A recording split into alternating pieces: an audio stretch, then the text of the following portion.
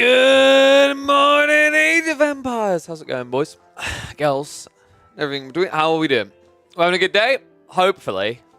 Tuesday is feeling a little bit better than Monday. Look at the positives. Think about the positive outlook on the week. You are one step closer to the weekend. That is all. That is all that really matters there.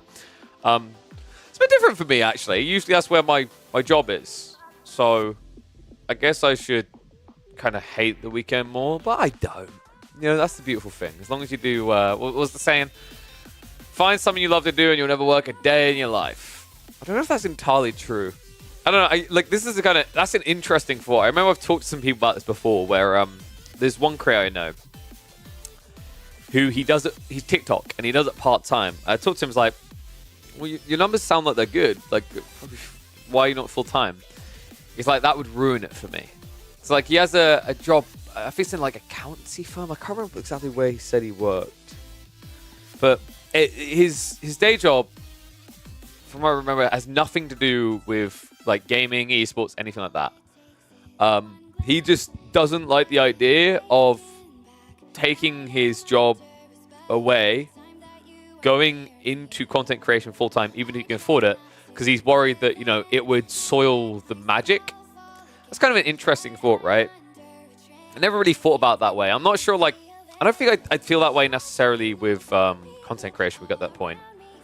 I think also the thing that I'm trying to do, like, set a nice boundary, a foundation, should we say, is the fact that we're trying to lean into this idea of being able to create content within AoE4 for now, but then also maybe look at, you know, becoming the strategy guy, checking out strategy games on certain days. I think that's the different approach you have to take. Is like, it can be difficult if you identify yourself in a niche and you lock yourself in that niche. I think the thing that doesn't have me worried, even if that idea that I just had failed, I don't know, I actually very much believe it could succeed, is I already have, like, my niche is quite wide in a different way, and that's in esports, right? Because while I create AoE4 content here, I go and I work on, you know, Star Ladders broadcast or a PGL broadcast or an ESL broadcast, and I get to do Dota and I get to do Apex Legends and I get to do, you know, CSGO, whatever, right? So I guess, like, I'm quite fortunate. I mean, there is a fortune and then there's a curse to it as well, I always say, because it's like, it's freelance, so you never know when you're going to work. But how are we all doing? I do see Failgain in the chat. Damn right you're using those emotes. We are going to be doing some games from the ladders because I don't think there was really any tournament series left to cover. At least it's reached a muddied point where it's very difficult to discern what ones haven't been cast. If that makes sense, right? Between my channel and Rising Empires, and if there was someone else casting, I think we've done the one-day tournament justice, right? I think most of those games got covered. So, we're going to be back to checking out the ladders. Hopefully, we were having some encoding issues yesterday. I'm hoping we've resolved that now. So, fingers crossed on that. But, look what I got. Look. He's back. He's back. It's just a perfect way to intro. Oh, I just realized the War Chief Club logo is back. Let's get rid of that. There we go. No free advertising here. You would be so lucky. He's back. He's back. That's right. The Brit is back. One and all, welcome back to the Age of Empires for action. We've not seen much of Recon recently. I don't know what's been going on with my tricky trash panda, but someone's been keeping him busy. But finally, he is back on the grind, back on the ladder, and in tippity-top matchup straight away, because he's going up against David Kim, which, of course, is Puppy Paw, the highest ranking, the most talented right now Canadian player, actually, ranking second in the most recent S-tier tournament. Had to check this out. Japanese in the hands of Recon. It's not like someone I've seen him do for a while. On the other hand, Puppy Paw is... What the Wait, is this the Vortex build? Oh, dude, I have not seen that build in a long, long time. So the Vortex build, for those that are unfamiliar with it, Vortex came up with this really smart build where you would stagger your farms around the edge. But I don't think he's done that, right? Like, by the looks of it, Puppy Paw hasn't done that. The Vortex build was where you had half a tile overlap beyond the TC, and then you staggered the farms in. I think you can do something similar here still, but it's not going to be as pretty. But I thought this would be interesting because Puppy Paw has been doing some very creative builds with the English. By very creative, I mean they always revolve around the one same thing, which is Abbey of Kings. But there's a lot of branching elements to this that Wham and him have been exploring, whether it be 2TC Feudal, Fast Castle, full Knight spam in Castle, Rush to Imperial. There's a lot of diverse builds coming out of these Abbey of Kings. And I thought it would be curious to watch how they want to address this matchup, because I think actually the Japanese, they deal with the English quite well. All they really have to do is secure their gold with 1 or 2 outposts, and this early Knight play, the king that comes out for free, doesn't really do anything. So I'm imagining that's where Recon wants to go. Recon hasn't been playing as many games as other players at the moment, so I imagine he's still just going for your standard kind of fast castle Japanese approach that most players were doing back when Recon was grinding a bit more frequently. A lot of wood being gathered this early on does suggest that's where we're going to be heading. Forge is going to be on the way, on a delay. It's interesting he went for the lumber camp first, didn't want to go for the straggler trees. That's very intriguing. So there is a possibility that in Recon's mind, this is more optimal than doing straggler trees for double outposts. The alternative is that we're going to be seeing Yuumi. And I think that's what we're leaning towards. Like, when I see someone opening lumber camp like this, it screams like it has to be Yuumi. It's going to be a lot of wood they're holding on to, though, realistically. I'm really hoping it's not Yuumi, because if it is, Recon's misinformed. This would work in the old Council Hall builds. I think, actually, Yuumi counter Council Hall longbow spam hard. But this isn't that build, remember. We've seen a complete 180 in the direction that the English go now. It's not about the slow-moving, hard-hitting boys. It's about the rapido, the fast-moving, the king himself. 3 villagers working on it. Abbey of Kings coming in. Scout-wise, how are we looking? Okay, so we've got a pretty good haul here. 15 sheep for Puppy Paw. 14 on the other side for Recon. Recon, by the way, oh, sorry. I'm an idiot. I'm blind. I'm going to blame that on blue on water maps. This makes a lot more sense for the wood now. He actually went into the pond. You can tell how rarely anyone does this on Rocky River by the fact that I didn't even for a second think he'd do it.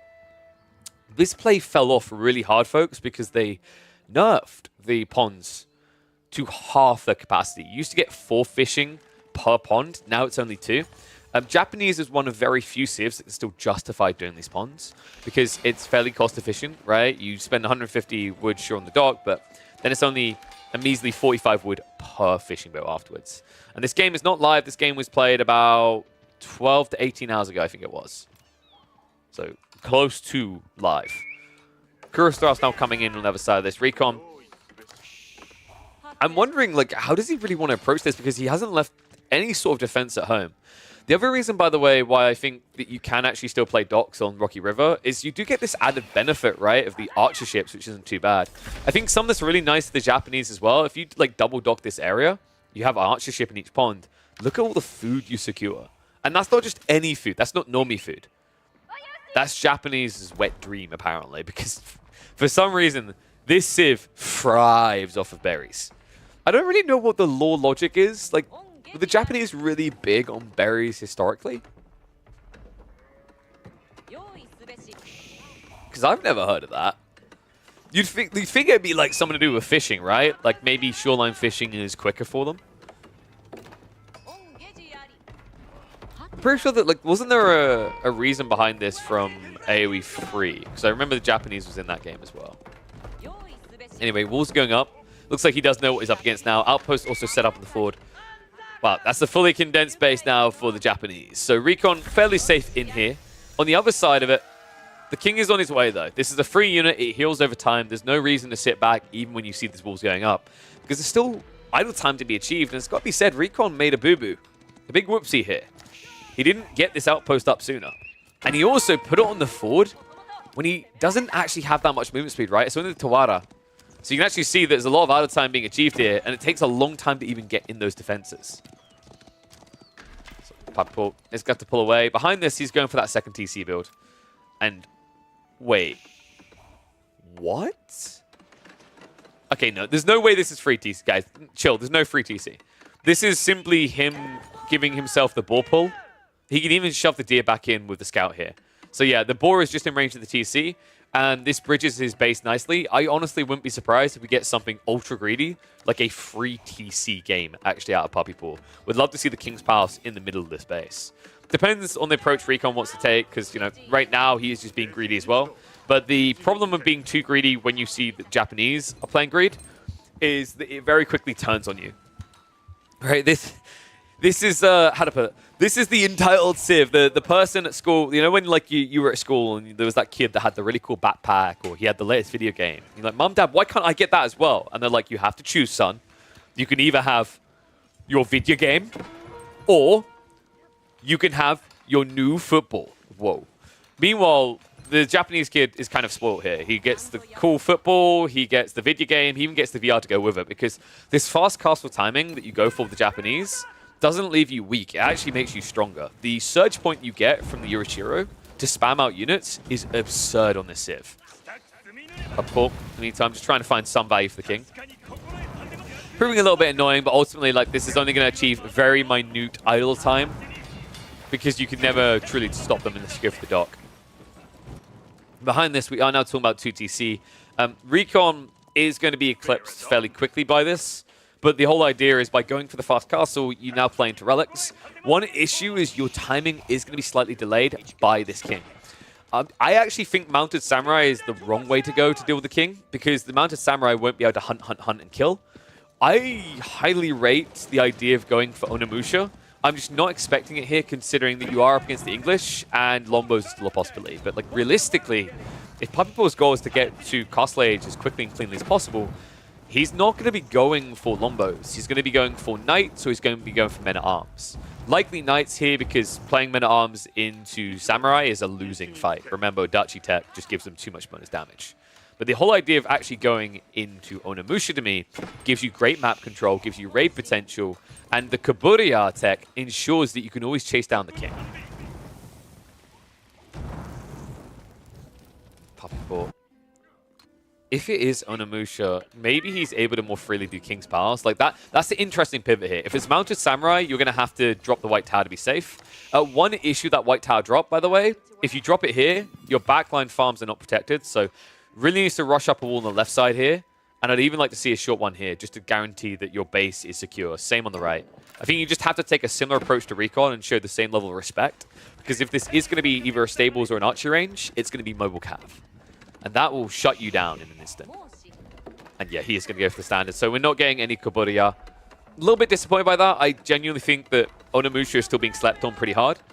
The paranoia in Recon might be that if he goes for the Kaburiya Onimusha, doesn't matter, he's going to run into Lombo, he's going to die. We can see there's no reason to worry about that. Realistically, he should have a sense that there's no need to worry about that. But he's scared to come out with the scout, so he doesn't have confirmation that there's no other units behind this. White Tower, however, is going to be on the way exactly where we expected. Now, the reason why I was saying that you might want to drop the White Tower back here, or usually want to, is the White Tower has the most value when it's dropped on your farm area. It protects that investment very cleanly.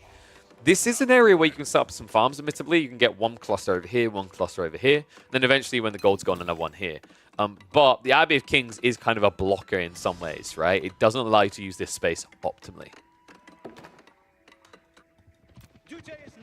The great Japanese wooden fortress. Man, could you imagine if this Civ actually got a wood buff? Finally, Yumi would be viable. Yorichiro going to be dropped in. Oh, okay. I think that was intentional. To pull out to the other side, maybe? The ringing the bell had me a little bit worried. It's like, don't ring the town bell. Don't be that guy, Recon. You're not 10 years old. This is not Age of Empires 2. Actually, I think Age of Empires 2 was what? 2002, right? So Recon would have been 8? No, I think Recon, is he? I can't remember if he said he's the same age. I think he's 2 years younger than me. So he would have been 7 or 8, I think. Alright, so Tech Up's out on each side, and it is going to be the standard Knight spam play we've been seeing a lot out of Papipo. Men-at-Arms added in as well. Yeah, look, this is, once again, my thought process. Onimusha is a follow-up. Like, if you didn't want to open with it, sure, I understand that. You're against Knights. It can be a bit spooky, even though Kaburiya makes it easy. Now you need to be following up with Onimusha. I think it's critical that you do this. He's even got the Uma Bannerman coming. This should guarantee an Onimusha follow-up. Anything else feels like a critical blunder. Recon now arriving with his Mounted Samurai, giving confirmation to Papipo of what he's up against. I'm wondering, is Papipo just going to go for the Spearman? Because the reason why you want to go Spearman here is it's very difficult to fight into Mounted Samurai due to the fact that the deflective armor gives them an edge, right? It takes away that initial hit that you get as knights. However, what is very interesting in this matchup by adding in just a king is the heal aura. It actually forces the Japanese player to have to commit and kill. The problem with that is if they start running away, you can't commit and kill, which is why I want to see the Onimusha. Onimusha force their hand. They guarantee that you can get those snipe outs, right? It's kind of like having your own little mobile Jeanne d'Arc at the end of a night clash. You're like, oh, that one's low. Snipe. It's like the fishing is done with. And Recon. Second Yorishiro coming out. My friend, I don't like this. I really, really don't like this. He's going for the Forge play. So this is very costly to your map control. And Puppy Paw, by the way, is also playing Relics now. Now, once again, the reality is actually if Puppy Paw wants, he can easily contest these knights. These Mounted Samurai will never be able to get the final hit, and that's a problem because all Puppy Paw needs to do is run around healing his knights or pull very injured ones back towards the Abbey of Kings to heal for full. And yeah, I knew the moment I mentioned Onimusha, Faye was going to appear in chat. This is exactly my worry. Like, this build is so good when you add in Onimusha. I think what Recon has done is he's mistook the situation for, oh, my knights are actually better because of deflective armor and melee tech, so I can just spam knights as well. And as long as I don't fight underneath the attack speed aura, I'll win. That's not true. The king changes the entire dynamic. Look, you're going for this charge, he could easily pull away, and if he pulls away, that heal's going to start ticking in. And yeah, the Spearman also arriving scares the crap out of Recon. Oh, you can easily hold this hostage with the pullback with the Wololo. So Recon is going to get the majority of the relics at least. Oh, nice snipe coming in. Does actually reach in and find the tag. Spearmen are not being targeted down straight away though, so that's a lot of bonus damage coming through. This Knight Exchange, although the numbers are with Recon for the moment, the reinforcements have me a little bit worried. I feel like Recon actually needs to win this fight a lot more than Puppy Paw does. King is at least going to go down, but a lot of losses on each side. And behind this, remember, there's an eco difference now of 20. A more or less drawn-out fight isn't good enough for Recon. He needs an absolute win. And I don't feel like that was an absolute win. Especially when you consider behind this, you know, some relics are still being pulled back. He at least sniped the Monk on the right side here. But you're talking about a game now where, like, yeah, this relic should be a little bit difficult to reach in time. There should be a second strike. And the relic in the back corner on the left doesn't really seem grabbable here.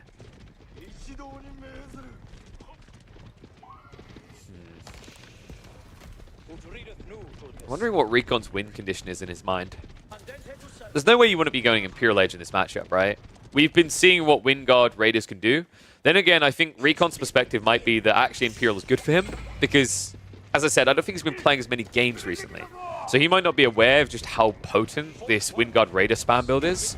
I would favor English in this matchup now in Imperial because of the surge point. For Japan, I think it's all about massing and castle and going. But when you only play Mounted Samurai, it's very difficult to mass.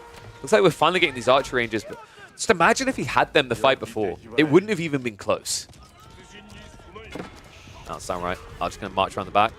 This is what it's highlighting, right? This is why you typically build your farm clusters around the White Tower, because this happens. Even when the wall's up, this still happens, right? So kind of an awkward issue now that he has to solve for.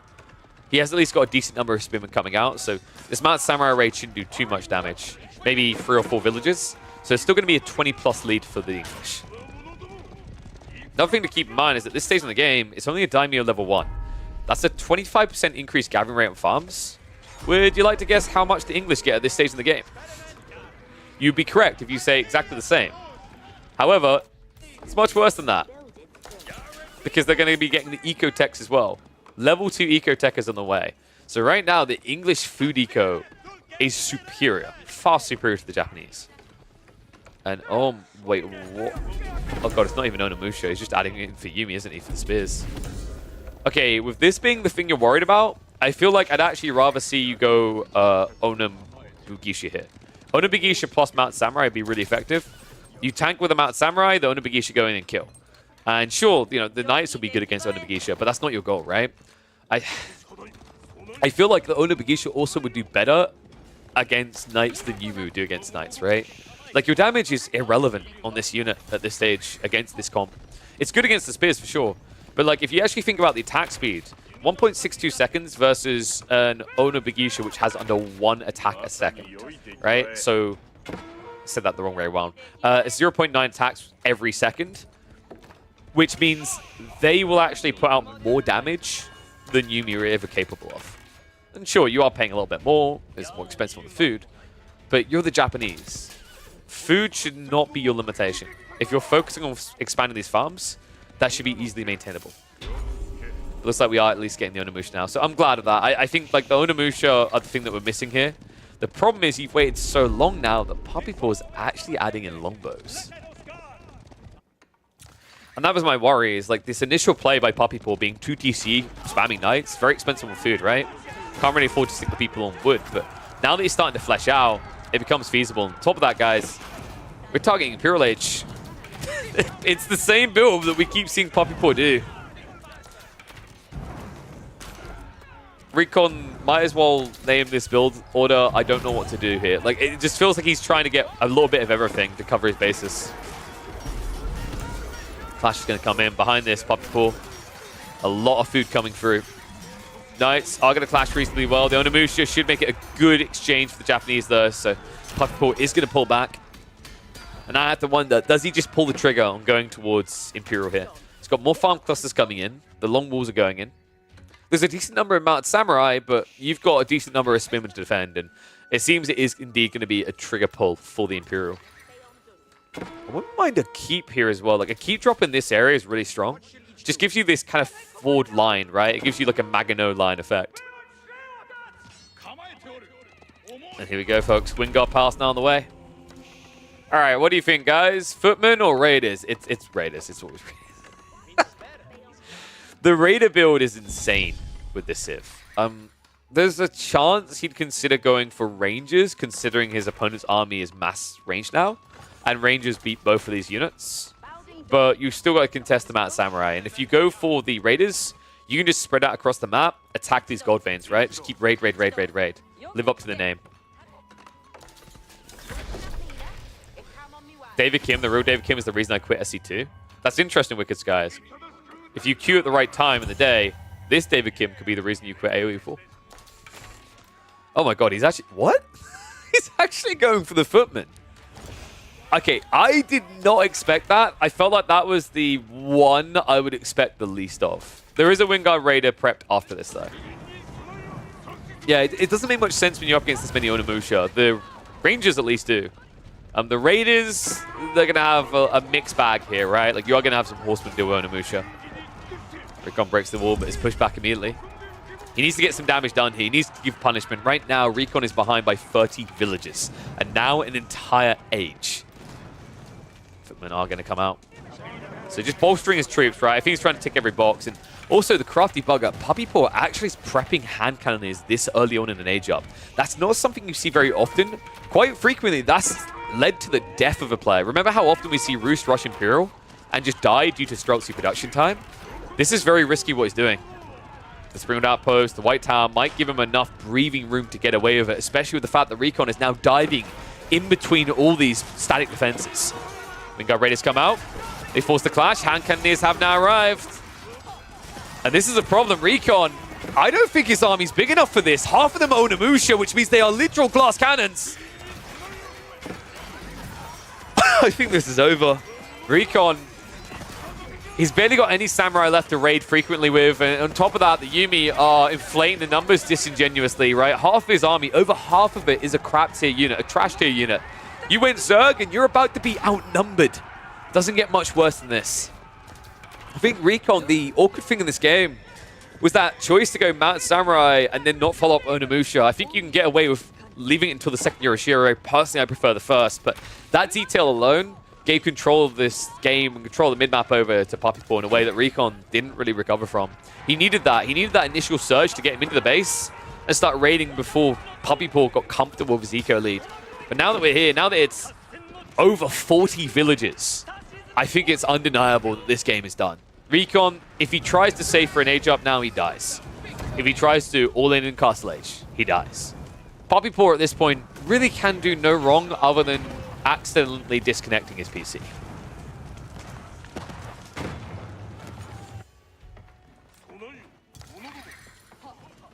Puppy Paw. Now he'll just pump more Wingard Raiders. You see that, right? He's queued up 3 groups of Wingard Raiders. If you guys are wondering whether this is worth it, let that be your answer.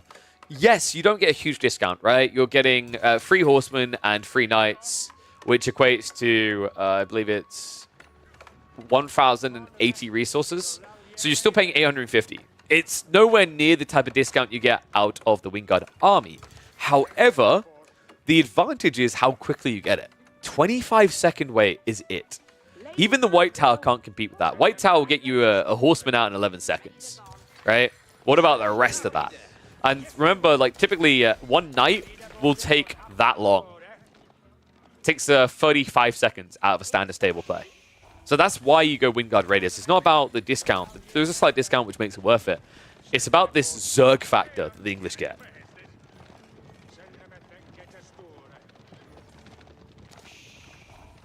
Recon has now commenced the wall, so it looks like he's going to try to catch up and do Imperial. He has gone for a second TC. If Recon somehow gets back into this game, it's a miracle. Like, he's a mile behind at this stage, and I don't really feel like the Japanese are going to have a fun time even if they reach Imperial. If you get hyper late game Imperial, theoretically, you could be favored with your Samurai versus Men-at-Arms. But the problem I'm seeing is by the time you're going to be aged up, Puppy Paw is going to be on Mass Hand Cannoneers. And Mass Hand Cannoneers is low-key insane for the English. The attack speed aura just makes them one of the best in the game. Walls are also being broken through because guess what? You went for wooden walls instead of stone walls. That's the other problem, isn't it? I realistically can't see a world in which Recon can get to Imperial Age. Look at where his gold's located. It's all on the right side. You can just raid this up and down. The second wave's coming in as well, so he'll be able to clear up the initial raiders, sure, but what do you do about the next? And the next? And the next? Because the irony, actually, of the English in this matchup, he's playing against a Civ that traditionally plays Zerg, right? That's all the Japanese love to do. Number, number, number. It's a numbers game. You're being out-Zerged.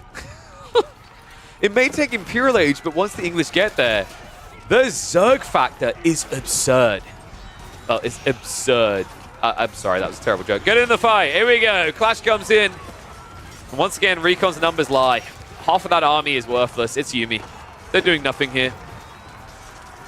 There's no way he's going to be able to hold this. I think Puppy Paw, you know, him and Wham were the first ones to start turfing out this new build. They found a really optimal way to play Abbey of Kings into Mass Cavalry. And I am worried for the competitive scene because last time we saw English dominate Dunk, it was a roll of the eyes, English OP, and a million nerfs had to come in. Now they return with this old school Knight combo that looks 10 times stronger than it ever was in the past. Make Yuumi lose game. Oh, Jesus Christ. No, no, get out of here. Did my ears see KP say, yeah, they're kind of useless when you build them against an Imperial Age army. They're actually good if you build them in Feudal Age. And then transition castle. But like yeah, I don't know, man. I think the fact he didn't open Onimusha killed Recon's game, to be totally real with you. That hurt him more than anything else about that game. Oh, let's get our music on while we get the next game ready. So, we've got a bunch of people lined up today. I think we had some Anno Chat games we could check out. What's up, Joshua? How am I? I'm great, mate. I'm doing well. Chilling, vibing, having a good time. Just been catching up on some things behind the scenes that I need to organize. There's a bunch of things I need to chase down. I'm trying to find a lead at TikTok so we can start pushing streams across there as well. We might explore the YouTube vertical feed again. I think the problem yesterday is it lagged really bad. So I might try that again on Thursday to see how it looks. Because I think I actually genuinely, like, the lag aside, the look of the TikTok, like the TikTok vertical stream on YouTube looked really cool, right? Okay, so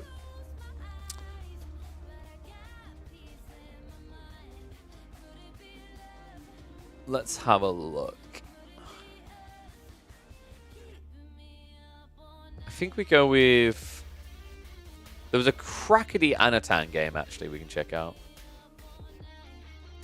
So let me get that ready.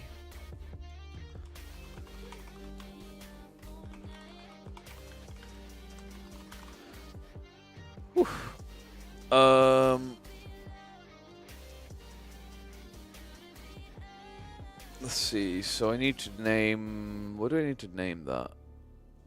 I think we. You know what? The interesting way of thinking the English there is. It's like Zerg meets Protoss.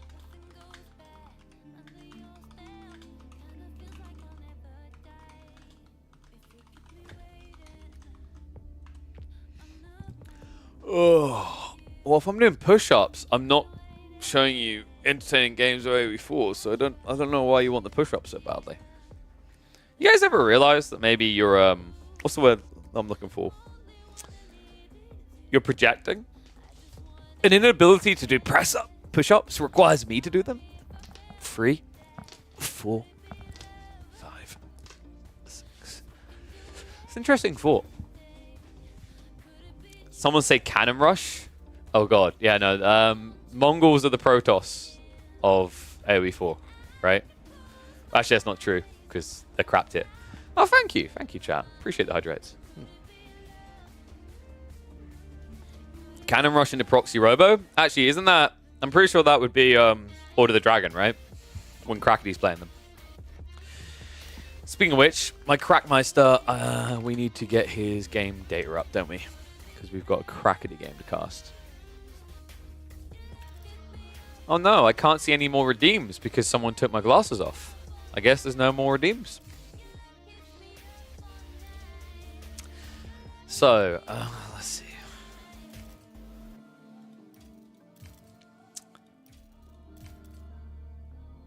Was it here? Anatan, yeah, versus Crackety. Japanese versus Chinese. Konnichiwa, motherfuckers. Okay, so let's get this one loaded up. Wonder if we'll have enough people for free-for-alls later on today. I was saying it has been a bit weird how low the participation has been the last 2 weeks. Don't know what happened there. Maybe everyone just gave up. Or I don't know, man. I guess maybe what happened there, now that I think about it, maybe people just have gone to the queue instead, right? The quick matchmaking. Which is kind of sad. Missed opportunity, right? I still think, personally, the Meat Grinder games we have going are 10 times better than standard free-for-alls, and it's not even close. All right, you guys ready for this? Been sleeping like a healthy human? That's BS. Just get insert energy drink sponsor that I don't have. Well, I'm not giving them free advertising. They can pay for it. All right, one and all, welcome back to A4 Action. We have got Anatan versus Crackety. Japanese up against the Chinese. I had to check on these two, man. Like, these two are specialists in these civs, right? Chinese, I mean, Crackety needs no introduction with this civ. I think all of us have at least watched one, if not millions, of Barbican Rush games that this lad is committed to. Reformed player, though. That's an interesting thought, isn't it? When was the last time you saw Crackety do a good old Barbican Rush? It's been a long time. I guess he doesn't really need to do it anymore. Like, the Chinese got an insane buff to the early game. Way too big of a buff, in my opinion.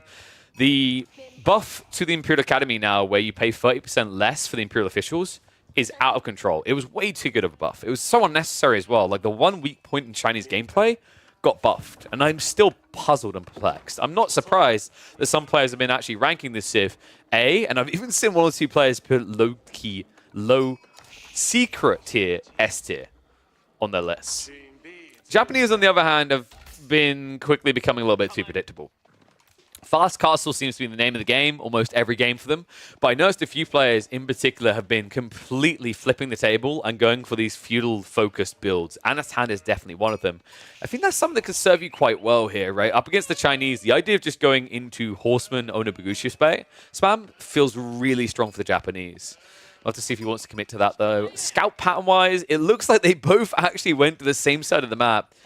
And funnily enough, I've got to give it to him. Anatan, it looks like he should have got less of this when you look at their scouting patterns. Now, the question mark, is he going to see it? Oh, that's big. Crackety turned. No! Okay, big mistake made there. Crackety, he actually had a phenomenal edge if he just realized it. All Krakeny needed to do there was scout immediately and not show himself in range of Anatan's scout, and then he could go across the right side. Luckily for him, I think Anatan may not have noticed, because weirdly enough, he's actually just heading a weird way back to his base. The optimal way to do this for Anatan would have been to just go right across the front, drop the sheep, and then go to the corner. Unfortunately, now, because of his scouting pattern, look at what Krakeny gets to do with the map. It turns into this awkward split where he just divides it, and best case scenario, Anatan gets 2 more sheep out of this. That's the insane edge, by the way, that the Chinese have. Anatan saw this, and he still got cut off, right? That was just a great scouting rotation by Krakeny.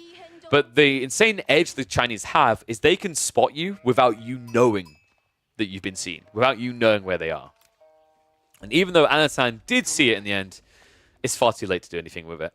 He can scout his resources, but that is going to be it. All the remaining sheep are going to be going the way of Krakeny. This is a fantastic start to the game for him. It means we should be looking at, what, 12, 13 sheep?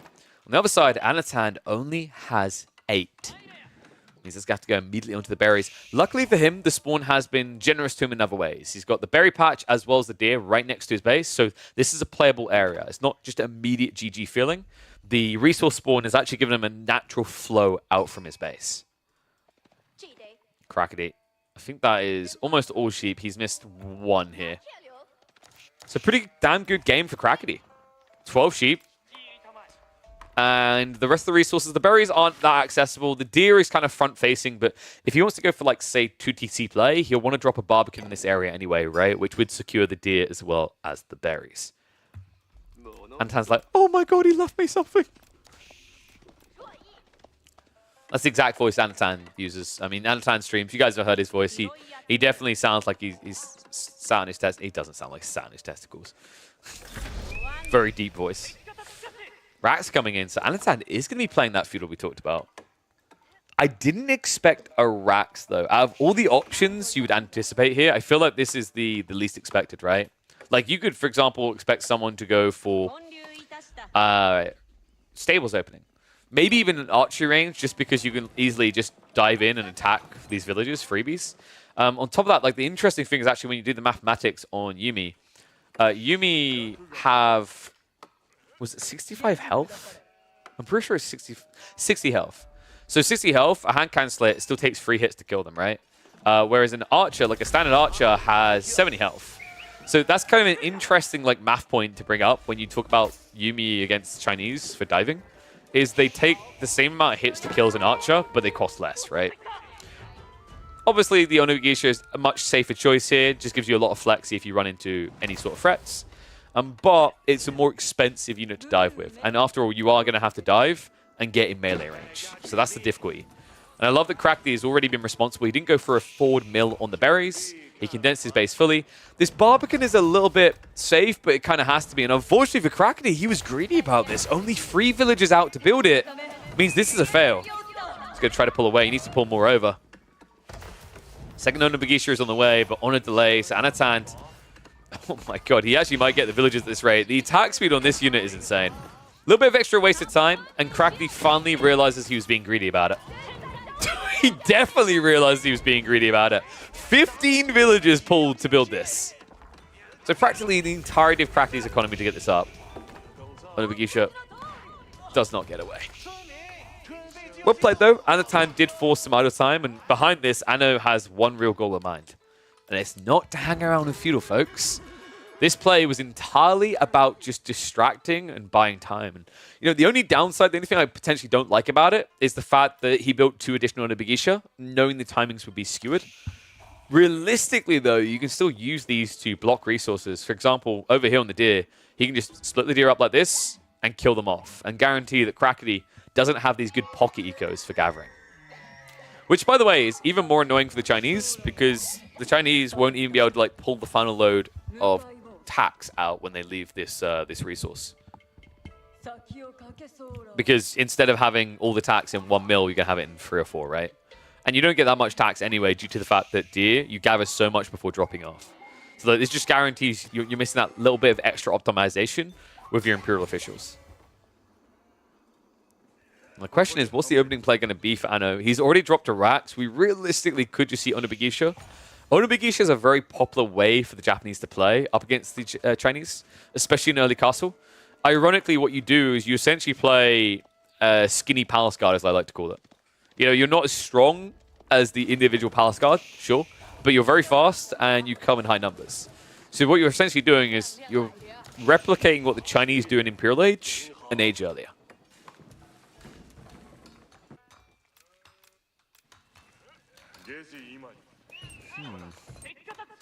Crackety is... surely he's just going to go castle as well, right?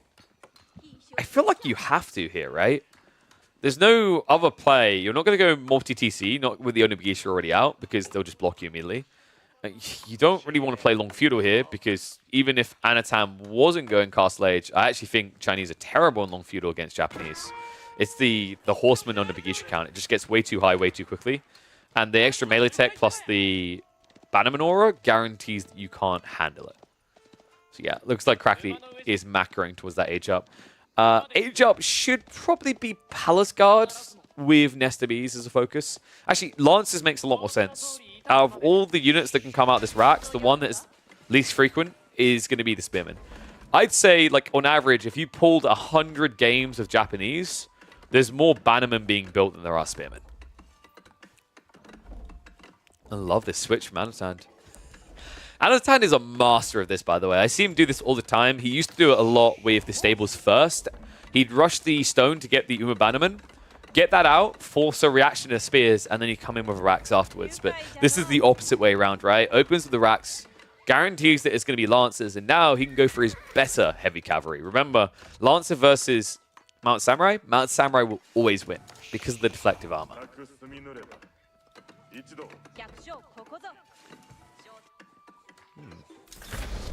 Raxes are being prepped as well. Crackety, did he scout this out or just sense that someone wasn't right about this? I feel like he hasn't looked in the base, so I guess he just had a sense of what was coming. And he's going to get confirmation right there. So there you go. First Mount Samurai comes out. And it means this is the absolute correct read. So Crackety's likely to get 4 or 5 Spearmen out and then just try to get some Lancers. Lancers can go and raid and the Spearmen can defend, right? What?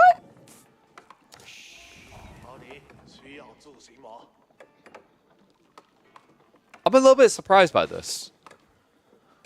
Palace Guard and Lancers here was not the direction I was expecting him to take.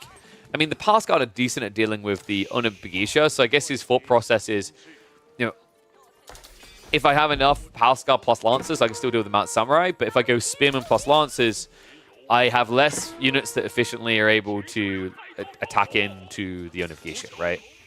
Like, you're basically countering your own Spearman because Onibugisha are here. Still feels a little bit weird to me.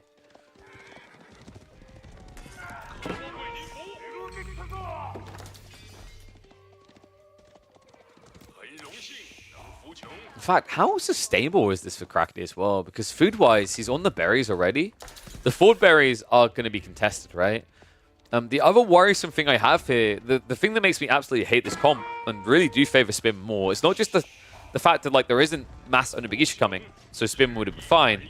It's the fact that realistically, Anatan should be following up with Onimusha. And it just feels like an insta win because everything is counted. Like, this is the popular play that I'm expecting to see more and more of. You know, it's taken people a while to really clock on because everyone's just obsessed with Onibugisha, but the Onimusha plus Mounted Samurai comp is insanely potent against a lot of different combos. And that's why I'm glad Crackety is finally going back for these spears. Spears will not be an answer to the Onimusha, that's a given, but what will be is Nesta Bees, right? So you get Spearman, you get Nesta Bees, and you have something to guard the Nesta Bees, so the Mounted Samurai just can't dive in. A bit of chase going on. Relics should be getting grabbed soon. Both players are actually prioritizing that. You can see Crackety went for the double monk play. But map control is going to be important here, folks. Crackety is just focusing one relic at a time by the looks of it. For Anatan, his best advantage here is actually just rushing to multiple relics at once. Gambling, because the different approach here, right? Like, you're full cav, your opponent is going infantry. That means you have a lot more agency to play wide. And what you should not be doing is playing direct. That was a terrible fight to even begin. What? We're actually doing racks. I'm not sure how I feel about this. Playing Onibugisha into this... I mean, it is mass spears, but once again, like, if this turns into 1 or 2 Nesta Bees, very difficult unless you have an insane amount of Onobugishi to spread wide.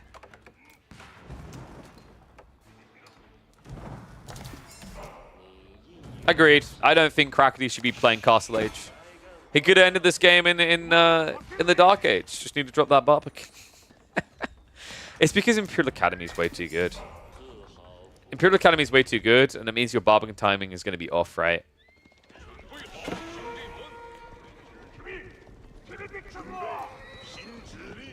I think, genuinely, you're just not going to see many Barbican rushes on land maps now because Imperial Academy got buffed way too much.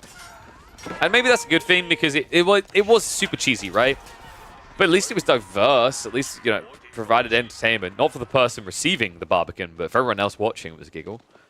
But ever since that change, I think outside of a map like Cliffside, Barbican rushing just doesn't really feel viable.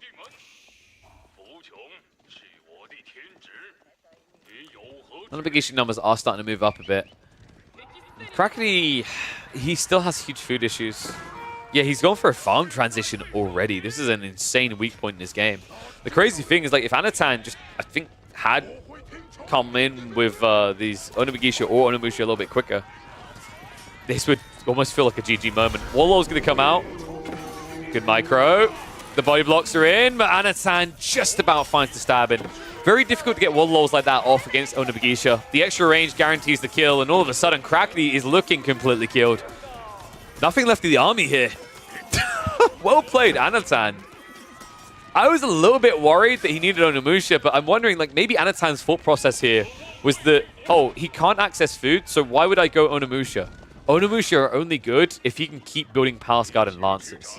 As we can see, and as I'm imagining that Anatan could see, there wasn't great food access. This is a perfect point in the game for Anno to try and close it. He has strength, right? He's got the farm transition that's already happened due to the Kura Storehouse. Got the Daimyo level coming in. He's got those berries, the deer, the boar that we talked about. So realistically, he has a very long run in this game. I just hope he doesn't play it too long. I'm a bit worried that, like, when you get this kind of start, you relax, you say, okay, relics, and then, like, just boom. Worst thing you can do against Chinese in this position.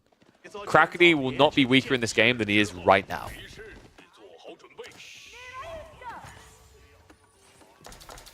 In fact, it's worrying me that he's not trying to punish him for it.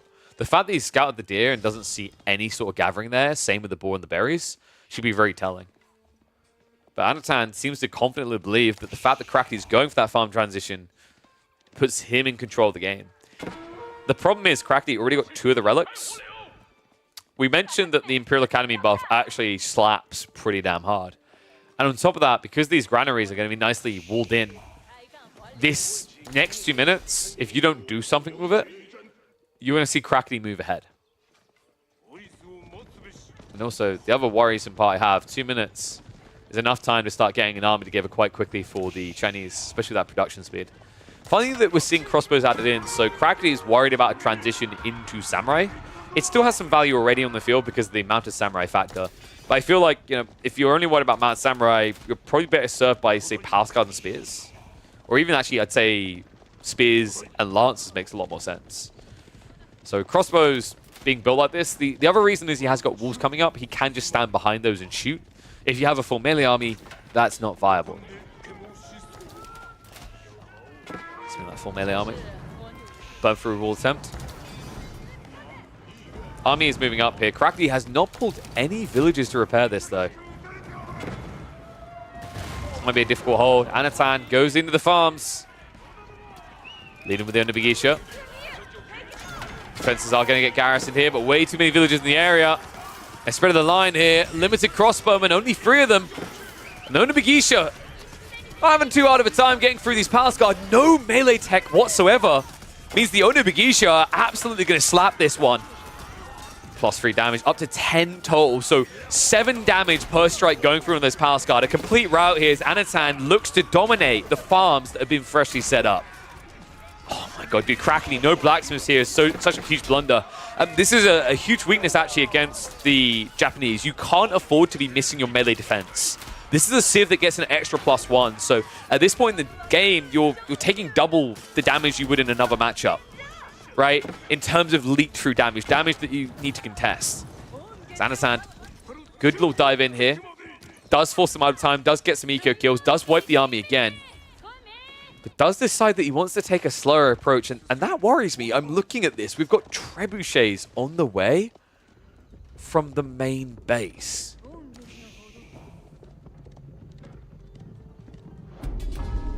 I have to wonder if siege engineering would have been better. Rams at this point could have been super impactful still, and you would have been able to use them straight away, right? Think about the cost difference here. You pay 550 resources, or you pay 50 more and get 3 Rams. What's going to do more damage? No doubt in my mind, the Rams. The Trebuchet's attack speed is much longer. Its damage is admittedly higher, sure, but like 2 Rams do the same damage, right? And the other issue is the amount of time it takes you to get here. Your trebuchets are typically used to very slow siege or break out of your own base. I find trebuchets are actually best for breaking a siege on your base. But this is the opposite. This is him trying to break the enemy base while marching across. And I mean, this Crackety is going to get a lot of breathing room here to start using those farms that were freshly set up. And yes, Crackety is on his way back with the third relic. Looks like he actually pivoted all the way around on the flank. A little bit surprised that Anastan didn't actually grab that one. Diver's going to come into the main base, but the Mount Samurai here alone. I don't like this because there's no Onibigisha to support, right? So you don't have the comp anymore. Trebs now starting to fire on the main TC. Okay, so here's how Anatan makes this work. Because I think this is very important. The trebuchets can easily just fall apart. They can fail you here. Targeting the TC is not the way. You need to target the production buildings. The way that you justify trebuchets here is removing all active production from Crackety. That's your win condition. The fact is targeting the town center has me worried. Your villagers can easily offset this damage. Sure, you're ahead economically, but you have to remember, like, you know, this is not mass farms. This is Daimyo level 2 with just the Kura storehouse. On the other side with double granary as well as the Imperial officials. So Crackety's eco actually isn't too bad here. You can see by the food, it's phenomenal actually. It's double what Anatan has. Spring's also being prepped. Good choice considering the nest of bees.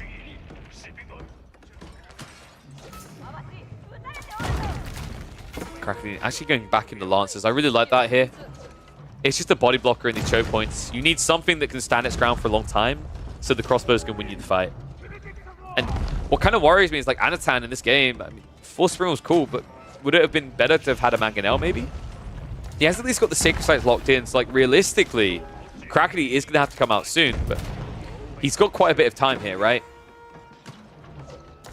The TC is definitely getting pressured, and that is a point for concern.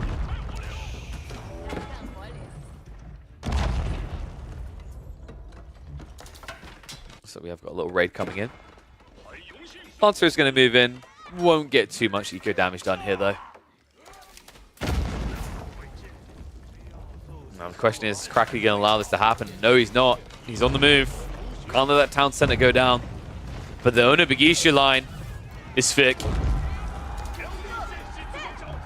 Spiral's moving in as well, looking for a target. Whoa, Anatan! Overextension. 2 Spirals instantly go down. Onibigisha are going to go for the clash. Nest of Bees moves in, though. However, it's Clock Tower, so it takes 3 hits to kill. And that means it's going to return some fire.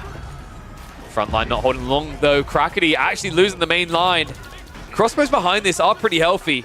Numbers are big, but the Onibigisha are more scary here. 21 and inflated. Looks like the crossbows need to get back into the choke points. There's not going to be many choke points left. The town center is already down. Crackety at risk of losing this game. He needs a good hold. He needs a nest of bees that delivers a miracle here.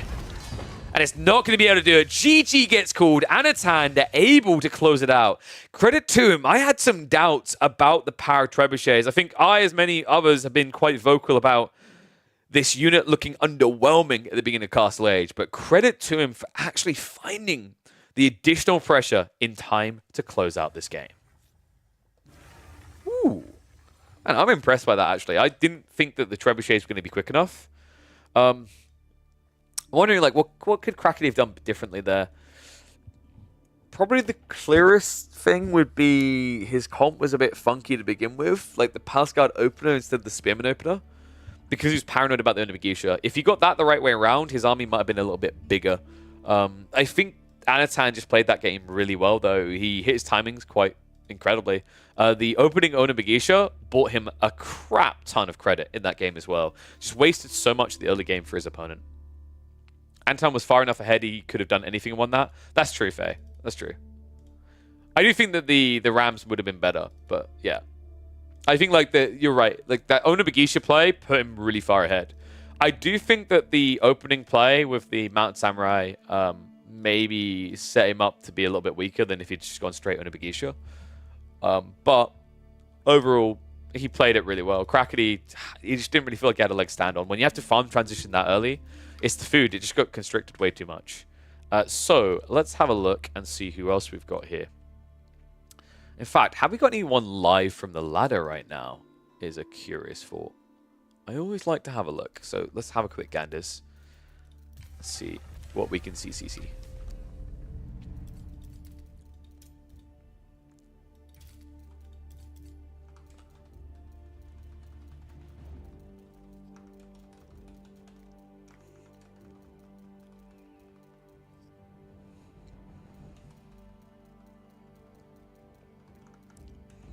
Dickinate is back at it.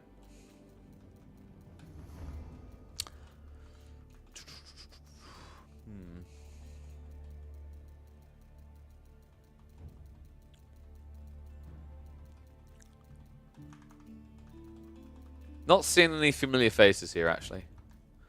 But I think Louis just came on. So Louis will be searching in a few minutes, so we might be able to catch some live games for him in a little bit.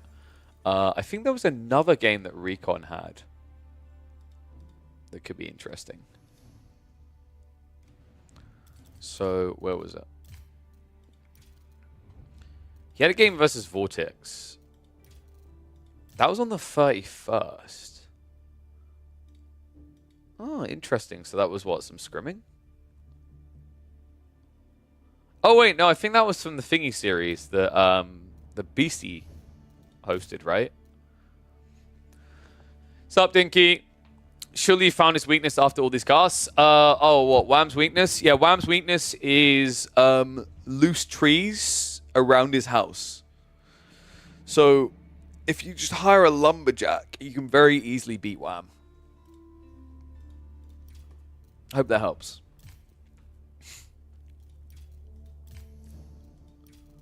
Oh, sorry. Did you want a real answer? So the fast castle bit. I mean, like, what civ are you playing? Because he's doing the Abbey of Kings, right? What civ are you playing at the moment? Who is Why I Tired? Why I Tired? 69th in the world. Perfect. Someone from Korea. Ask Poppy to play for you, beats him all the time. Hold on a second. But what if you got like Una reverse and actually like they're using each other's accounts? Whoa.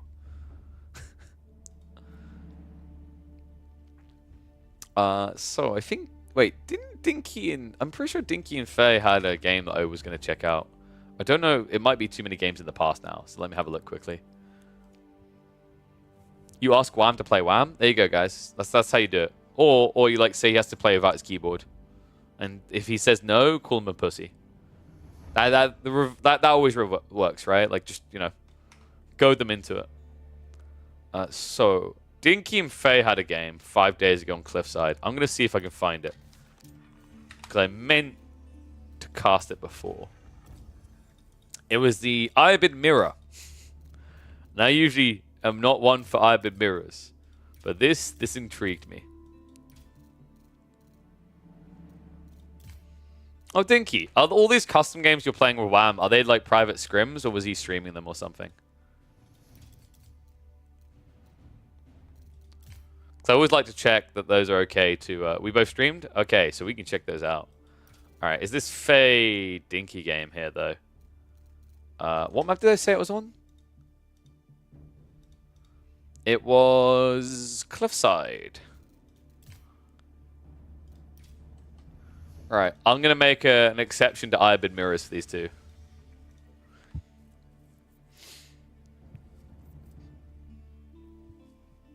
None of them were all that great? Okay. Well, I glanced something in this Ibid one that made me think this is worth casting even though it's a mirror. Let's find out why. Alright, hear me out. I'm the first one to admit mirrors usually kind of poop on a stick, but this is a gem. We've got an Ibid mirror, and this one had some funky taste to it. It's Faye versus Dinky. Battle of the Papagas, and we are taking to Cliffside for this one. So Ibid mirrors are kind of weird, right? Like, do you just turn it into a fast castle mirror, or do you try to get creative here?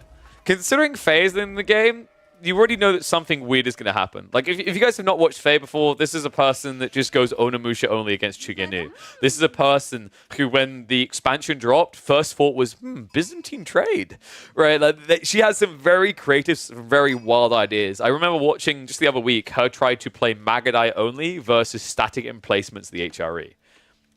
Didn't end well. So I'm curious to see what she's going to perceive as the optimal play in an Ibid mirror. We are going to just hit the fast forward for the first few minutes so we can get into the tech up choices, because that's where I expect this game to get interesting straight away. All the options on the table. Like, you don't want to be just doing Desert Raider versus Desert Raider. That's just some tedious micro weirdness, right? Growthwing versus Growthwing could be a possibility, but that also sounds kind of lame to me. Dinky, why the hell have you got a House of Wisdom this? It doesn't matter. Anyway, it's coming on the other side. Faye, timing a little bit better, right? Resource is going to be a little bit higher because of it. And I'm imagining in this matchup, because it's Faye, it has to be Growthwing. Industry Ring, rather, right? No. Hear me out. This is the interesting rumor I heard. We should be getting Tradewing. Oh my god, dude. I regret going down to 1 time speed. This is like the longest wait for 2 food ever in the history of AoE4. It's Tradewing! And Dinky, what have you chosen as your warrior? Oh god, okay, yeah, Normie over here. We've got Growthwing versus Tradewing. So in their own way, they're both getting resources. When was the last time we actually watched a Tradewing Bazaar game? I should probably explain it to people, for those that haven't seen this before, because genuinely I feel like it's been months since people played this wing. This is the one that gives you these traders, these trade caravans that you can trade in to get certain effects. So you can basically, like, you know, trade gold for food, or gold for wood, or gold for some military units, or gold for... I think they removed the villager choice, right? I think the traders are still in. So you have a decent amount of flexibility. They removed the villager element because with the RNG on top, this was just a bridge too far. It was too strong. So I'm curious to see what Faye's intent is going to be here. On a map like Cliffside, I'm expecting aggro. If she gets the skirmishes, this should be a jackpot. On the other side, because it's Growthwing from Dinky, he's going to need to get a defense together very fast. I just don't know if he realizes it yet. Sheep haul is reasonably balanced. Looks like actually Faye getting more 15 sheep in total. But oh my god. Wait, did she get double Bedouin? What are you doing? I can't believe that. Double Bedouin swordsman here. And wait, did you just... Is there anything you didn't buy? So she immediately buys the wood and the stone. Tell me you're really hoping for a TC roll without saying so. I love that. She's like, oh, well, if I've got wood and stone, I might as well just go ahead and get a town center anyway. But doing swordsman in the meantime on the way in. Remember, these guys have bonus damage versus melee. And that's a problem for Dinky, because if he gets caught in range at all with these Desert Raiders, they have the melee and the range tag. So they will get clapped. Not insanely fast without 5 armor, but considering the numbers and considering the speed at which you get Desert Raiders out, this could be a little bit dicey. So I'm expecting Dinky to be a micro god here. You know, like micro Dinky, they're similar words, so it might just work out naturally. Instead, he's actually just going to go straight for the economy. Well, he didn't know about this, right? I don't think he saw the Bedouin. And actually, he hasn't realized yet. Uh-oh. That's fake. With the Bedouin swordsman raid, not someone we're used to seeing these days. Villager is at least going to shuffle away insanely quickly here, courtesy of the weird formation shuffle behavior. On the other side, though, Desert Raiders... Oh my god, she got blocked out 15 stone short! Are you freaking kidding me? and the Desert Raiders now returning fire. Looks like Faye isn't going to get killed there, but now she just has to pray. In 60 seconds, Faye's game will be decided. She either gets stone or she dies. Actually, she went for the stone. Wait, Dinky, why are all the Desert Raiders... What? Okay, this is weird. For a guy who opened with this many Desert Raiders, I would have expected one on the stone and one on the gold. But instead, he split them, and it means that Faye doesn't have to wait for that crappy trade wing to come back. Instead, she can take all that valuable stone she gathered and build staples.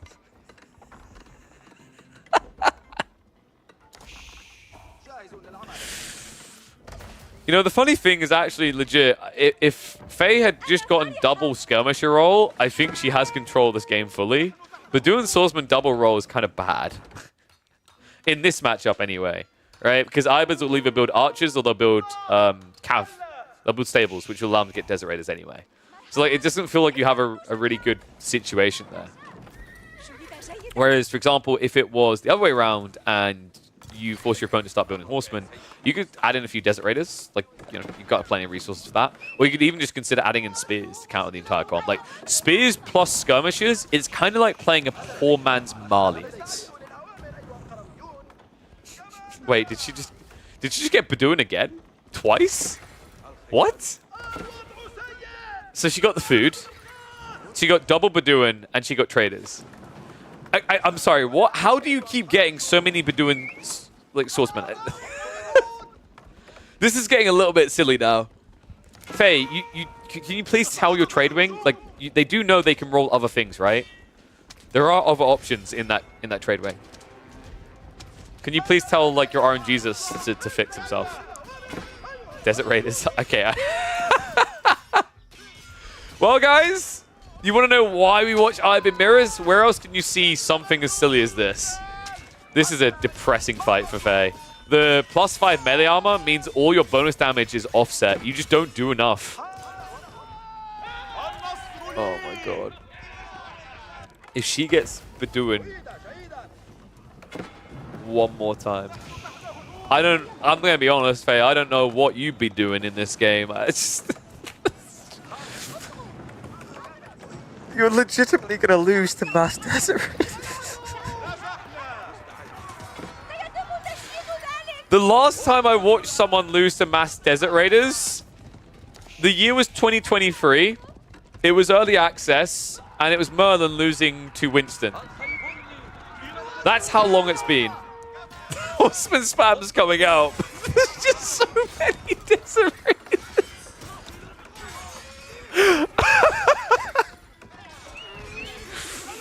Well, that was less than ideal, Faye. And now that TC... Oh my god, if he just goes to melee mode, you're dead. Start step in. Dinky the god. Here we go. Swords out. It's time to slap. No way. She's fighting with the villagers. Against 5 melee armor. Oh no. She hasn't even got textiles either. Jesus Christ, get me out of this game.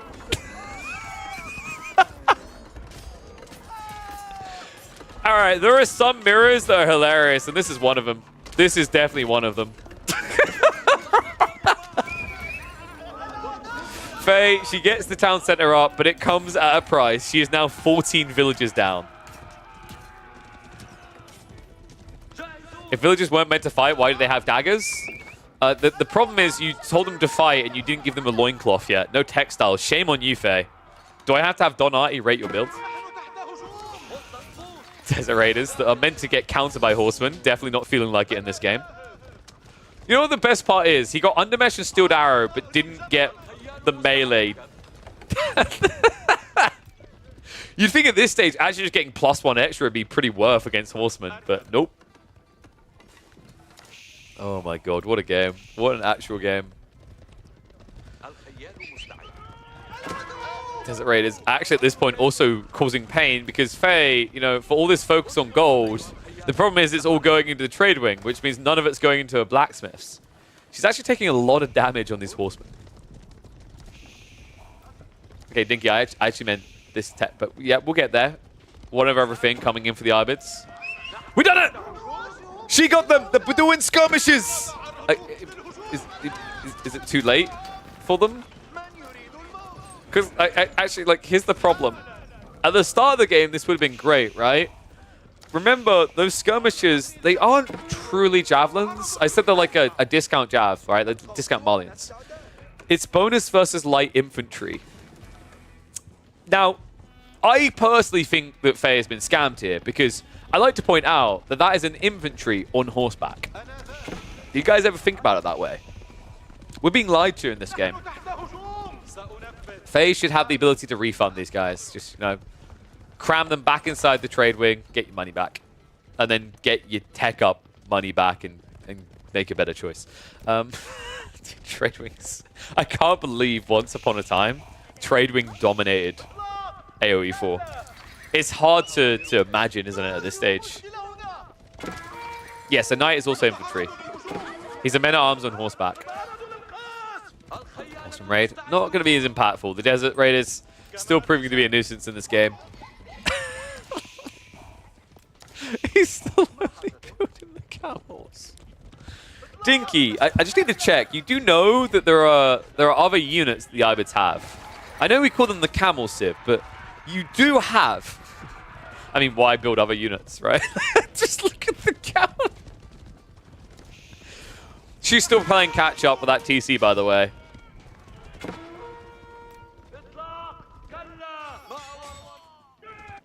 Oh my god, dude, there's so many Desert Raiders. He has 3 different groups going on right now. As soon as you react to one, the others come in. These Desert Raiders are going to get chased away. Funnily enough, they can get killed. The Horsemen are fast enough to chase this down, so you will lose them over time. Best thing you can do, Dinky, is actually turn around and just stab them back. Like, it's 4 Horsemen versus 4 Desert Raiders. Desert Raiders should win that every day of the week. There we go. He agrees.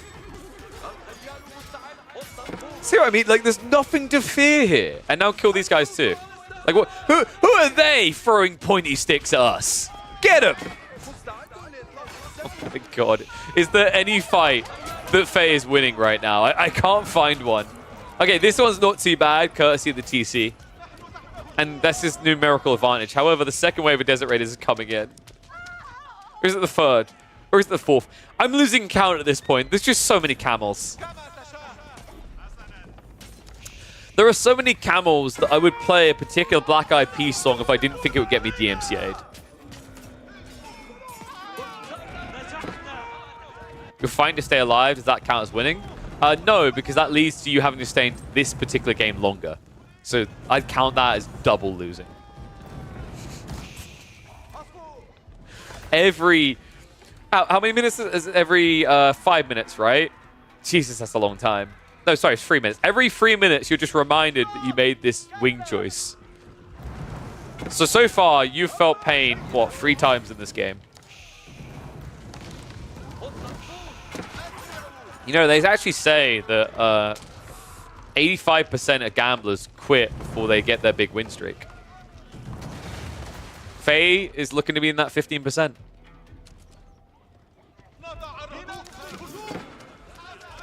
Desert Raiders now moving in. Please no one go and put everything on black in the casino after hearing that statement. Please don't do that. Instead, invest your money in me. I won't give you anything, but I do like money. As does Faye. She's been smeagling up on this gold. She's got 1,200 left. And the extra gold is in the same location. So guess where Dinky's going to keep targeting? Oh my god, she's actually building Desert Raiders to counter Desert Raiders now. So here's the problem with this idea, Faye. This would have worked if you weren't 17 Desert Raiders behind. Oh my god. Here's another funny thing. If anyone was about to say, yeah, but like Desert Raiders, like they can go melee mode and counter the other camels. No, because you get bonus damage versus cavalry. And these are tagged as camels. So the bonus damage doesn't work, right?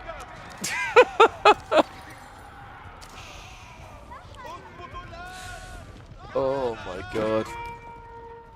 Faye is somehow still over 15 villages behind, despite the fact she's had this second TC for several minutes now.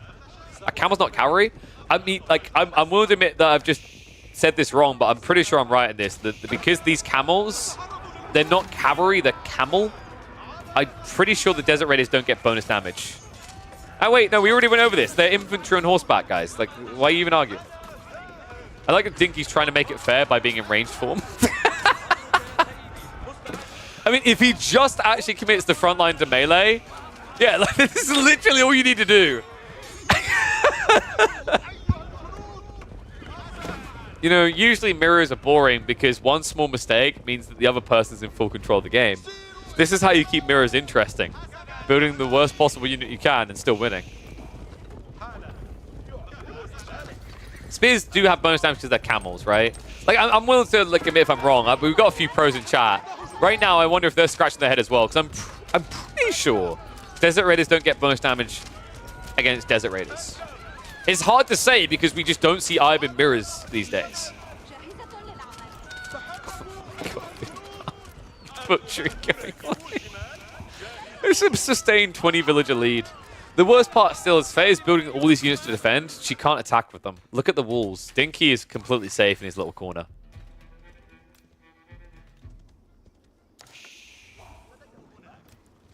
Camels have all tags. Ranged, melee, light, armored, cavalry, infantry, and siege. Yep, totally sounds believable. Yep. I remember that time I built a Springwood and instantly killed a Desert Raider.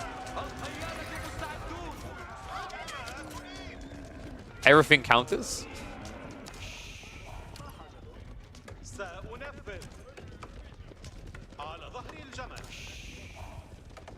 This tells us nothing. Okay, like I said, I might be wrong. I might be misrecalling. Because like I said, I don't remember the last time I watched Desert Raider on Desert Raiders. It's been a hot second. But I could have sworn I watched like Ayyubids versus Byzantines where B went for Camel Raiders, for Desert Raiders, and they just weren't doing any damage in melee. They had to play ranged. But that might have just been because of the micro bug, where you could get a lot more shots out. I mean, literally all we know is it's Camel. Last time I checked, these units don't have bonus damage against Camel, so just saying. Imagine if they just added that Civ, just a big middle finger to Fitzbro. Every time Fitzbro just queues on the ladder, someone picks it. Yes, Horsemen get bonus damage, but that's because they have the light tag. The light range, oh sorry, range tag. They have the range tag, right? They've ranged at melee. That's why. So anything that would get bonus against melee or range, for example, we said earlier the Bedouin, not skirmishers, the Bedouin swordsmen were getting their bonus damage. It's just it didn't look like it because this is a 5 melee armor unit, and you get free bonus damage. Dinky, are we teching up? Of course we are. Guys, there is only one rule in the Kingdom of Dinky. Camels. Camels in every choice. Actually, that's not true. You should have went for the Desert Raider reinforcement wing.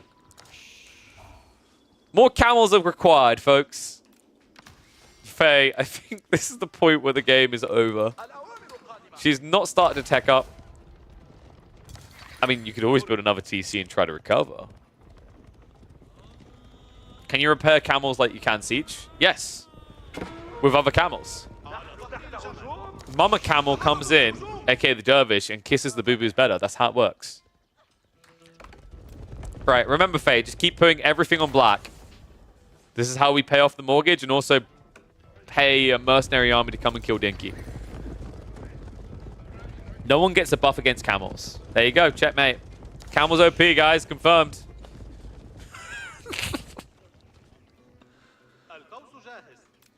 We won't talk about Spearmen versus Camel Lancers and Camel Raiders. They don't exist. Desert Raiders. I mean, they're actually living up to their name in this game. They are most definitely raiding. There's a 0.1% chance to get win game from Gamba Wing. All right, put it all on black. Oh my god. She's trying, bless her. The problem is, you're about to be 2 minutes behind. 2 minutes is a very long time. Keep in mind, this feudal has been going long enough that we are definitely into Golden Age number 2, which means that the Desert Raider veterancy, which is definitely going to be a buy here, is going to come out very quickly. There's actually a section that says the following units have attack bonus against camels, and it's blank. Okay, that is fantastic. Well, tech out complete. Faye. She's seen the light. She's been converted to the Desert Raider ways. Oh, this is brilliant. There's only one way to catch up now. Gamba Wing, Desert Raiders. I like how Faye is just all about clocks on her House of Wisdom here, right? Every single clock. Finally, the Desert Raider upgrades coming in. Undermesh level 2 as well. Outpost follow-up. And the Dervishes are already returning 2 relics home. Oh, look! A keep drop. Now, if Faye could just roll the correct stones, she could get her own keep. Don't think she's going to roll the correct stones, guys. Silver Raiders. How does Faye win? Like, she actually needs to survive until Castle and get double Manjanique. No, Faye, not Imperial. No, Faye, not... Faye. Faye.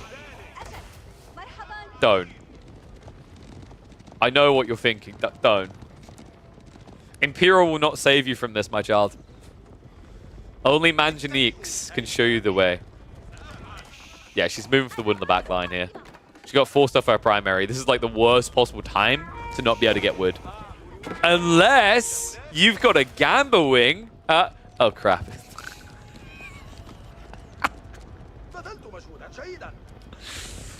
You can never get what you need when you need it, huh?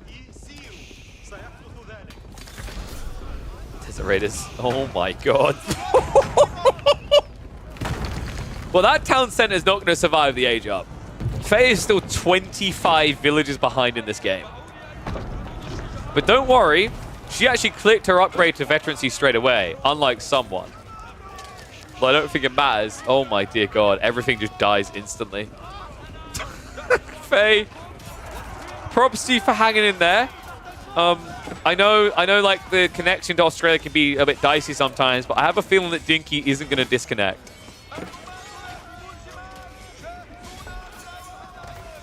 No advancement wing. I'm disappointed. She reinvests it all, and for what? Wait, did you just buy food?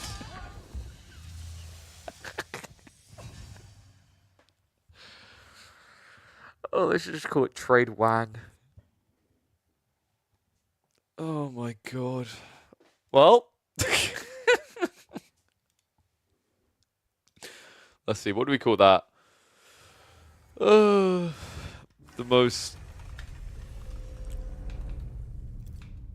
most comedial, most hilarious same Civ matchup. Everything bad is good. That's what that's called. You done the same thing against Wham? What, you won against Wham? Whoa, whoa, whoa. That's not what you just told me.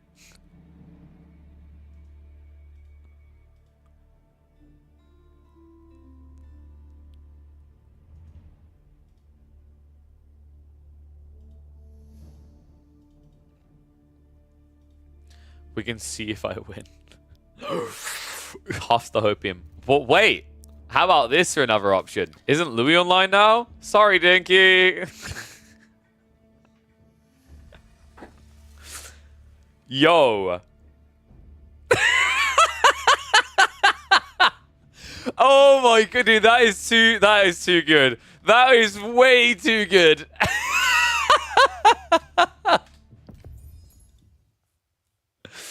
Oh my god.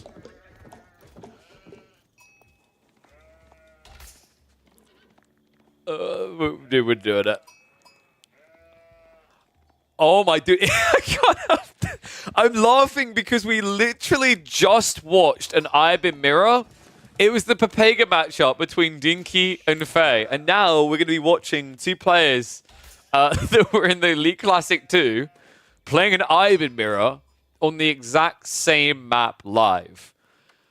I've got a funny feeling, though, we're not going to see either of these guys subscribe to the Faye Ibid build. And I'm not sure if they're going to subscribe to the Dinky King build either. But let's find out. For those that do not know these two players, they are quite easily, I'd say at this point, the top 2 Chinese players in the world. Louis MT, without a doubt, has #1 spot. CSO, respectable second place, I would definitely give across to him. And they both actually belong to the same team, Team Elephant, and they scrim regularly together. Now, I'm curious if this is actually on the ladder or if this is in a private game.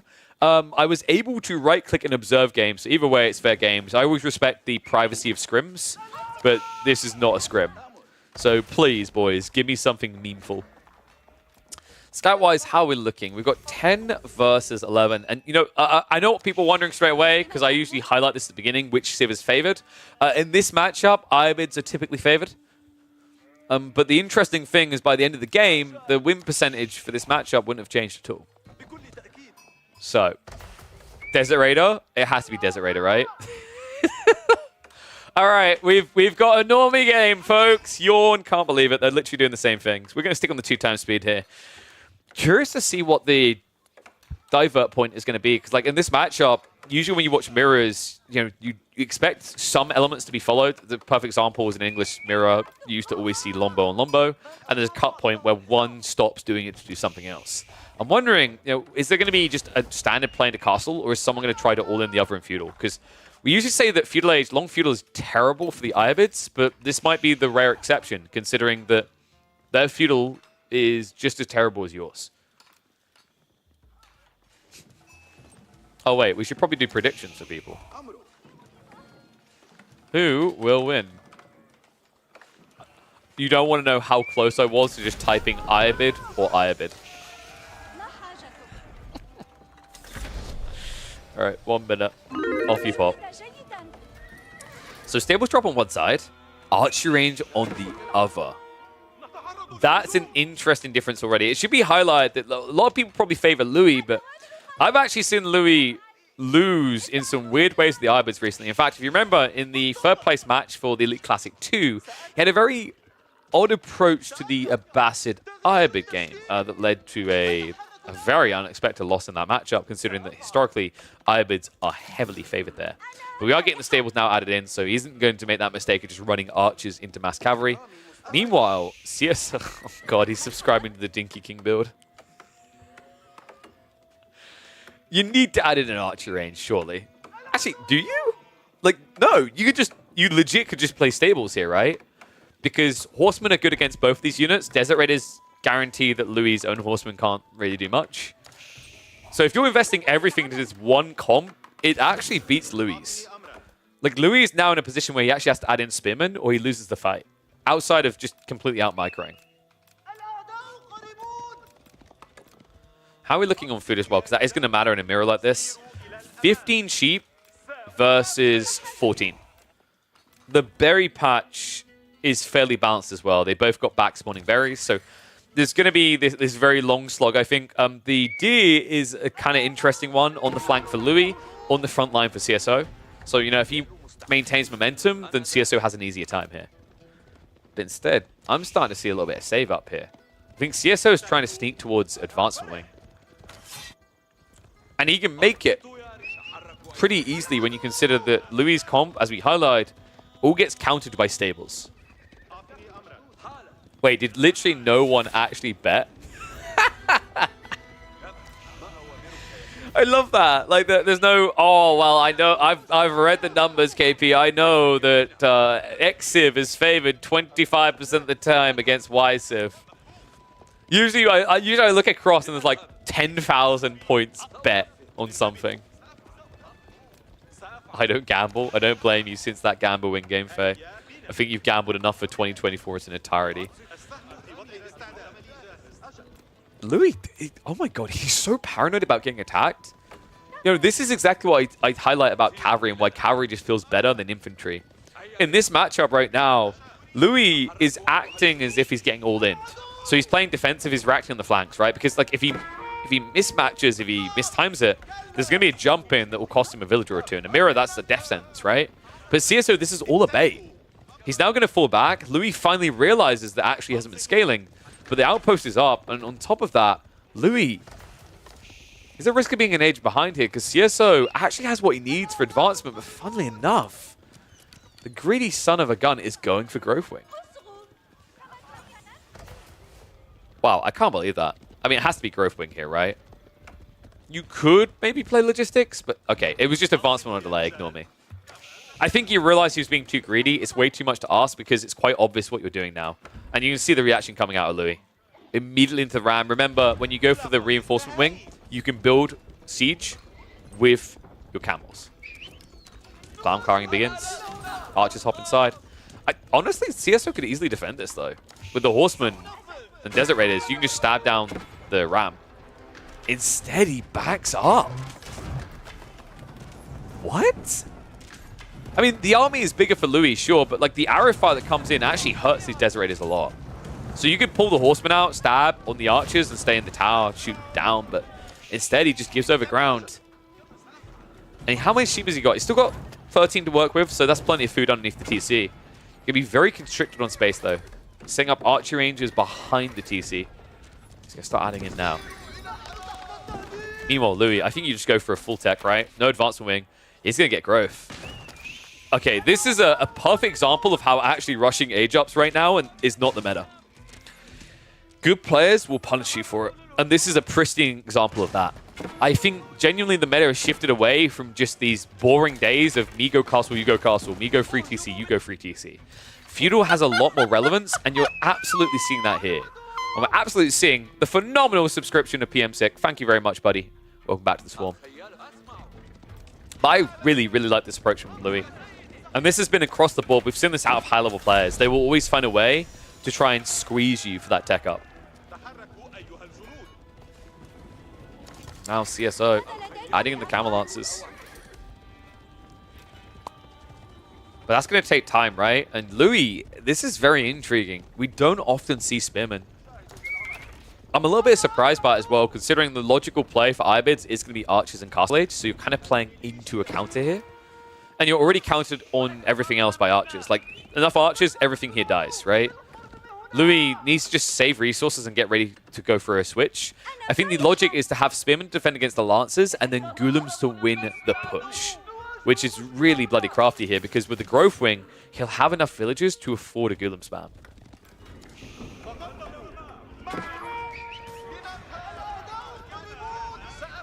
Louis, maybe committing a bit too ambitiously to the clash. Okay, I can confirm the Desert Raiders definitely do get their bonus damage against Desert Raiders. I wasn't 100% sure, but that just gave us the tick of the box. Oof. Spim now arriving. CSO can target those down, though. Hasn't got many archers to work with.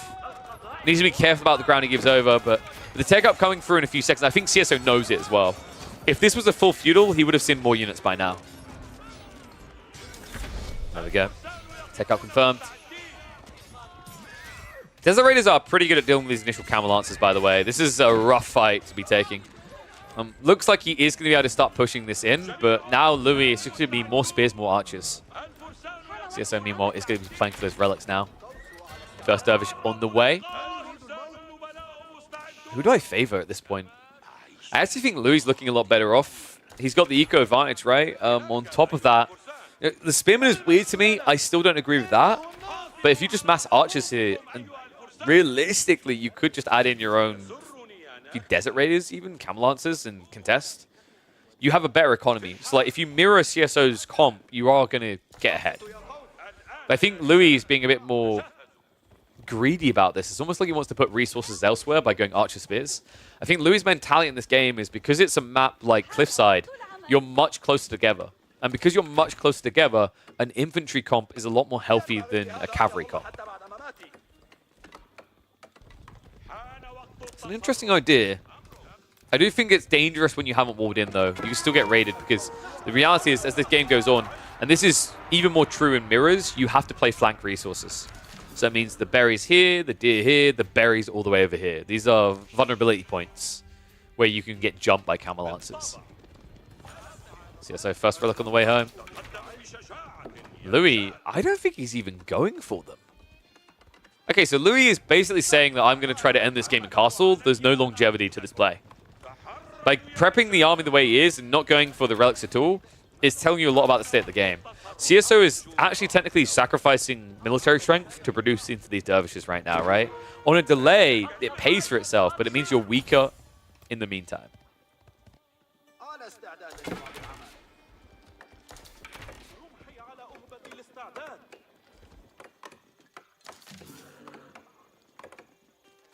I mean, surely at some point you just wall yourself and go, right? A Manjanique would be pretty smart here from Louis. He doesn't have an answer to mass archers right now. Because his archer count is smaller, right? And if you get a Manjanique, then actually your spearmen are protected. So it's kind of a, you know, solves the whole issue situation. And sure, there could be a Springwood reaction. But you can also just build in Springwood. Like, with your eco advantage, you should be able to afford that Mangonel as a win condition. So some horsemen trying to raid, but not much damage being done here. I feel like Louis is just playing overly defensive. It's danger and mirrors, right? Spearmen are going to peel off to just block out the Lancers. Archers are going to trade out. So CSO's numbers did get decently reduced, but the Camel Lancer count is still big, and that's what worries me here. I think Louis, he was hoping to try and get a fight there that would heavily reduce the cav count so that he could come out of his base, but now finally admits that's not happening anytime soon, so the walls have to go up. So he's playing on flank resources, so over on the deer, long walls coming in. This is the point I was looking for, where he reduced the army size of his opponent, wall up, and then focus on the fact that his inventory, he can have a lot more of them than CSO realistically should be able to have with cavalry. But the fact that CSO still has the same number of military tells you a lot about the state of the game. Louis should be ahead, but he most definitely isn't. He needs to ace up his sleeve, and maybe that's exactly what this Manjanique can be. Especially around these small tree lines. Like, if you get caught running in and don't see it coming, all of a sudden all your archers are half HP. And if you don't have archers, your Camel Lancers can do nothing here. Son's Mamluks is going to be on the way for CSO. I don't think we've actually had that coming out yet for Louis. No, he prioritized getting into the Phalanx first because, well, you have Spearmen, right? And against the Camel Lancers, that's the difference between them getting away and actually dying when you catch them on a charge. Defender advantage is working wonders for Louis here. Remember, because you have to run a short distance, because you go free base instead of around it, infantry versus cav means you can always react in time if you're paying attention. Manjanique is showing up. CSO, did he actually scout that? I don't think he did.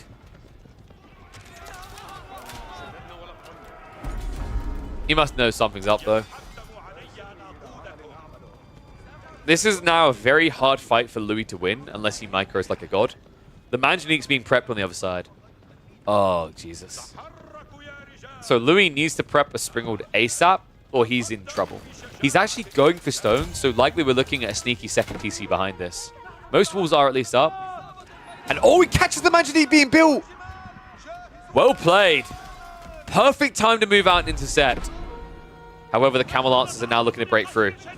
And that is a lot of Camel. 12 Lancers, 2 Raiders. He's going to start cutting reinforcements, so it looks like he's going to go for a trade here. He needs to start prepping Spearmen and crossbows at home to defend. Perfect time as well. Louis was starting to run out of gold, so this is actually the perfect moment to try and take control of your base and get the walls up. Otherwise, he would have been GG'd anyway. Dude, these two, you can tell they play a lot together. Louis might have to shift away with the villagers. Only a small army here still to react. The big army, uncontested right in CSO's base. CSO has got a Manjanique, but no Springald. With shot, was looking for the tree line. Thought maybe he's playing the opposite side of it. We see instead CSO has shifted far, far away. Now is in a 4 relic, 1 sacred site state. So a lot of gold for the Ibids in yellow. Louis has difficulty accessing though. The clash is coming in. Lancer's right in, and that is a terrible exchange. Wow. Louis does have to back up. He's still got the Manjanique. He might gamble on a shot here, but with the Dervishes, you need to make sure that you get some kills. Otherwise, this risk really isn't worth the potential reward.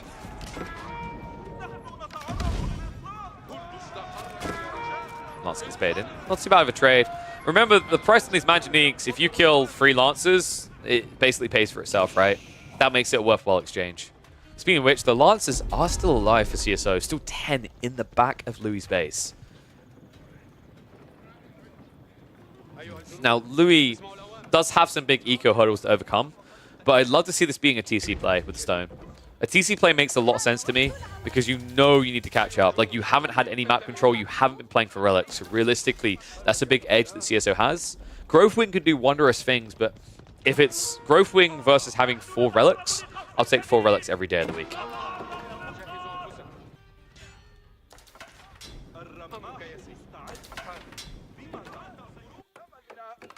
I'm wondering actually behind the CSO goes to DC. This is the organic build, right? When you're playing Irobids, typically what you do is you get relics and then you go town center afterwards. His army is big enough to justify that as well. Lance count has been cut down even more. 2 die, but 2 are also at death's door. So realistically, you're at 6 strength now. Once this gets cleared up, this is going to be a forward-focusing army for Louis, and we are indeed getting that second TC. This is the correct call. It's a little bit risky. I'm not sure how I feel about the location outside of the base, because that's exactly where CSO can control. But instead, it looks like CSO is trying to go directly into the home of Louis. Sprinkles are here on both sides. Gulam's now being added in by Louis is interesting. He has got a lot of spears, though, so that should be enough to contest the Lancers. The interesting part about it, though, is like your opponent's already prepping crossbows. I think Louis is just trying to continue to be more cost efficient, right? Like, he's done a really, really good job of just holding without cavalry. The logic is that he can get more units.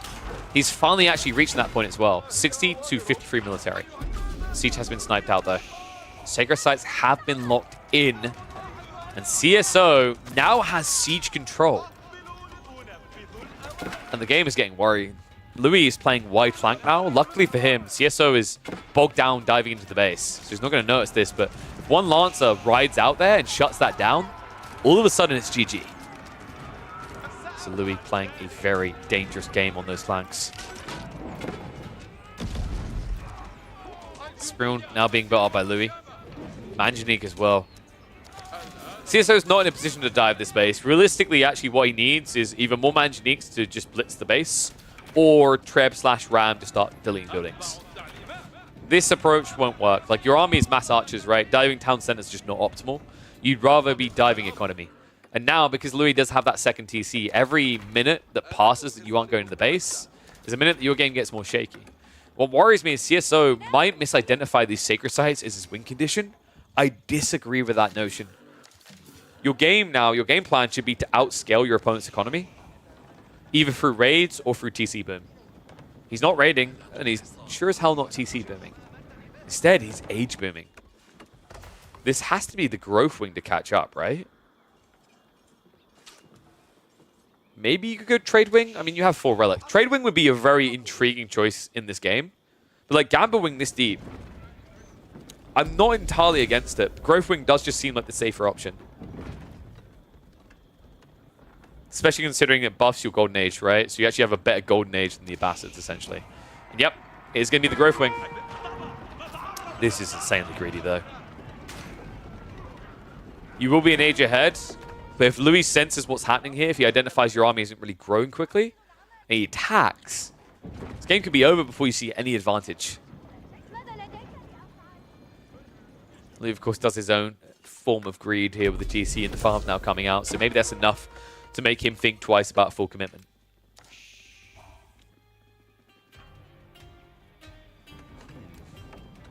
Louis does have the advancement wing, so typically the reaction in this situation, we don't see too many IB mirrors when they happen. If you are behind an age up, advancement wing becomes the default choice.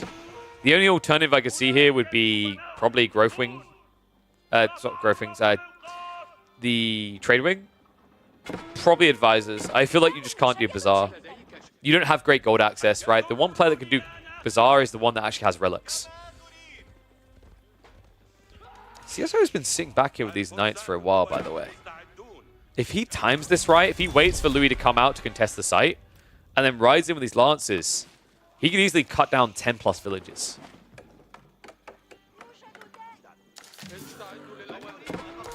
Crazy the power Ivids and Bastards have, right? Like, the tech up is almost complete. He's already stockpiled over 1,000 food and gold. This Civ really is something else.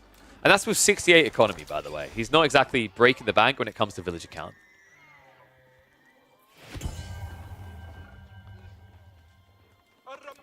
Well, the reason why Spearman poke their targets gently, Larnak, is because they clearly are paid actors, right? It's all a show. It's all theater. You know how you can tell? You ever listen to an Abbasid villager die? That's how you know it's theater.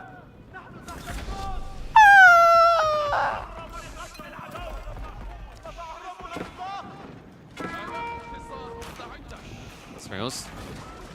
He needs to trade out right now. Manjanese shots coming in. If you can get one more out here, this could be big against the Archers. CSO's tech up is complete, though, and the upgrades are already rushing in. 25 seconds out for the Archers. Louis MT needs an absolute win, or he's going to get absolutely dunked. No tech up coming. And the eco gap has shrunk hugely here. 82 versus 92. The Camel Lancers went in. And this might be the hair that broke the Camel's back. Because Louis has nothing to react on the flank with this. He has no forces in the area. He has no quick dive into the base. I think this is going to be it. Louis MT. We may favor him in tournament play. He may be the #1 player in China. But right now, CSO is looking like the #1 hybrid player between the two. Good, at least going to force this back. But remember, this eco count is now disingenuous. Add another 10% on for CSO because his villagers are that much better.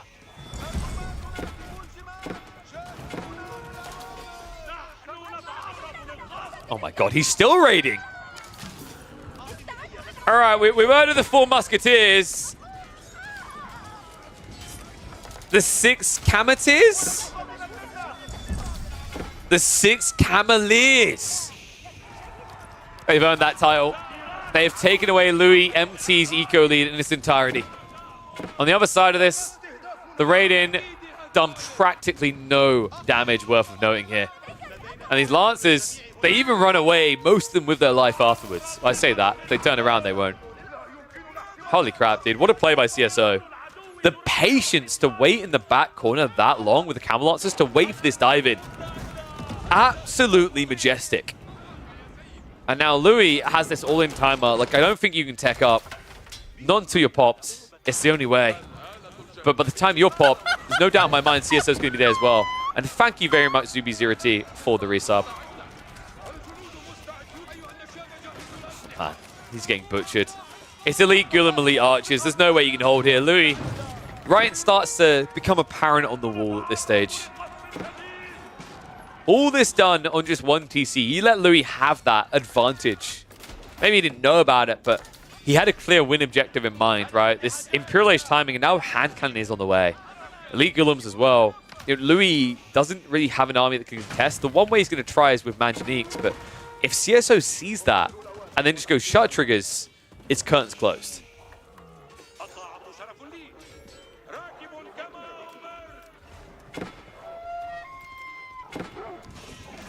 How does Louis get up now? If CSO sits on his ass and doesn't do anything with this advantage for like 4 or 5 minutes, the eco lead will be recovered.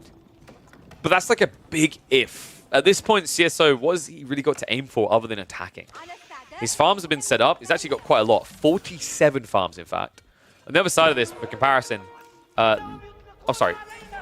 27 farms. I was about to say, that's a weird interaction, by the way. I don't know if you guys have noticed this. You can click and see the farm count on the UI. But if they're different civs, it won't show. However, if they're the same civs and you select a villager from the other side, it will show you the count that the other player has. It's a bit of a weird thing with the UI. Keep drop now come from CSO. Liami tactics also being prepped. This is why Louis isn't feeling like the game is over just yet, is the Imperial Age techs. The University techs are everything. Advancement Wing is going to be his only way back into this, but he also needs to make sure he's got enough gold to upgrade these units to be true Imperial. And I'm not just talking about the elite upgrade, I'm talking about those Unitechs.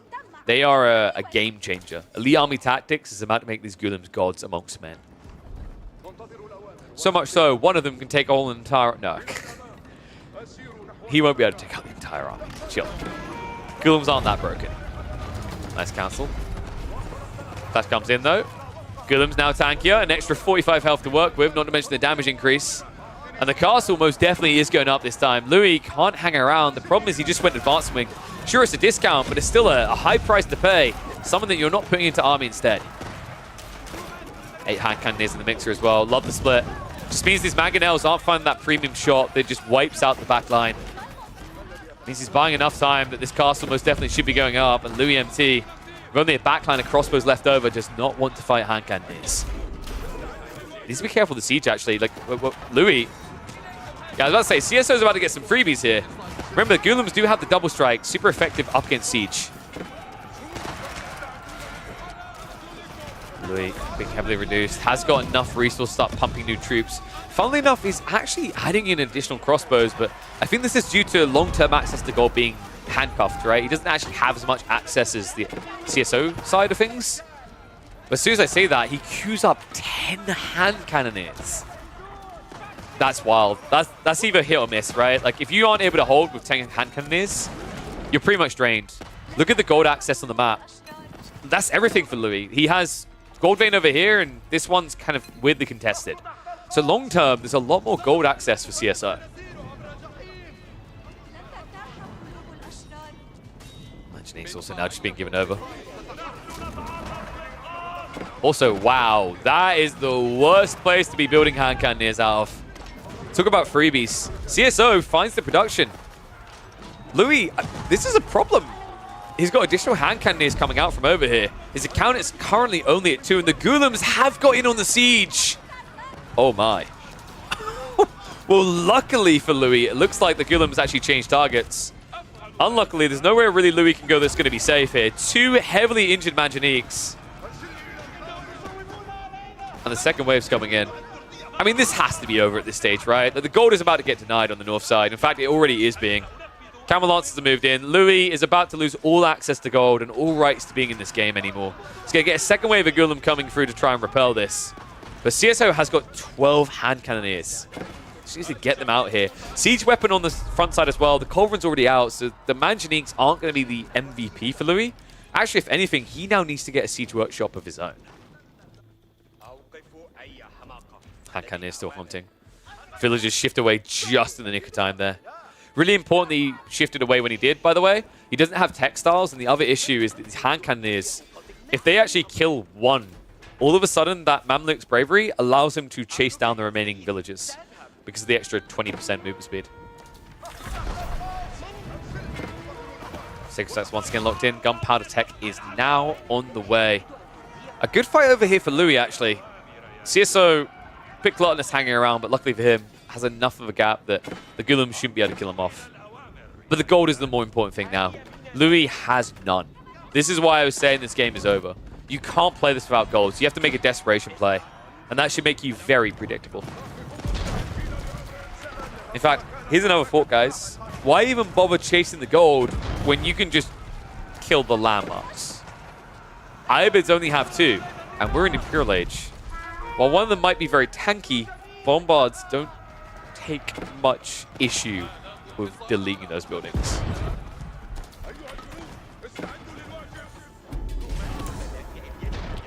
Good job with the Ghoulims actually cutting down a lot of these hand cannoneers, but I think with the farm now starting to get shut down, it's not even just a gold issue anymore, it's going to be a food issue.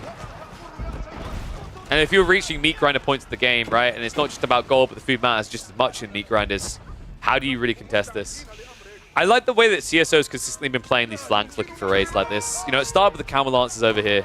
The Ghoulims aren't going to get as much damage done as those Lancers earlier. But now it just buys more room to dent in with the main army. And the main army really is the hand cannoneer count, right? Louis, now in desperation, is switching over to Horsemen. The problem is, he's not even ready with biology yet. His gold is that bad off, he hasn't even got veterancy yet. Manjaniques. Wait, Louis. Oh, he pulled the whole army. Can we dive in? I mean, CSO should just take this. This is a freebie. Not only do you get to kill the Manjaniques, you can then go and kill the villagers as well. So here we go. Charges in. Villagers being pulled for the repair, but that is simply not going to do. Not against Ghoulims. So double siege loss. Villagers now being sacrificed, and this is pain. The moment they start dying, look at the stat buff. It gets insane. 1.43 movement speed chasing down. There's no running away from this. And all of a sudden, Louis now over 10 villages behind. I think we have reached the end of this game. Yeah, really bloody well played by CSO. GG gets called. I thought Louis was in a better position than this in the early Castle Age, but CSO phenomenally well played to make sure that Louis takes a bad fight before his age-up tech-ups come through and refuse to give him any easy way back into this game after that. Make no mistake about it, actually. Like, fielding that many Lancers to the point that you're keeping military count at the mid-game against Spearmen Archers is not easy to do. That was incredibly well played.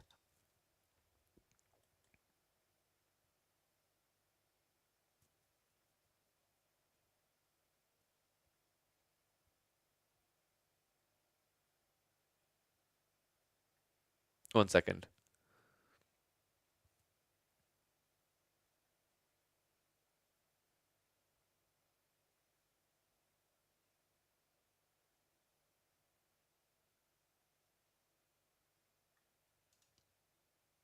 All right.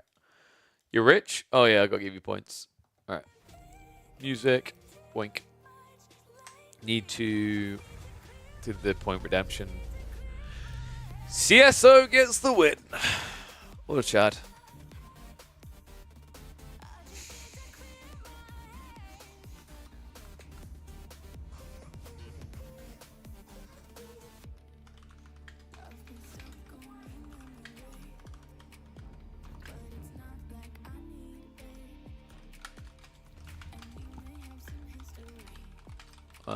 Let's see. What IB being played seriously looks like is what we call that one. So, let's see. Are they just regularly scrimming, or did he just queue into him?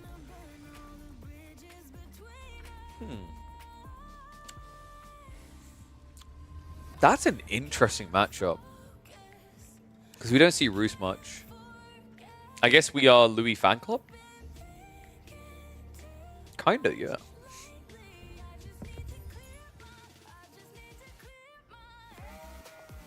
Alright. I'm up for this. Let's do it. Oh, might grab a quick snack after this one, though.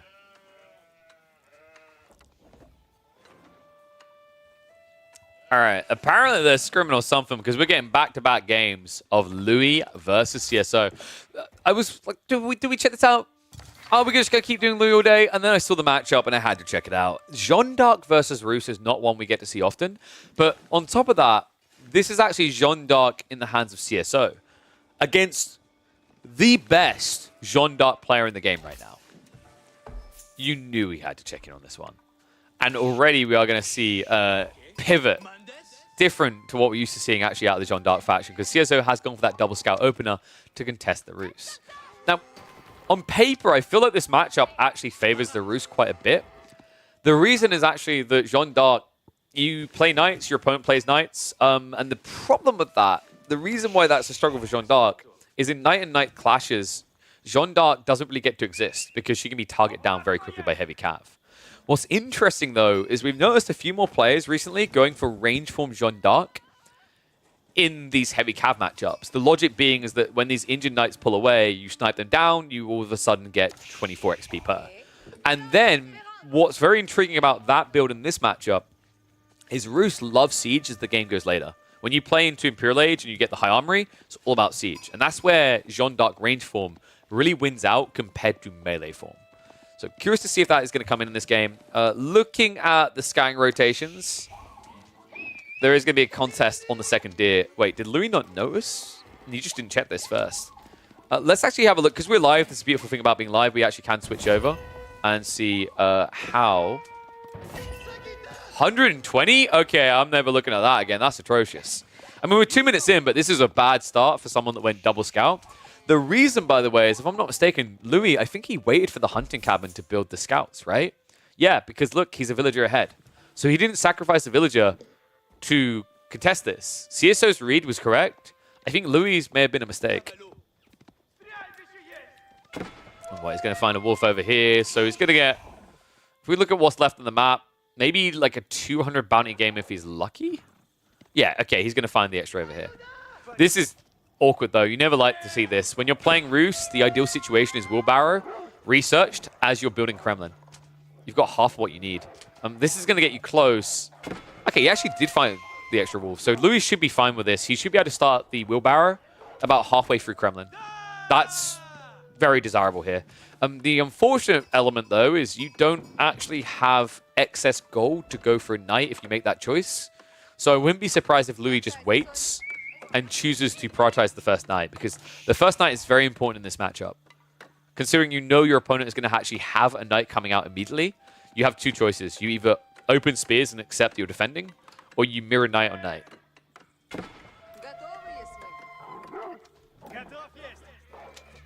I just realized, actually, we didn't have predictions up. We should do that. It's very easy when you're casting back-to-back games of the same people. Because Twitch actually just saves that info, so you can just go, who will win again? In fact, let's hit the speed up a little bit on the complete these tech ups. I'm wondering if we're going to get multiple TCs as well. There's a back spawn stone here, but notice that Louis, he prioritizes the Kremlin on the gold. The reason for this is actually, this matchup is all about knights. It's knight spam up the wazoo, so you can't afford to just split the Kremlin between the two, because French knights will dive in and get villager kills. So good read there by Louis. A lot of players would have tried to be a bit more greedy. He had the right call here. Tech up clean on the other side. Jean not ready to rock and roll just yet. Knights are being queued up. And Louis... Wait, is he just going... I think he's going fast castle. No. What? He's going pro scouts. Okay, that's sick. We watched him do pro scouts the other day as the French. I wasn't expecting it this game, especially against Jeanne d'Arc, because Jeanne d'Arc will be mid-map present, right? So she won't just let you get these deer home for free. But credit to him. I mean, one thing that works really well for Louis is the deer are already insanely close, so you can just drag them in quite easy peasy. What a crazy play. I was not anticipating pro scouts. The other cool thing is these spearmen will protect you pulling these back, and knights won't be able to answer that. What a crazy build.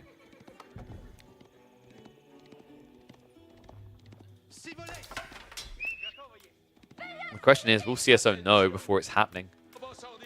He's got a knight in position. He does see the racks. So here's the thing, from CSO's perspective, he might be seeing this racks and assume that it's actually a fast castle build. That would make sense because he scouted the Kremlin. That's the cool thing about Louis' play, is that it is a alternation, or alteration rather, on a kind of perceived build, right? This fast castle is something we're used to seeing Roos do a lot. When they don't feel like 2TC is appropriate, fast castle makes a lot of sense. But now, CSO, until he sees the first deer being picked up, might not even suspect that this is happening.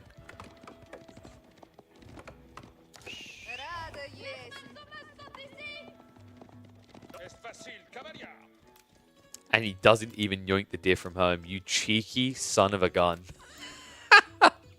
He's taking them from long first. That makes sense, right? Like, pulling them from your opponent's side first, those are the harder ones to get. The reason why it makes more sense to do it this way is if you took your safe deer, then CSO would go, oh, he's pro-scouting. And then he'd guard the deer, right? Until he sees the first deer being dropped off like this, he won't suspect it's happening. Great read by Louis. Farms also being added in. That's kind of insane. He must be running out of food quick. Yeah, down to the last 4 sheep. I think CSO does see these farms. This is kind of wild, actually, because for Roos, it's not as hard to go into farms as it is for other civs. Remember, this civ gets 20% more wood when they drop off. So, really, this is kind of interesting. You're paying the same price that Byzantines would for their farms, if you think about it that way. You get a 15 wood discount, in a way. You're still paying 75 wood, but it's that you get 15... Like, you basically compensate with the wood income, right?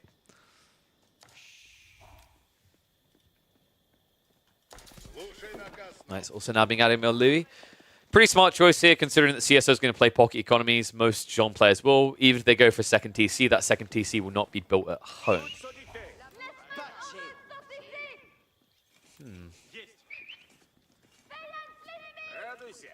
And the 1s and 2s next to people's names are who you predicted to win. That's how that works.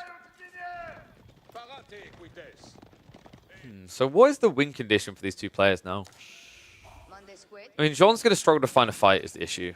The win condition, in my eyes, for Louis is to reach Castle Age. I think Castle Age is where you get a lot stronger, Jean gets a lot weaker. You can actively raid with the Horse Archers, very difficult to shut down. Jean, you went for the melee form, so realistically your win condition is keeping this game in Feudal Age and getting level 3. Because once you get level 3, you're no longer a liability against Knights. You're actually a very much favored proponent of this matchup. Because you'll have the Divine Restoration, you'll have the scalability to Knights, and then if the game does eventually go into Castle Age, realistically, you should have a 8, 9, 10 Knight lead at that situation, where Royal Institute can actually just win you the game straight away.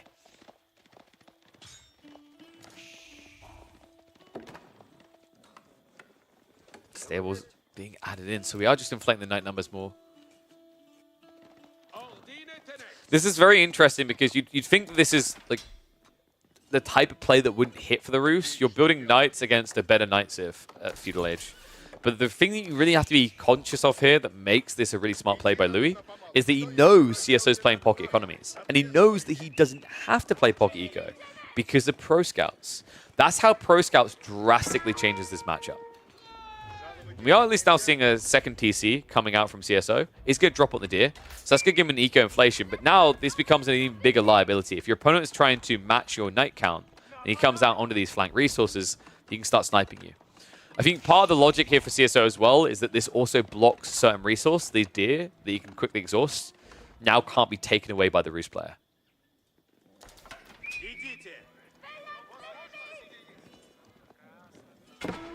How much bounty does Louis have? I think we said he has about 200-ish. Nice. Oh my god, the timing. There are spinning here, so this is not going to be a dive that can happen. That could have been an absolute disaster, but great read by CSO. He actually built this spearman quite a while ago. Yeah, I don't think that Louis is at tier 2. Hunting Cabin. I feel like this is just shy of tier 2. He will get there eventually. You can see he's heading towards Castle Age now, so High Trade House is going to be the priority. He's got an easy position for it as well. He can just drop it on the tree line down here. Doesn't have to get too risky. He could even consider just like deleting the lumber camps at this pace and dropping it in here. I think he's going to be teched a bit too quick for that, though.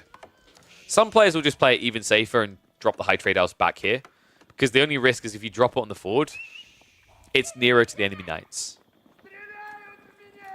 Louis actually going on the wide flank, so it looks like he's going to be able to crack tier 2 bounty easy peasy. He targets the boar over here.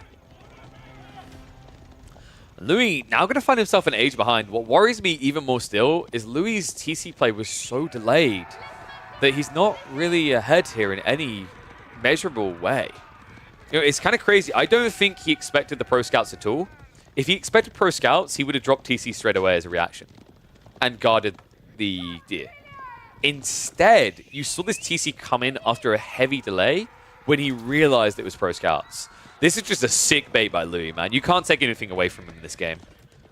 You can tell that CSO was caught off guard by this. Now, High Trade House on the way.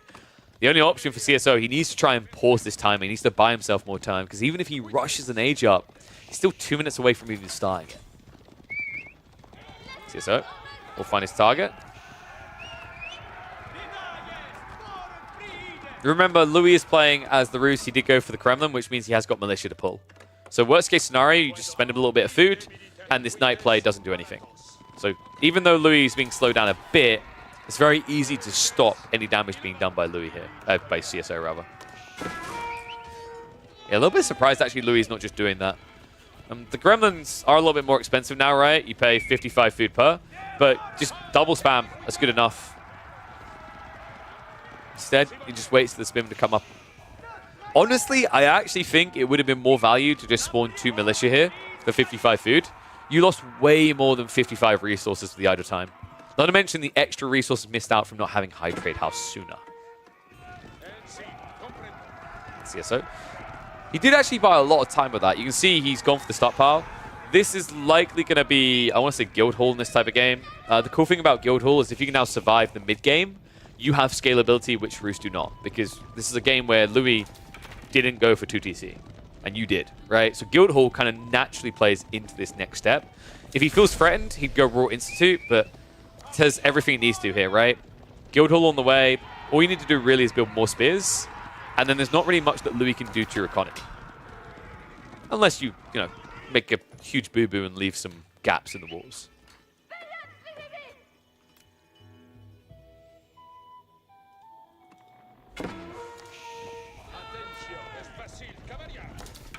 So what is Louis playing now? He's reached Castle Age. Realistically, you just need to get into the backline eco and start raiding. I don't think we're going to see Horse Archers here. That feels kind of flimsy, not worth it. Knights works really well. Another interesting thing in this matchup, at this point in the game, getting the charge as Jeanne d'Arc is paramount to succeeding in fights. If you both have the same number of knights but you don't charge, you lose. Because we reached a point in the game where Roos can go for Boy's Fortitude. Boy's Fortitude is a huge buff in these fights. Allows you to tank an extra shot.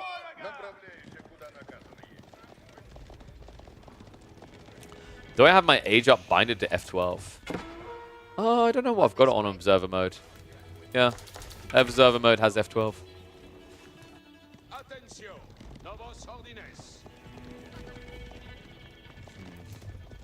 Comp-wise for CSO, it's pretty logical now. Spearman Knights, easy peasy play into Arbitrary. You can either go Arbitrary Spears or Arbitrary Knights. Arbitrary Knights is very expensive. Not sustainable when you're only at 10 eco lead, but when you're like 20, 30, then it becomes pretty easy peasy. But now I think he's going to stick Spearman Knights just so he has mobility. But afterwards, I wouldn't be surprised if all the walls go up, we just see CSO go Spear Arbitrary.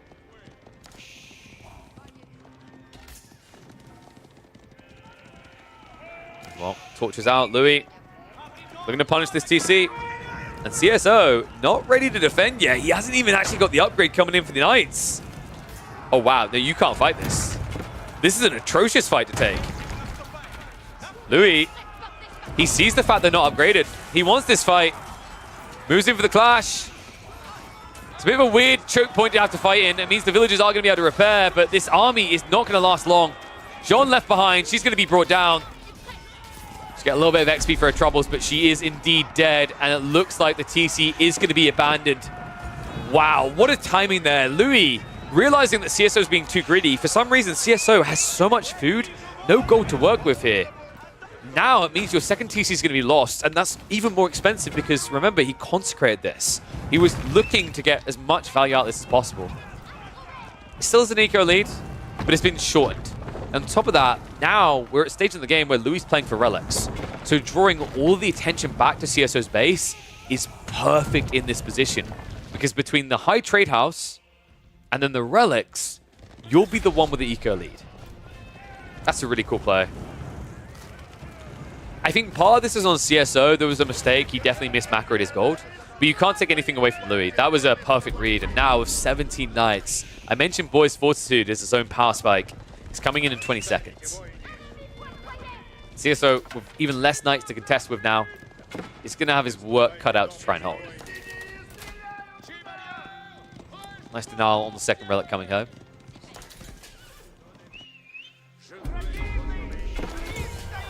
Louis will look to dive the main. One coming out on the flank.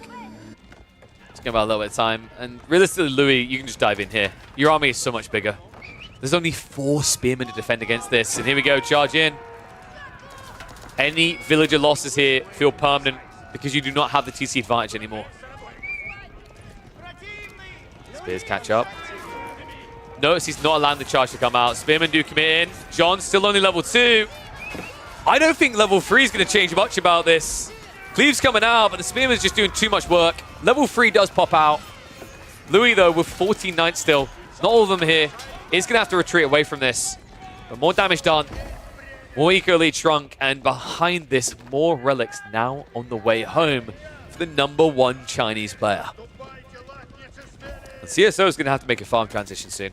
He's got double berry patch on the backside, but everything else is now not accessible. Remember, in a standard game that doesn't involve pro scouts, actually CSO would have had a very long run here onto Deer. That doesn't exist courtesy of what Louis done to him. Louis, in the meantime, still has plenty of Deer to work with, so he's not going to be forced to pivot as hard into farms. But when he does, at the end of the day, this is the Roos. They do have that extra wood gathering to make it easier.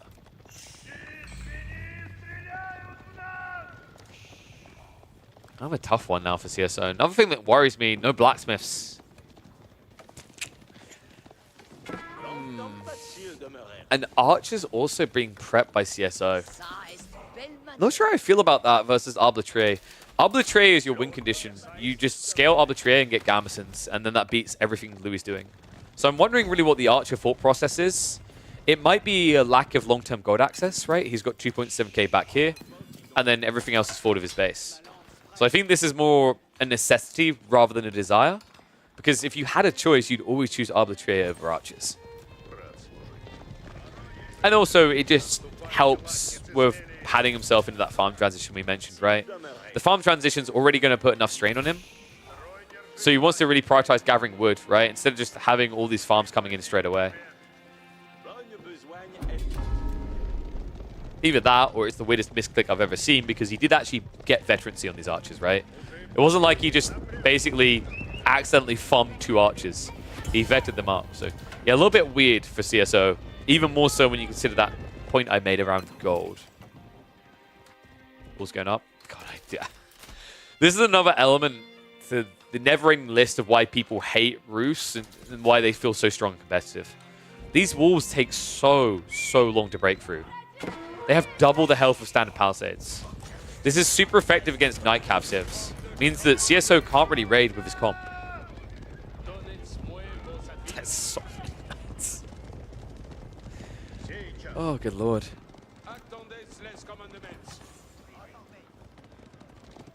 So I think Louis at this stage, you probably can just go for a backup TC, right? Because now raiding's a little bit more difficult, so you could just take the safer route and inflate your economy for Imperial. I really like Roos and Imperial in this matchup. The interesting thing is when you go Boy's Fortitude into Biology, you actually have more health than Royal Bloodlines gives. So you're better off there, right? Then, if you play into Streltsy, it's just a game breaker. Streltsy plus Horseman is really good for the Roos. And Jean's not going to be easily able to answer that. What makes it even more grim is, like, if we get to a stage where Siege is getting added in, because Mass Arbitrier, this isn't your ranged Jean form where she can snipe out Mangonels. This is the pitiful melee form.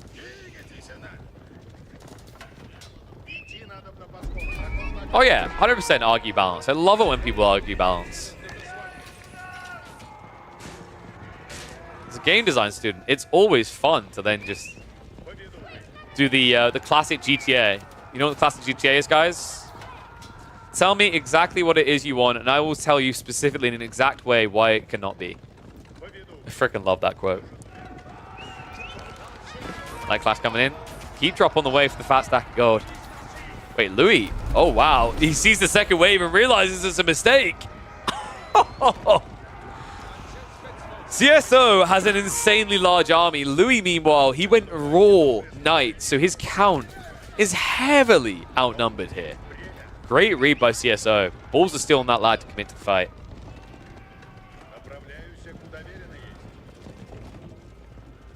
Why do all the pros build an outpost next to castles? Do they, all of them? I feel like they don't always, but it's usually around Stealth Forest. It's vision logic. I don't feel like every pro is doing it, but yes, some do. Like, for example, I don't think you're going to do it if you're Roos, because the Wooden Fortress is so expensive. But if it is being done, it's because of vision. So you can see ahead.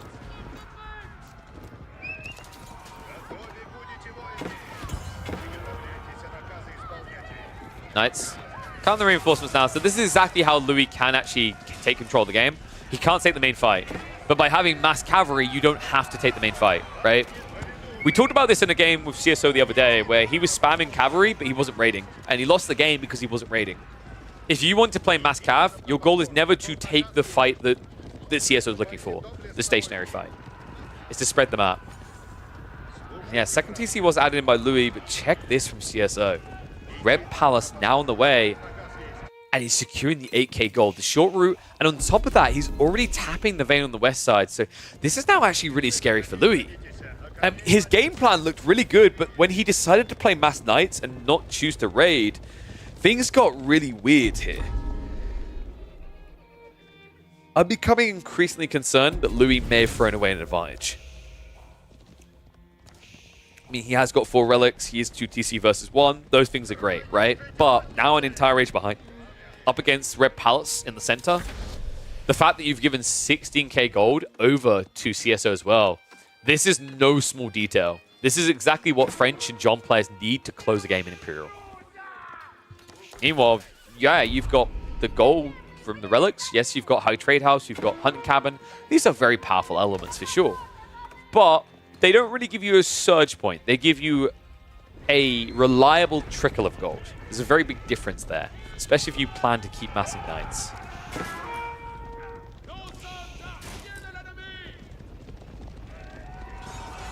Spasskaya Tower now on the way. Oh my god. So this tells a lot about Louis' strategy. He's not going to be switching Siege. He's going to be playing Mass Cav. You wouldn't give up the high armory discount if you plan to add in Mangonels. This is a funky-ass build now from Louis. He needs it, though. The dive's coming in. Look at this. 38 villagers. It might keep him alive, but now he needs to find trades. Nice moving to the main base of the French. So primary TC is protected, but what about the secondary, folks? Like, this is the problem now. If you just shift out of range of the cannons and head over to the north side, this TC is not protected. And right now, the entirety of Louis' army is busy hunting for villages. Villages he's not going to find, because check this. CSO moves all of his eco out of the base. These games are insane. They both keep doing this. Remember the Ibid mirror where they just both had the same idea of aggro and dodge?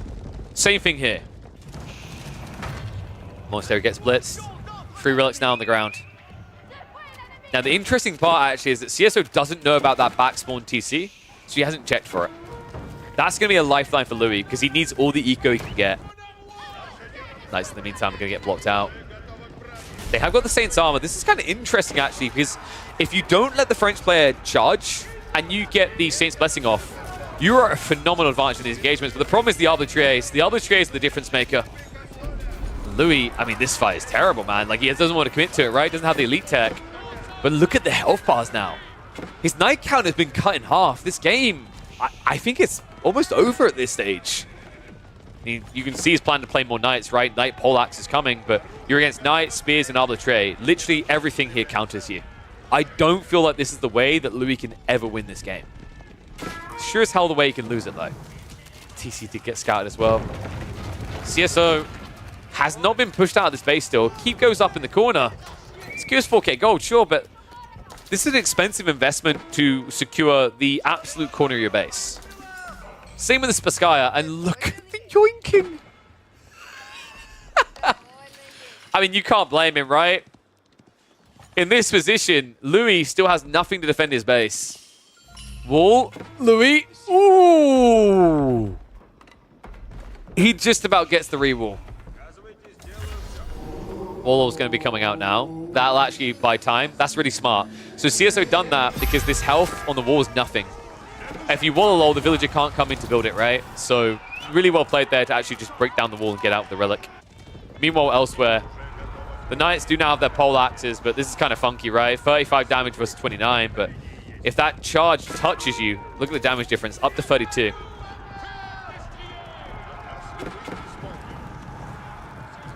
Biology is on the way. Louis,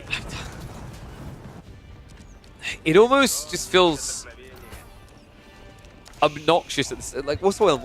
Pick-headed, I think is a fair way of looking at it. To stay on this night comp when you don't have an 8k gold. Like, I think this is a huge mistake, actually, by Louis. Knights is not your win condition anymore. You're past that point. You're against Jeanne d'Arc in the late game, and it's going to be how much gold left on the map? Over 20k? You can never match the knight count that's coming out from the Jeanne faction in this situation. Speaking of those knights, they've actually found their way into the back, so more XP farming going on. It's now a 10 eco lead for CSO. And he did go Kremlin. He just hasn't been using the militia. He has 10 points. He used a few to dive that TC earlier on, the second TC of CSO that he took out. But like overall, the Gremlins won't change this right now. Like, this army is infantry, right? Gremlins do nothing for you in this engagement. CSO now with 3 6 sites locked in. Royal Bloodlines on the way. The timing is actually almost in sync. 27 seconds versus 15. So only a 10-second difference, and that's not going to be enough for Louis to win a fight, right? Yes, he does have more knights here, but the Arbitraire are the X factor. I don't think we've got crossbow stirrups yet, but we do have them with golden hats, so they pack quite the punch.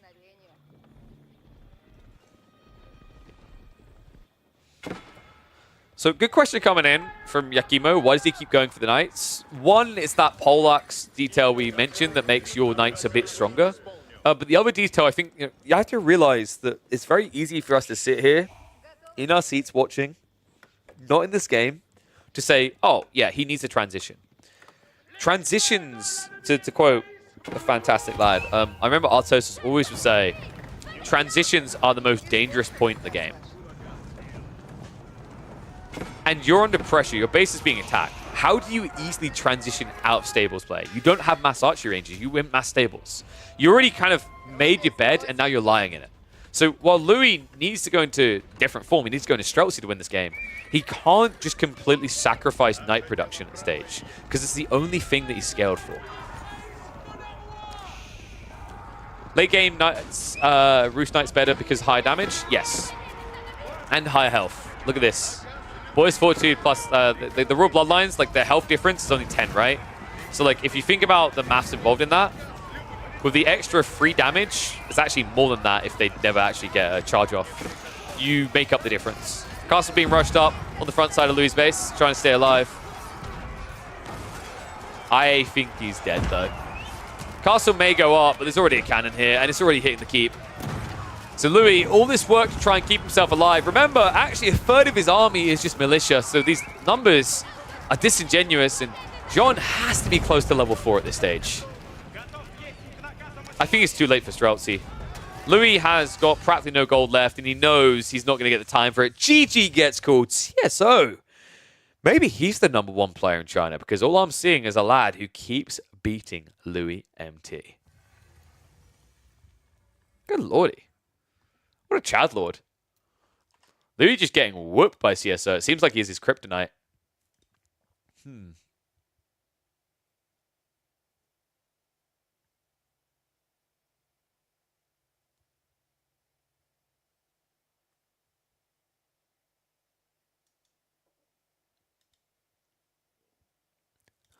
So, 1 second. We need to...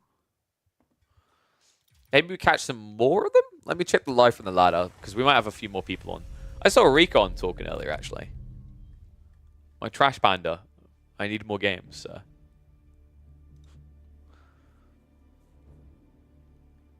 so. Killjadi's searching now, so maybe we catch a Killjadi game in a sec. Anatan, I wonder, is he doing free-for-alls? He's been playing a lot of free-for-alls. Yeah. I knew it. In fact, bear with me a sec, guys. I'm quickly going to grab a snack. And then maybe we try to catch a Killjadi game. So I'll grab a snack. I'll run ads now. Play some music. I'll be back in a second. And then probably look to catch some Killjadi action. Or maybe some Mr. Core. So bear with me 1 second. BRB.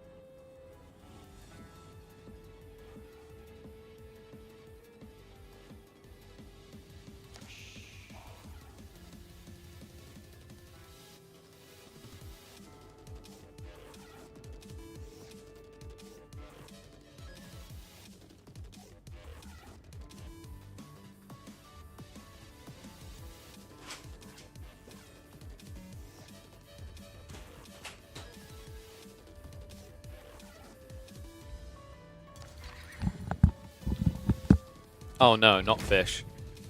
Lol. That's typical free-for-all behavior. Someone's already GG'd out. I said, Core's playing free-for-alls too. Don't know if we watch. Do we want to watch free-for-alls over 1v1s? I doubt it. By the way, I have a delicious cheese scone. And the green screen's being weird with it. Homemade cheese scones, actually. So.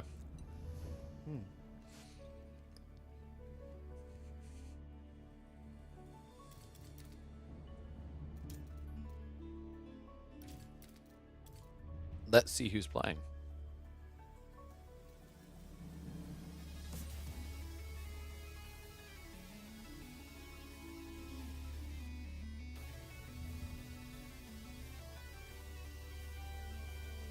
Wait, why is it black screened?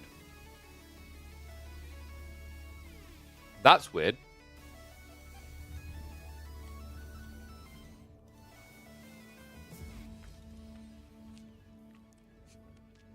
For some reason, the game isn't capturing. That's weird.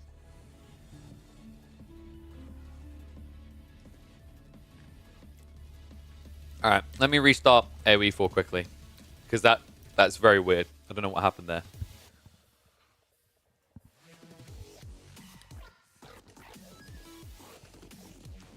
The cheese scone broke the recording. Hi, Freya.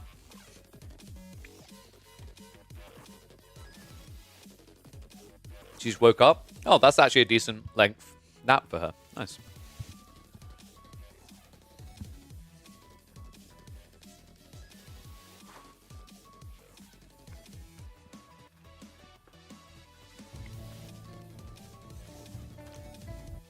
There we go. Don't know what happened there.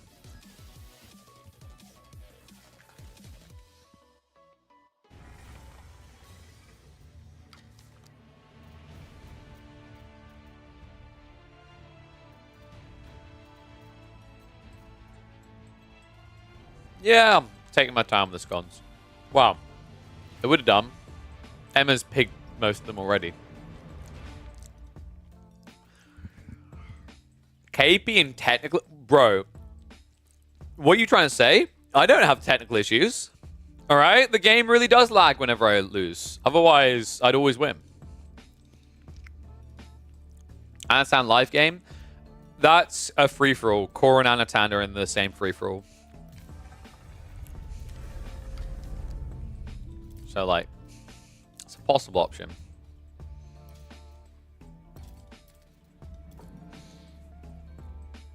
Why do you still have a prediction number? You don't on my end. Who's Tristana Chain? Because Killjardy was the one we were keeping an eye on, right? So let's see if he's actually got a matchup with a high-level Smurf. Or if he's got a Stomper.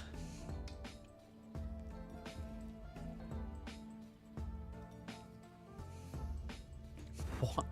Dude, this person's rank 600 diamond. This matchmaking is cursed. Isn't Dimmu on? I thought Dimmu was usually on this time.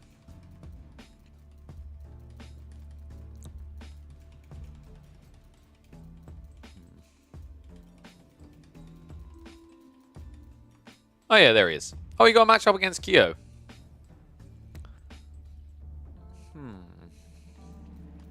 English Malians. So we did have... Oh, did I need to choose outcome. Who will win? CSO won. I like that it was 98% on... on Louis. Oh, man. That is a rough beat.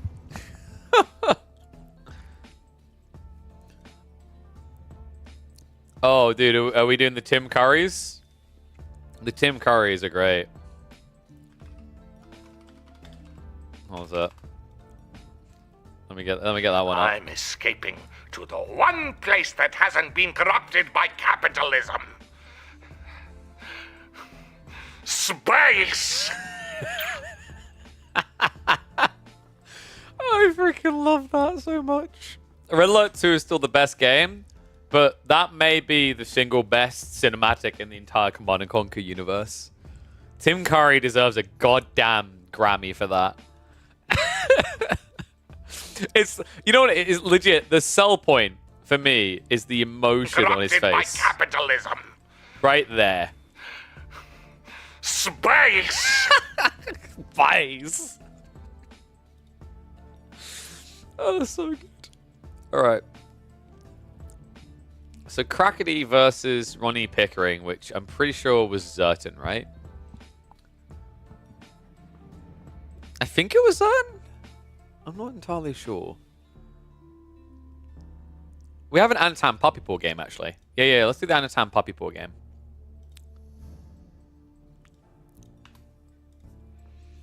That's Zerty? Yeah. Alright, one sec. Let me open up the data and we'll do the Anatan Puppy Paw game.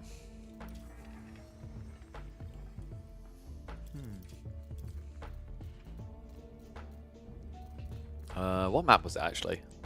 So I can quickly find it. It was a rocky river. So we got Abasses versus HRE. Don't really see that matchup very much, so should be an interesting one. Just give me a sec while I load it. Oh. Why don't we have a Red Alert 4? That's what I'm wondering. You know, like, so it's like if you think about it. Okay, that is actually interesting. Do you guys ever realize this? The Red Alert franchise has a very similar trajectory to Age of Empires. So, like, Red Alert 1 was aight. Age of Empires 1 was aight. Age of Empires 2 was POG. Red Alert 2 was most definitely POG. Age of Empires 3, Red Alert 3, right? Like, they both had some interesting ideas, but fundamentally, like, they didn't keep a fan base. So, that means we are due a Red Alert 4. Clearly, Relic is going to... No. Please, God. Like, they might take up that project when they're ready to work on Company Heroes 4. Honestly, I would love to see a Red Alert 4, though. I just don't think we're going to get it anytime soon. EA genuinely, at this point, are going to wait until someone else proves that there is a viable RTS market. Until they do it, you're not getting a new one. Where's Empire Earth? I'm pretty sure the developers of Empire Earth went bust, no? So I don't think you're ever getting an Empire Earth. If you are a fan of Empire Earth, there was a game called Empire... What was it called?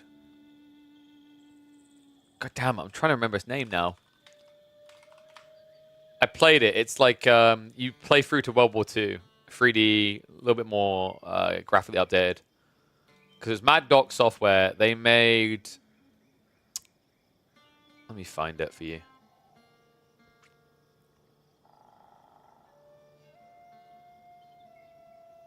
I actually can't find it.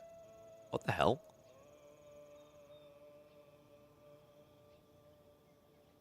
It should be in here. Game like Empire Earth. Empire's Dawn of the Modern World is the one I'm thinking of. That was a fun game. Definitely not an all-time RTS, but it was decent. That one's... No. It's, what do I call it? Empire... I always forget its name. Empire Dawn of the Modern World was the one I was thinking of. It's like... It was alright. I don't think it's going to be... like. It's never going to win some all-time awards. It was made by the Stainless Steel Studios. Yeah, that's where I was getting confused. So Stainless Steel Studios were the guys that made Empire F1. But the entire studio fell apart when they, funnily enough, made a game called Rise and Fall. That was the fall of their kingdom. For anyone who doesn't know what Rise and Fall was, imagine an RTS meets third-person action game. You basically would be in RTS form, and then you could go down into third-person form with your hero units and go full Dynasty Warriors on the enemy armies. Cool concept, just didn't really catch on. And was really incomplete. Like, they got screwed over by the devs. The devs basically just kept cutting the funding. They screwed them over super hard. So, like, they would cut the funding. They wouldn't let them... Like, they kept changing the original project. Then they fired the devs, the original devs, from Rise and Fall. That's why Rise and Fall had conceptually some amazing ideas but didn't hit at all, is because they got rid of the original brainpower involved in it. Really sad story.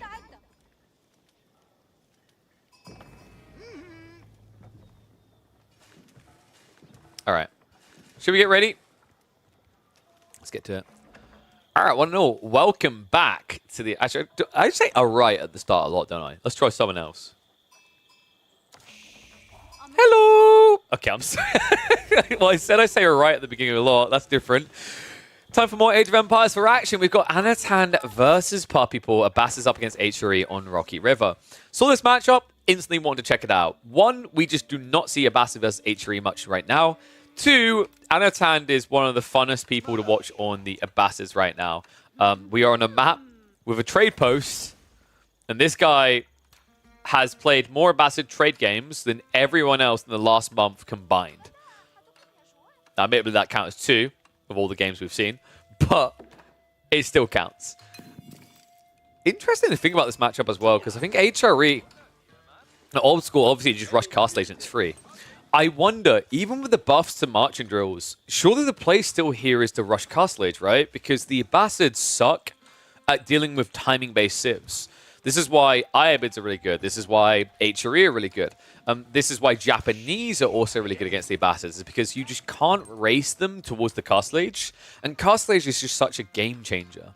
I think HRE is maybe one of the few civs that could play long feudal just because of men-at-arms power, but it does feel like a disadvantage considering that your opponent could build into camel archers, right? So probably expecting this to be a no production before Castle Age type HRE game. Scout rotation-wise, how are we looking? We're up to 8. What the And that, one and all, is why you don't dive over to the enemy side of the map first. Rocky River is all about those central sheep. If you had any doubt in your mind, look at the fact that Anatan has 19 sheep, while Puppy Paw only has 10. Now, of course, there's some gathering going on here. On the other side, it's been buried straight away. But that still doesn't fully explain the difference. Well played, Anatan. And he's doing it again. This boy loves Tradewing. I can't blame him, man. He's making it look pretty good. I think Tradewing is a really smart call. We just mentioned that this matchup is meant to be a rush towards Castle Age.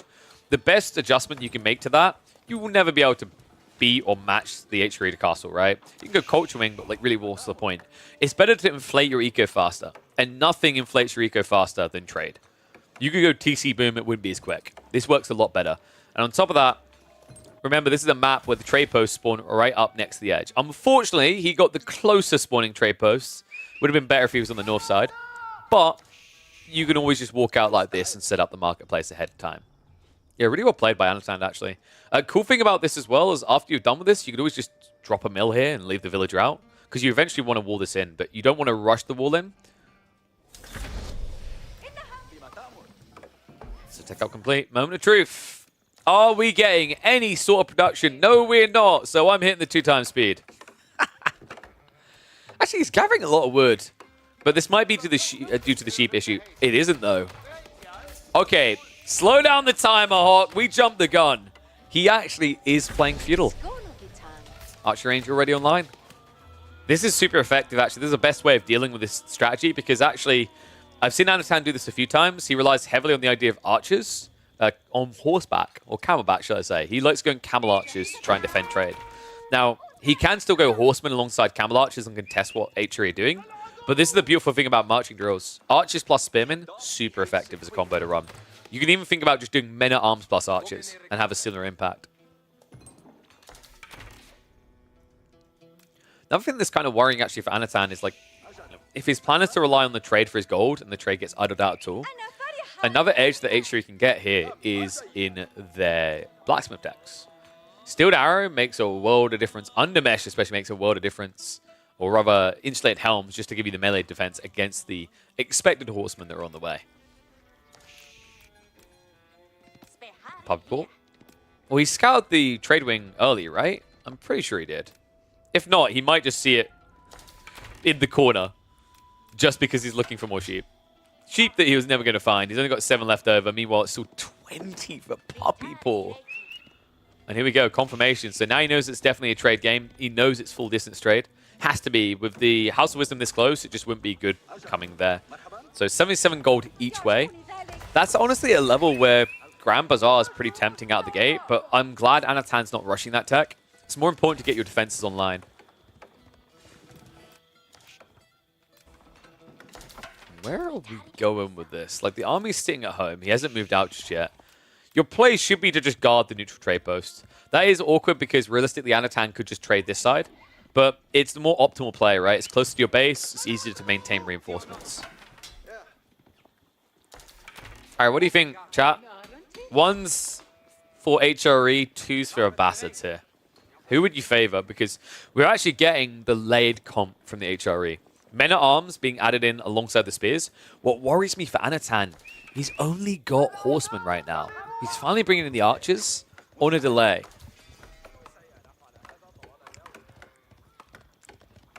Yeah, I'm worried that actually this Archer timing may be a bit too slow.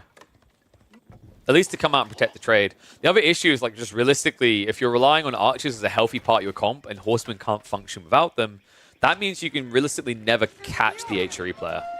And I love this. We're actually getting a ball play. Not something we will frequently see out of the HRE. Love the fact that he's not overburdening. He's only bringing 5 villages. So this is valuable for multiple reasons. One is it's something that players learn with Order of the Dragon, is it's just optimal because you can only need 1 outpost to defend this area, right, to save the villages. 2, the logic here is, while you won't exhaust the boar as quickly, it will last longer, and you've now sacrificed less buffed villages to do this, right? Because these are 1.4 villages. This is 1 villager. So it's much better to just take a few less people out, make the resource last longer, and thus make it more easily defendable. And overall, hurt your economy less. Awesome raid now coming in. Pub 4. Villager is caught sleeping on the job, so nice little snipe out there. Love the fact that he torches the house as well. Will get cancelled. Puppy Paw doesn't care about this. He goes for a trade. He wants your trade. Moves in. Berries have already been vacated though, so no strike there. However, you can now try to force the trade across, and Anatan doesn't skip a beat. He's already heading over to the left side. Unfortunately, Anatan, wait, he did scout it. No, he doesn't know exactly where it is. But he can easily get the gold straight away once he sees it, right? So it's not a big loss for him. So now the game gets annoying for Puppy Paw because all of a sudden you have to play Brett for map to block trade. I think genuinely the better strategy now for Puppy Paw is to prioritize going after the main base. Because here's the thing, like if you get strong enough to camp the base, you don't have to camp the trade posts, you just stand right here and guard both, right? Love the fact that we're getting Camel Archers added in. I mentioned this is the goal for Anatan. He only built Archers as a reaction to what he was seeing. But Camel Archers works a lot better against HRE's comp. Yes, the Archers will counter you, sure. But that's why you've got Horsemen. Everything else gets countered by Camel Archers. For a start, Camel Archers still get bonus damage versus melee infantry. Light melee infantry, aka Spearmen. On top of that, the high base damage actually means they're a solid answer to Men-at-Arms as well. Horseman getting a bit ambitious. Army's moving in though. Anatan does need a little bit of time for this play. The good news is because he got so many sheep, he will definitely have the ability of scaling into double digits Camel Archers, which is a really big deal here. What worries me is Puppy Paw is scaling quite a lot of archers in response to this. So Anatan needs to find that balance point where it's not too few Camel Archers, but not too many, right? You still need to have Horsemen as a healthy part of this comp.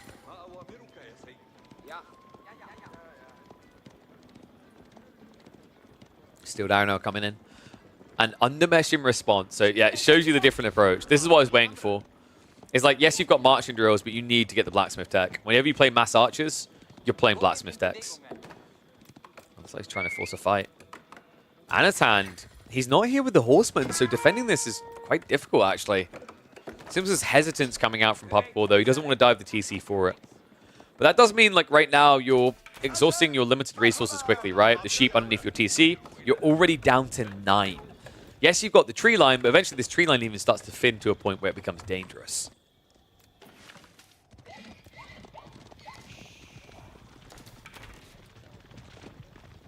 I'm wondering if we're actually going to see Castle before the end of this game. The way this is trending, I think we have a feudal all-in on each side. Anatan doesn't have scalability to his trade, so teching up isn't feasible without costing him the entire game. And for Puppy Paw, you're so deep in the archer hole, I think you're not going to stop at this stage. The Archon is become less beneficial over time as you have to, basically accept that you're going to walk a lot to move out and chop. But overall, you should be fine here. One important optimization, it sounds weird, but this is optimization, is no wheelbarrow. because when you get further away from these lumber camps, if you do have wheelbarrow, you're going to collect way too much wood and the buff's going to run out. So it's basically, do you want to keep the buff or do you want to get better movement speed?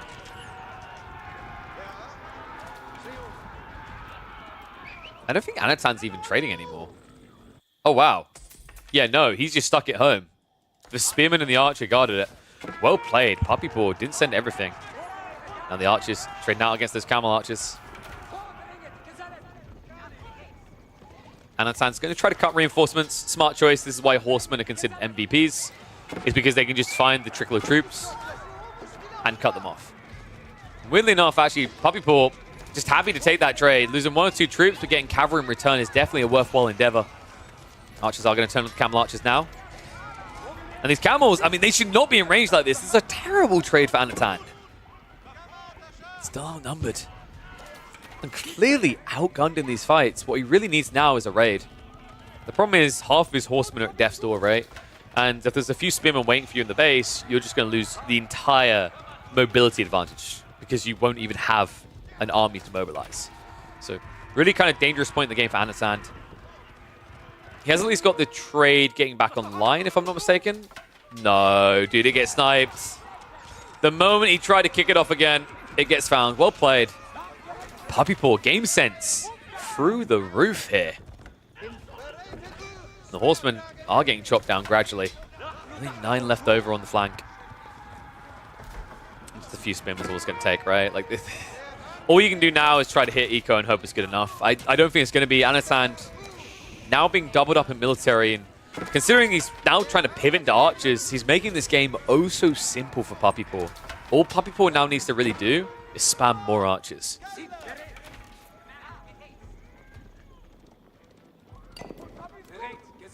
Yes, purple and blue. If you're colorblind, all you need to know is things are dying. Why are these people that are clearly on the same side fighting? It's because there was an argument over who owed who a camel. The Germans were really angry. They thought they deserved the camels. The Avassars disagreed. And that is basically how the Holy Wars happened. That's the sole reason the Crusades occurred. Is that some weird German guy got caught milking someone's camel.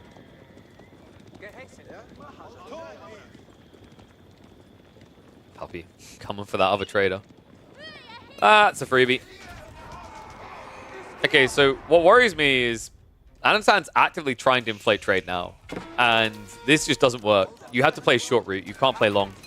You have to accept it for what it is. If you really want the gold that badly, don't be greedy about it. Like, your army is not big enough to contest this. Camel archers go in to try and cut reinforcements, but even this doesn't feel like the best of exchanges. Not when you're about to forfeit your economy, because guess what? Puppy Paw just saw that the backbone of your army is not in your base. So now he gets to hold your base hostage. Yeah, that's the rough issue. Think about the price of that army that's gone for the rotation. That's almost 2,000 resources in army, isn't it, right? Like, he's got 10 of these guys. That's over 2,000, actually. But he sent 9, so he's at the 230 resources each, right? That's well over 2,000, what I'm on about. I don't know why I thought it was a 180. I've watched too many Desert Raiders recently. So over 2,000 resources in army just isn't there. If you look at the army value, this number isn't to be fully trusted, but it's a rough gauge of just how big that commitment was going on the flank. Now the movement for the trade is going to find more than just the trade. Anatan. Well, this would be a great strategy if this was old school HRE, but Anno, these guys build archers. There's nowhere to run, and you can't even hide in here successfully. It's going to force the fight he doesn't want. Archers stand their ground. Anatan has got the surround, but the horsemen are getting no bonus damage in. Spearman count is still decent. Once the horses are cleared, you just commit spears into the camel archers, and that should be enough to clear it, but looks like there are going to be enough archers, at least at the tail end of this, to shut Puppy Paw down. But folks, this is just wave 1. Look at what's now happening. The only reason Puppy Paw doesn't have the advantage here is because he's going for Castle Age. Second row comes in, actually. And this is the spooky point. Like, even after that fight, this isn't exactly what I'd call a stomper. A clear game for Anatan. This army was expensive to lose. Camel Archer count has now gone down to 3. Horseman has been reduced fully. He only has archers, and although he has an advantage here, diving now into the HRE base will give over that advantage. Yeah, that was my worry, man. I mean, like, this is the thing. There's a reason why Puppy is going there. If this was a game where Anatan takes that fight, but these villagers weren't idle for a good 2 minutes, I think you have a solid game on your hands. But instead, what we have here is a situation now where Puppy Paw is going to be an age up. He's still going to have an army to defend. And funnily enough, actually, the answer to winning this game is still just to spam more archers. Damn, that's brutal.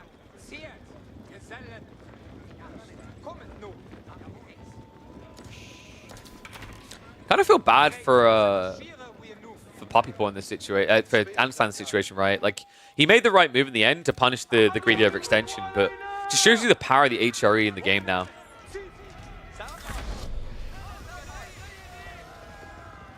Deck up complete. Anatan's only choice is to try and mirror this now, but that feels like a death sentence. You are over 2 minutes away from a tech up now. Gold gathering is slow to get back online. So Puppy Paw could probably have, what, 2 to 3 relics by the time you tech up? Because now, if you want to tech up, you can't field an army in the mid-map, right? Not with the veterancy threat coming through from Puppy Paw. We can see Puppy Paw isn't prioritizing the veterancy.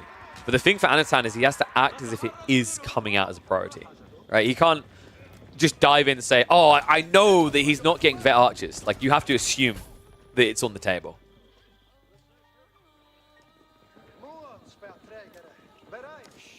Now, if Anatan can somehow survive into his tech up, he has got a very strong point ahead of him with the idea of crossbow archer with military boot camp and composite bows. Like, I think you just run a full ranged army against HRE here.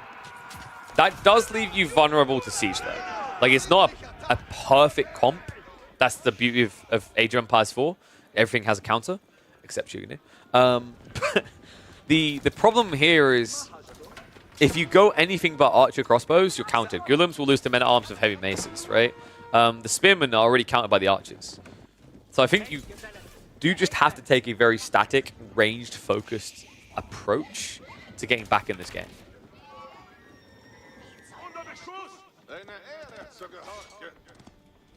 Villagers found out on the pocket berries as well. It's not a good sign. It means Anatan is running out of safe resources. That's info Puppy Paw has now armed himself with. He's heading back for the trade.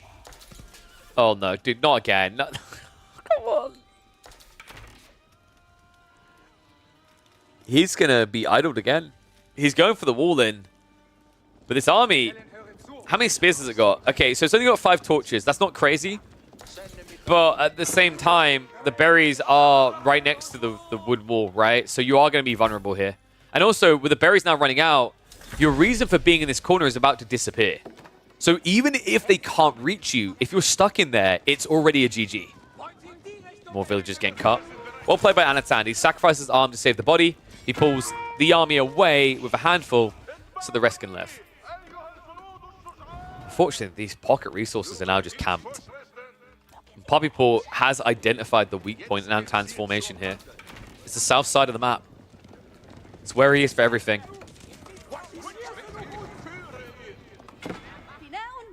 Anatan, literally the only thing you can get down here.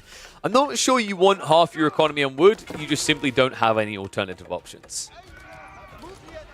A bit of a weird split here. Spearmen going on the north side and archers on the west, but they are going to dive and converge. Camels being sniped down. In fact, this is the worst case situation. Those archers are perfect for taking out the camels. Even the camel riders, they have a lot of raw HP, but no ranged armor to speak of. So the knights survive. The archers are now going to waste a lot of fire into this. And the veterancy only just came through after he's clearly outnumbered. I think it's falling apart at this stage. Puppy Paw, he's going to keep scaling. He's got 13 knights coming, and Anatan's entire army is just archers. You are not the Iabids. You are not the same beasts. This will not be good enough.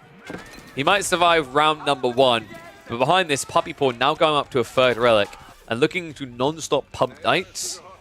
I think it's fair to say that we're going to be saying good night to Anatan. Knights also find their way down here. Yeah, that is... Oh, come on.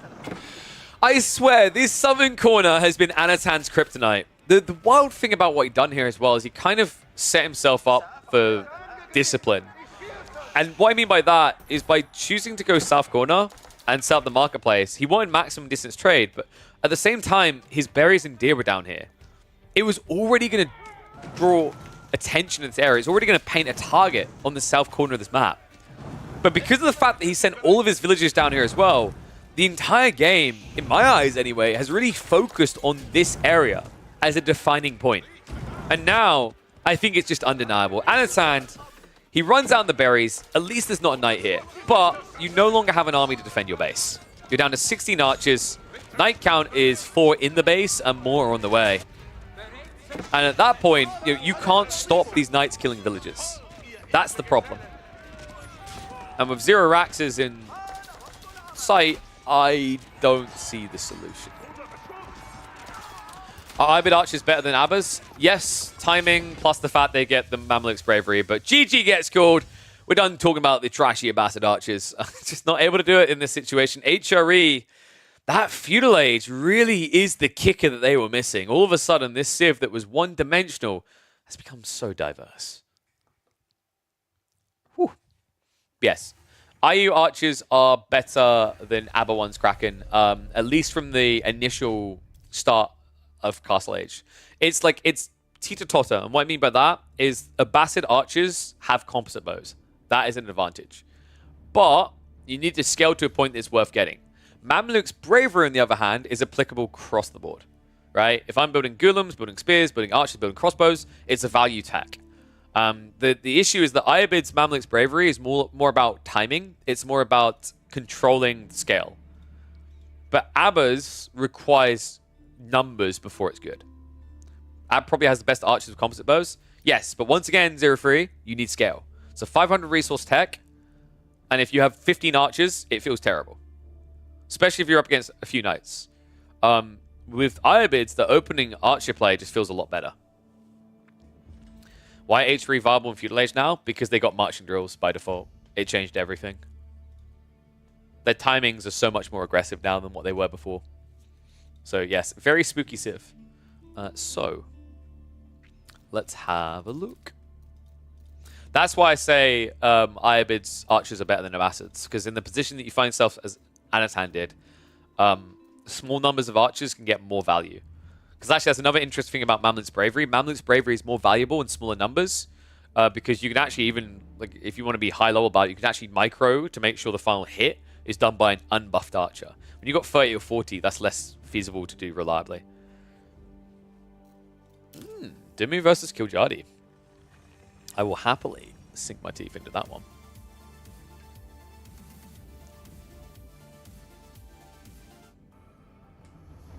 All right. I'll put the music on because I think we've got a 2 or 3 minute wait until the game has caught up, because they're only 2 minutes in, right? Yeah, 3 minutes.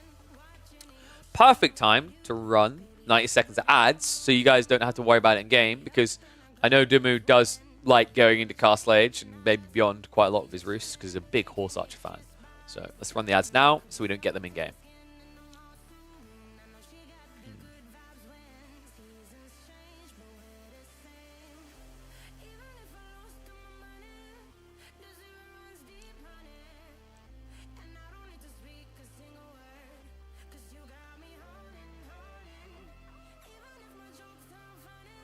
Alright, sorry, I got a bunch of messages to catch up on later after the stream. That can wait until later, though.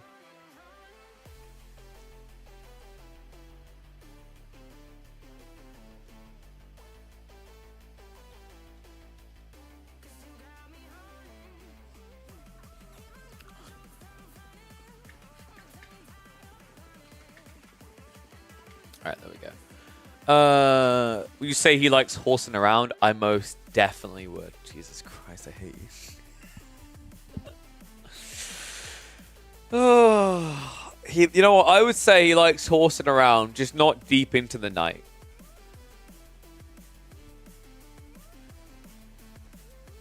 Oh, I can't believe I engaged with that. You really can tell I'm a dad. I'm matured like fine wine, baby. Yeah, the cool thing about that build as well, Faye, is it's like you're just hoofing it out onto the map, right?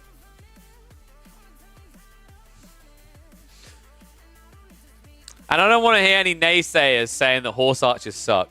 Jesus Christ.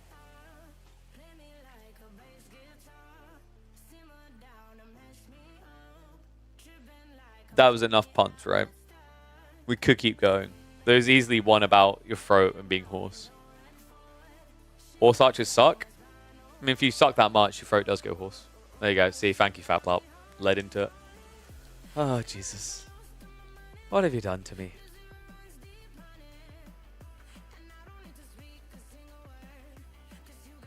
Okay, so... There's a lot of talk right now about how to fix the late game in ME4. I think we just half the amount of wood on a tree. Whoa. Drastic. I mean, it's Dumu. There's a high chance it's going to be horse archers. I think he builds horse archers more than any other player on Roos. Remember the days when Pew Pew ponies were everywhere? Damn. That was some time ago. You don't see that anymore. Everyone just got meta. It was like, oh, Streltsy are better. Yeah, horse archers need some sort of tweak to their Imperial Age, I think. Their only relevant point now is in Castle. I just don't think Castle plays out in a way that's beneficial for it.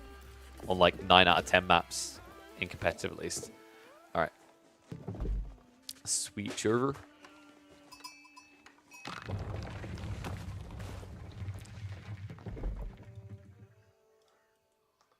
It's Roos, but it's a different kind of Roos because it's Team Liquid's Dumu. That's right. This guy, we were just talking about this in the chat. He builds horse archers more than any other Roos player I know of in 2023 and 2024. So we had to check in when I saw that it was going to be him up against Killjadi on the Byzantines. Because I'm just saying, there's a trade post. And it's not quite horse archers, but there are horse... Oh my God, guys, come on. No. Could you imagine? All right. I know it's not going to happen, but a boy can pray, a boy can hope. If only we could get horse archer on horse archer affairs here. Probably not going to. We're likely going to be looking at the Classico Javelin play right now. But two interesting players to watch, right? I know a lot of people will be familiar with the name Dumu. This guy has a legacy in RTS. Killjadi is looking to build his own, and right now he definitely has a reputation as by far the most aggressive player from Scandinavia, and I would say second most aggressive player in Europe. Nay, second most aggressive player in the world might be a fair title for him right now. So see what you can do with a Civ that actually got buffed on the aggro points in the game. Remember, the Byzantines actually received some noteworthy buffs actually to their early game presence in the timing on their first mercenary contract due to less cost. On top of that, we have also seen Javelins get the absurd, unnecessary, and unintended buff of being able to kill Springles, but that's side detail. I'm sure we won't get to a stage with Roos where Springles come into the picture. Just a reminder for if that does occur, though, because I'm already punting that there's going to be Javelins. It's not as much a punt as it is the correct feeling. There's not really much value in doing longbows here unless you're fully turting. I think Javelins gives you an agency to do things, and Killjadi is the type of player that wants to do things. He wants to attack. Love this opening, by the way. Secondary scout coming out, and Dumu waited for the hunting cabin, which he built even further away so that he could get more gold. But it means that he got his scout slower, right? So overall, if we look at the bounty check here, I don't think he's going to have that much. He shouldn't anyway. 160. Okay, 160 in 2.5 minutes isn't terrible. It's not pogification levels of good, though. And it looks like he's going to get intercepted. That cheeky get Killjadi has now shown up. Now remember, you can no longer animation cancel, or skip rather. So it's a little bit dicey. And wait. Dumu, wait, was that by mistake? Okay, he at least actually catches on, but he missed out on one or two there. Killjadi's trying to mess with him at this stage to try and force you cheeky get. So what's happening here is Killjadi, even if Dumu's looking, sometimes you can just easily misclick when your opponent's standing on top of the deer like that. That was really well played by Killjadi to limit the amount of gold that his opponent got in that area. I think everywhere else has been taken at this stage. Yeah, looks like actually Killjadi did sniff out his back deers straight away. And I don't think we've really got any wolves to speak of here, right? No, it looks like they've mostly been cleared up. I think there's one more being found over here, and then that should be it. So Dumu's what, 230? 235? 250. All right. Perfect. He actually gets the tier 3 bounty. That's really nice. And the other thing's nice about that, between that and the Hunting Cabin placement, that means that he was able to get Wheelbarrow before going for his Feudal Age. Damn right, Crackety. You know me, I love some Killjadi. I didn't even realize he was streaming right now. Big shout out to Killjadi. Love his streams. But this has to be an absolute banger. I mean, like I said, the moment I saw that it was Roos from Dimmu, I was like, this guy plays a different kind of Roos. Everyone else's feels quite similar, but this guy has some wacky builds. So curious to see if he's going to take those pew-pew ponies when we eventually get to Castle. So I've got a very strong feeling that this game will at least get to Castle Age. Stone being gathered already by Dimmu, so we are going to be getting the multi-TC approach. Interesting this, actually. He went onto the trees first, so this is an optimal second TC. Okay, no, it isn't. I thought he's doing this to get it up without needing to build a lumber camp, but I guess that's just not doable. But yeah, a little bit surprised he prioritized the wood instead of the stone, because like I think the thought process here is you get the Kremlin up, you gather the stone, and then because the Kremlin's up, you're getting the influence buff to get more wood. I feel like that has to be the more optimal approach to this. Just a little bit surprised that Dimmu went the other way around about it.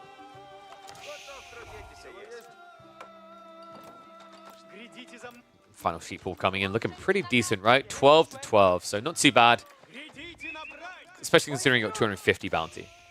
Other side of this, Killjadi, he's going to open with the racks. Limitane are going to be coming out. Makes a lot of sense, right? Like, the threat is that quite often Roost players will just open with the stables to keep you on your toes. And that would definitely make a lot of sense in this matchup, right? Either 2 TCs or stables, depending on whether you want to try and inflate your eco or dent the more efficient Byzantine one. Because remember, level 2 systems will always be coming in around this time, and that means you're going to be getting a 14% gathering speed buff. Merc House now being dropped. We should be looking at Jabs. I 100% think Jabs is the way to go. The alternative would be possibly going into, say, Eastern Contract. I say that with great hesitation, though. Western Contract kind of feels rough. Lombos are decent against Streltsy, sure. But Langsneck just don't really play well into Roost comps, as Roost comps are typically Gunpowder and Cav as you go later in the game, right? And then we won't talk about you trying to mirror Streltsy, right? It's a losing formula because of the nerfs to Streltsy's cost recently. So yeah, Silk Road is just the no-brainer. And of course you have layered elements to this case that's quite nice, is when you get into Castle Age, Camels are a decent thing to have up against Mass Knighting. So it's actually a really, really good contract choice against the Roost. So Technics, no need for the cheeky Pro Scouts players. I think we are going to see a few more players returning to Pro Scouts. Like, the idea of Pro Scouts is pretty cool to try and take all the deer away from the Byzantines, but you wouldn't be able to do the TC straight away because you'd have to actually keep the Byzantine player in his base.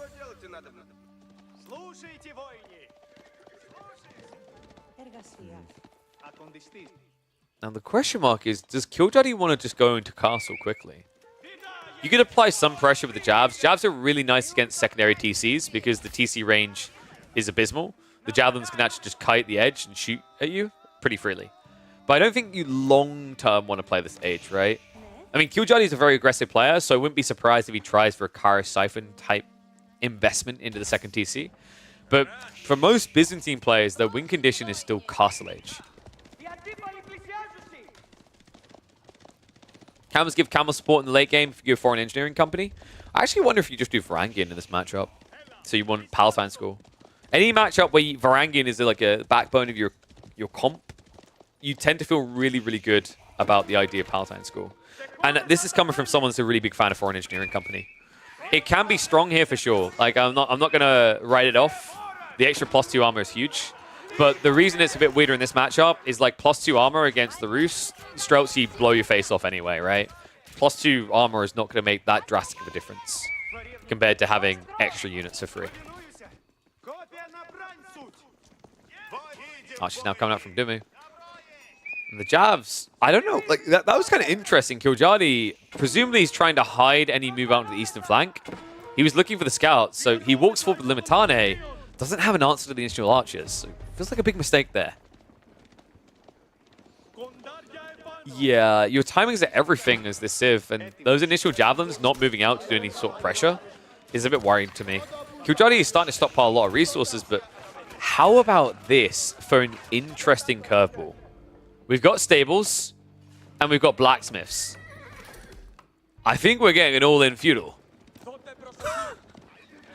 Dumu's army is about as one-dimensional as a catwalk supermodel at this stage. Doesn't really have any bulk to it. It's just archers and not many of them. Second Jav group's already out. Third one is on the way. Just shows you how much more powerful this mercenary timing is now on the Byzantines. Javs have arrived, so villagers are going to be sniped down. Could easily lose all 4 for this. And indeed, he is most definitely going to. So Dumu, not really ahead at this stage when you remember that the Byzantines have got the level 2 system buffing their entire eco. Well, almost the entire eco. And the 20% extra resources in the form of olive oil. Killjoy right now has a better economy. Might not show in some of these areas, but it's the olive oil really is making the difference. The Deer are at least keeping Dumu competitive with this, right?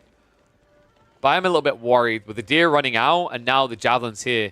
You're going to have to add new unit comps in to break out. You remember when we were like, huh, I really think that we're going to see some Castle Age Horse Archer spam from Dumu. And then he just drops triple archery range and says minus the horse.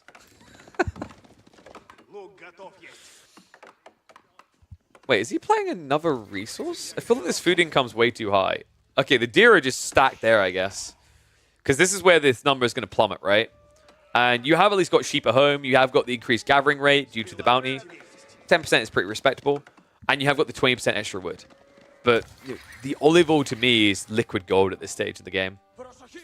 It's the ability to field more units quite freely. And not just any units. Javelins really are a premium feudal age unit. Remember, they're the Malian's crossbow, and you get them in feudal age. Even more so, the other issue is Dumu's army, once again, lacks any sort of versatility. Killjoy? Did he just cancel Exploratores? Yeah. I think that was kind of a fun misclick. Exploratores is nice, but it's a really quick tech to unlock. You can see here it only takes 20 seconds. There's no need to get it before you can use it. Right now, you need to put all resources into fighting the main army. Worry about the leak over effect once you have an advantage.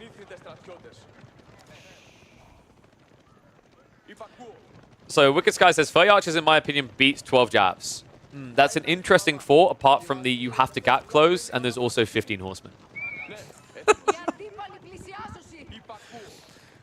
Wicked Skies, are you that guy that, like, you know, turns up at a gang and points to the scrawny guys like, you, I'll fight you.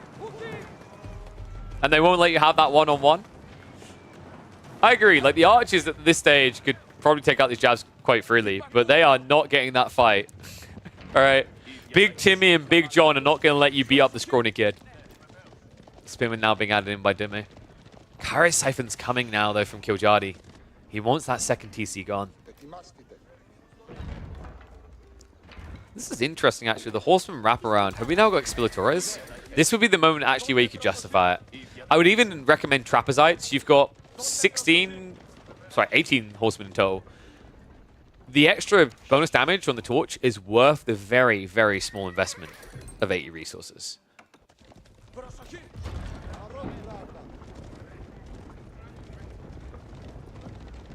Oh wait, this is Dumu's gold spawn? I thought this was just the neutral map's gold spawn. I mean, this is the nature of Gorge, though. This always happens. It's either gold or berries are on the forward. Sometimes, well, it's either gold or it's stone and berries usually on the forward. You very rarely, rather, get the back spawn luck. Triple Kare Siphon in, though. I mean, you can't kill these quick enough. The TC taking way too much damage. Javelins have to back it up. Horsemen are going to commit in now, but the TC's already gone. That's going to be a spread of the lines. Militia have been added in as well. Killjoy needs to be careful, actually. Taking this fight too long is a bad thing. He's already done his damage. The Kare Siphons are expensive, and it feels bad to lose them, sure, but realistically, you've hit your timing. You've hit your objective. The only way you now start to fall behind is if you take unnecessary losses in the retreat. So TC has been removed from the equation. I don't like the way he's A-clicking the Javs on the retreat, because the archers are the thing you need to be targeting here. Killjoy just needs to wait out the militia and then turn for the fight.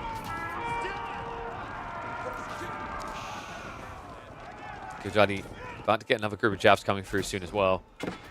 I do think he played that fight a little bit neglectful. Like, you don't need to contest the militia. You could just ran after the Karasaki goes and takes out the TC. But Horseman now wrap around the back, straight towards the archers. Javelins to deal with spears. Kind of comedial, but actually works quite well here, considering there's not enough spears left over. The Horseman at the tail end, though, gets shredded by the archers. It's now basically a Jab versus Archer fight. A 2v1, actually, in this situation. The Archer count about double that of the Javs. Production is on the side of Kiljadi, but economy is not anymore. I actually think Dumu's got him. This was interesting, man. The triple archer range spam build. You know, a lot of Civs would have had issues with this, but you got to think that this is a Civ that has an archer advantage. We saw this with the Delhi the other day versus Voldemar. It's similar here. You don't get an attack speed advantage, but you get 20% more wood. That adds up very quickly in these situations. Dumu is going to have to retreat away now, but with the movement speed as it is, there's no way the Javelins will be able to gap close.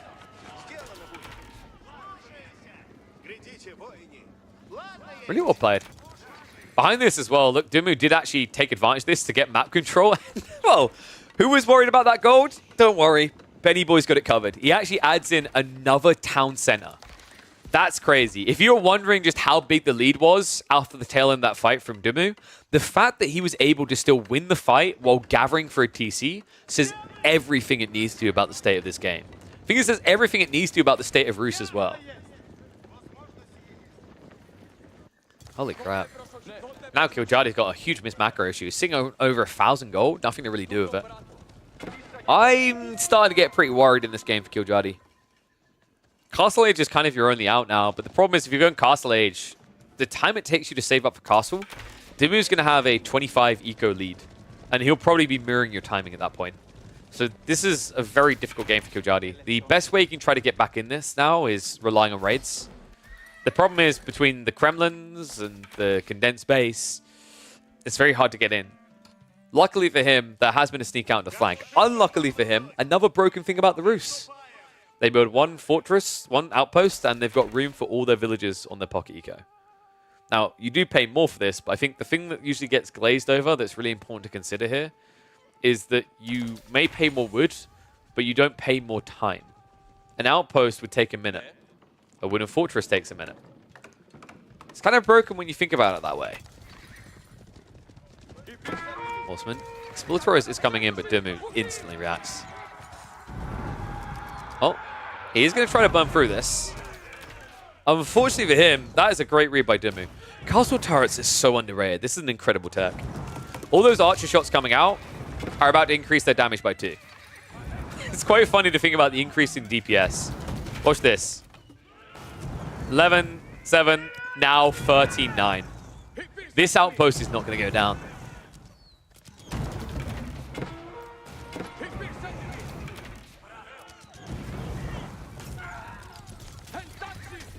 Yeah, outpost is going to be set on fire, but it's just irrelevant. It's not going to die in time. Spin would guarantee that. So, an expensive loss for Kiljadi. Now the lead just continues to build for Dumu. Dumu, who has arrived in the farms.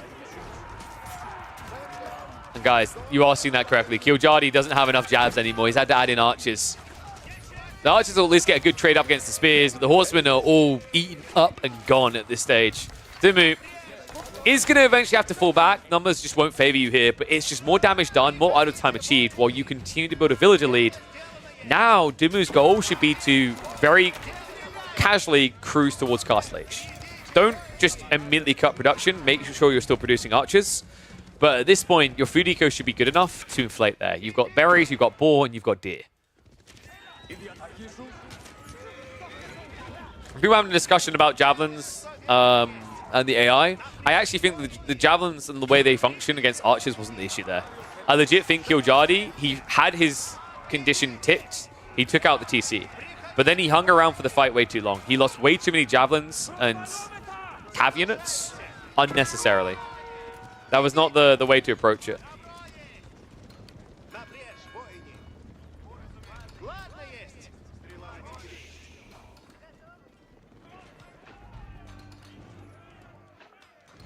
Faye says that wasn't really micro error, it was just composition. Yes. But like the thing is, in that fight, you get the TC, you get out. No amount of micro is going to turn a fight against that many archers. And what I feel I'm trying to be that guy is like being fair to both people. It wasn't an outright micro issue. It was a composition issue combined with the micro problem being he chose to actually take the fight.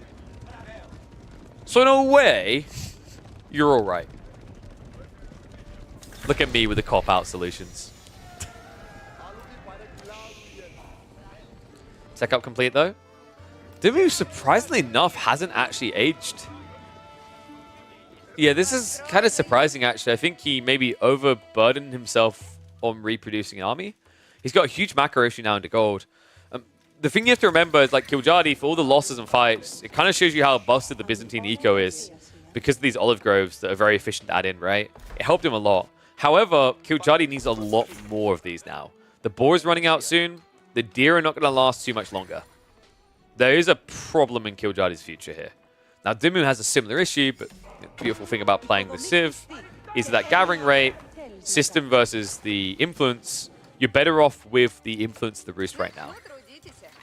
High trade house now on the way on what little remains the tree line. Probably would have liked this a little bit sooner from Dimmu. He would have got a lot more trees out of it, but this will still be acceptable. Raid on the flanks. Spiltaurus has been taken, so Killjadi, this is payday. Woohoo! Show him the money. Veteran Horseman hit pretty damn hard, but Textiles, a good choice by Dimmu. This reduces some of the damage. Second Wooden Fortress now coming up. Tech up complete. Now, keep in mind, Dimmu is going to take a little while to get those upgrades through. You can't use Dialecticus to increase the research speed. You need to wait a minute. That's a lot of potential ground here. So Killjadi, what does he do with it? He goes in with the Chirosiphons. Something that can break the second TC for the second time. Still a bloody big lead to overcome. 20 eco at this stage. Relics are going to make up for that, though. Killjadi already getting those monks on the move. Cataphracts also being added in is very intriguing to me. Makes sense, actually. He's got Archer's Javelins, so the only thing that can really kill him quickly is Mangonels. Cataphracts are a great answer to Mangos. Dive now coming in. Horseman in the charge. Archers dive in, and they immediately get intercepted by the militia, so the Horsemen aren't being counted right now. Finally, the Spearmen are going to arrive. Behind this, the Chirosiphon is slowly knocking down the town center. Killjadi may have slightly overextended here. Underestimated the power of the TC, underestimated the power of the militia pool there. So has to pull away. But remember, this is impressive by Dimmu. This is all before the archer upgrade even came in. This fight should have been impossible for him. Somehow, someway, Dimmu finds a way to hold on his own base.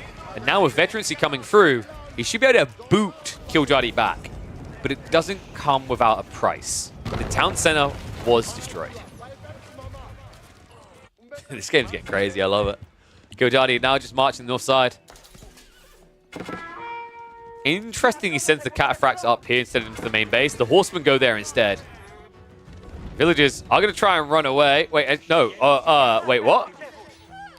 Dimmu, he doesn't realize yet. He'll finally pull back to the Wooden Fortress, but some more eco losses up here. Now it just needs to be a hit and run. Killjadi is outnumbered right now, so you can't hang around for the rest of this fight. Dimmu is now switching up in a men-at-arms. What concerns me greatly is the fact that it's not just a few Cataphracts. Killjadi's building more Cataphracts.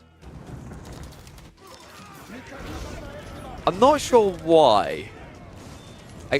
Like, maybe his thought process is I can raid this game out, but it's Gremlins. Gremlins can spawn out and ruin your day every day of the week. I guess you can just trample past them, so it's not the end of the world, and you are incredibly tanky. I ponder why you would ever choose Cataphract over Varangian right now. I mean, Varangian would decimate this army. Sure, there's crossbows on the way, but Varangian plus Javelins feels like an unbeatable comp right now. Weird that Killjadi is just completely forgoing it, though.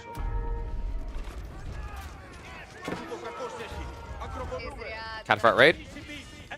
That's at least the one value point I could give and praise these Caddis for. They are going to be on the economy and not easy to resolve, even with 1 or 2 militia pools. Chirosiphon is now going to move in for the Wooden Fortress. The base dive shouldn't really kill Killjadi here, but it might kill some of his economy. See a dive behind the TC. Cataphracts on the other side continue to do damage. It looks like the raid has almost been cleared up, but damage most definitely done. Dimmu now less than 20 villages ahead. And when you remember that over time these system levels are coming in and the relics are being added in, you could actually make a fair argument that Killjadi economically is pulling ahead. The high trade house might be the one X factor. It was a bloody good one with 173 gold. But outside that, everything else seems to be going the way of Killjadi. Double Mango now on the way. These come out very quickly if you have the system in range, which... Oh, come on. Does he really not? On the very edge. Unfortunately, it's only going to be one Mango in time to deal with these archers. And there are actually 4 men at arms here, so very dangerous. He's going to have to run though. Oof. Luckily, it was only the one Mango. 2 would have killed him. Alright, one's if we're going to Imperial Age. Because I'm getting this funny feeling that in the next 2 to 3 minutes, any minute now, we're going to start seeing walls built. And everyone's just going to nod their head and say, let's go Imperial Age. It's starting to reek of one of those games.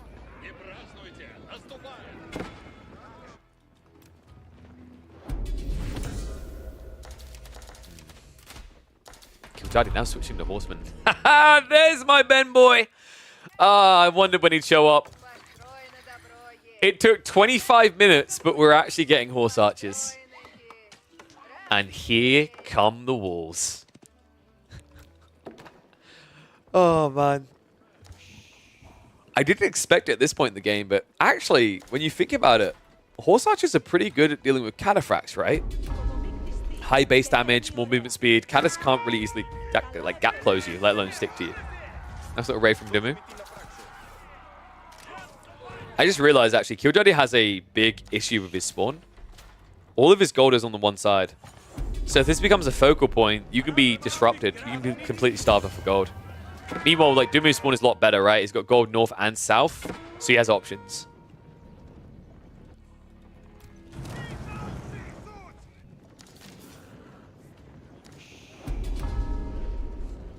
Now the question becomes, who's favored in Imperial Age? We kind of glazed over this a little bit earlier. The Byzantines are actually pretty good in this matchup in Imperial Age, with the idea that you can play into mass javelins to try and like whittle away at the Streltsy, and then you can play into Varangian to try and break the front line. It gets a bit dicey from an from population efficiency point though, in that if Rus reach critical mass with Streltsy, javelins aren't going to win that. Javelins overall will just do less damage, even with all their bonus damage considered when fully upgraded. So that is a worrisome detail, and we are heading there. Dimmu, he's pulled the trigger. High Armory is now on the way. And completely out of position. Killjadi seems to have misread the situation here. He has to stand his ground, and he's not going to like it. Brilliant dodge, Dimmu. Immediately knows where he's being targeted, pulls away just in time. And it's going to be a leak around now. Saint's Blessing coming in to make this all that much quicker. Mangonel is going to be taken down. Killjadi is going to lose his front army. And there's raids already on the way to the back as well. I mean, dude, this actually might be GG. Killjadi, his military is now smaller. He's about to be an age behind. He's behind on the economy. I gave a lot of praise to the idea of systems and these relics, but even those have their limitations, and Age 4 will be that limitation.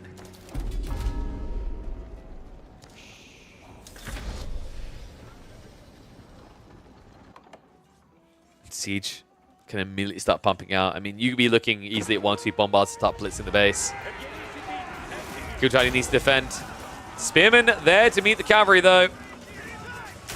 I don't feel like this is the absolute stomp you need. Dimmu is going to have to retreat, but he's got plenty still to defend with. Killjadi needs to find eco damage. Aging up probably kills him here. At least, unless he's able to do something substantial to the villager difference. Because if you just back away now, like the reality is you're going to allow the Streltsy mass to scale up to 15 or 20, right?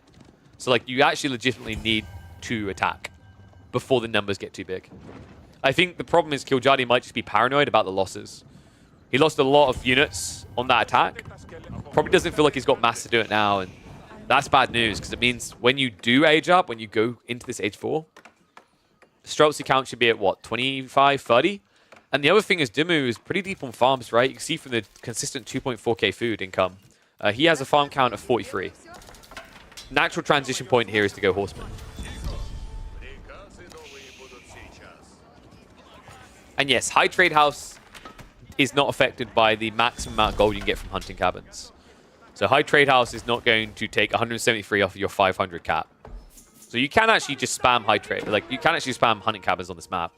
It's actually a very good map for Roost for that reason. There's just so many small tree lines that you can take advantage of. Now, Dimmu hasn't opted to do that. Has got plenty of gold still to work with. And in fairness, until this point, I'd say his comp didn't really require much gold. Now that it's on Streltsy, it might be worth considering.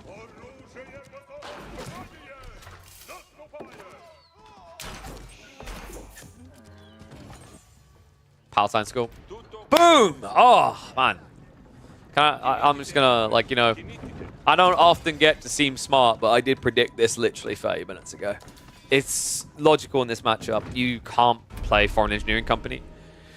The reason is that the Siege serves no purpose due to the fact that you're up against the Shuttered Triggers plus Banded Arms Springalds. You'll always lose in Siege.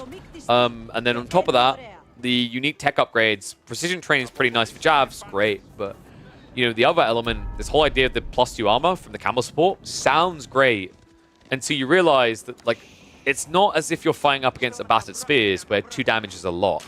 Percentage-wise, 2 damage being negated off of a 35 damage unit almost feels irrelevant.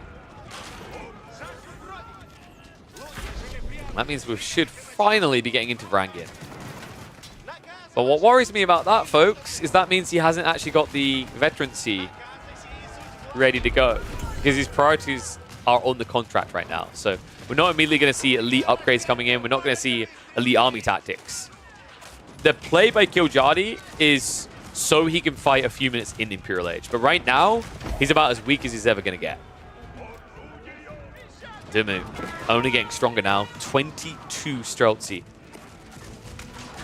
The Mangonel Towers are going to at least be a nuisance. That'll slow him down a bit.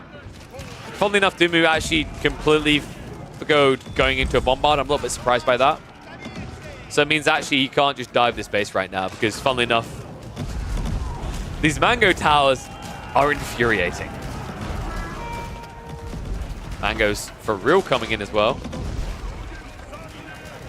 Farms are starting to get blitzed though. And Killjadi, well, that is... What? He's building Horsemen. I'm wondering if now he just doesn't feel like he can go Varangian, and the logic is Limitane makes a lot more sense, right? Like, you're actually reducing a lot of this Streltsy damage that way. And also, it's pretty nice against what presumably would be a Horseman follow-up. But that Horseman follow-up's not coming. So, like, right now, Killjadi doesn't actually have a unit comp that makes sense for Palatine School. That continues in. Springalds, we had to trade out. A little bit of overkill there.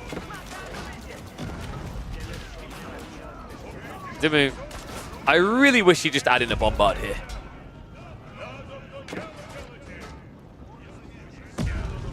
Yeah, agreed, Faye. Well, the thing I was saying about the Palatine School, what may make sense for the Roost matchup, is that for this matchup, like Varangian or Limitane makes a lot of sense, right? We already mentioned that the idea of the Camel support isn't that great against Streltsy, but the idea of actually getting the extra Varangians or just getting into your Limitane with Shield Wall against Streltsy is decent. There you go. It's going to be Varangian. Yeah, he should just sell the Olive Wall at this stage. It's something that's very easy to forget unless it's part of your strategy. Like, we've seen some people do fast castle builds by selling Olive Wall. At this stage, like, even at the 70 gold, it's probably worth it. Because you're flowing 3,000 Olive Wall. Like, you know, either build 1 million mercenary houses or sell it.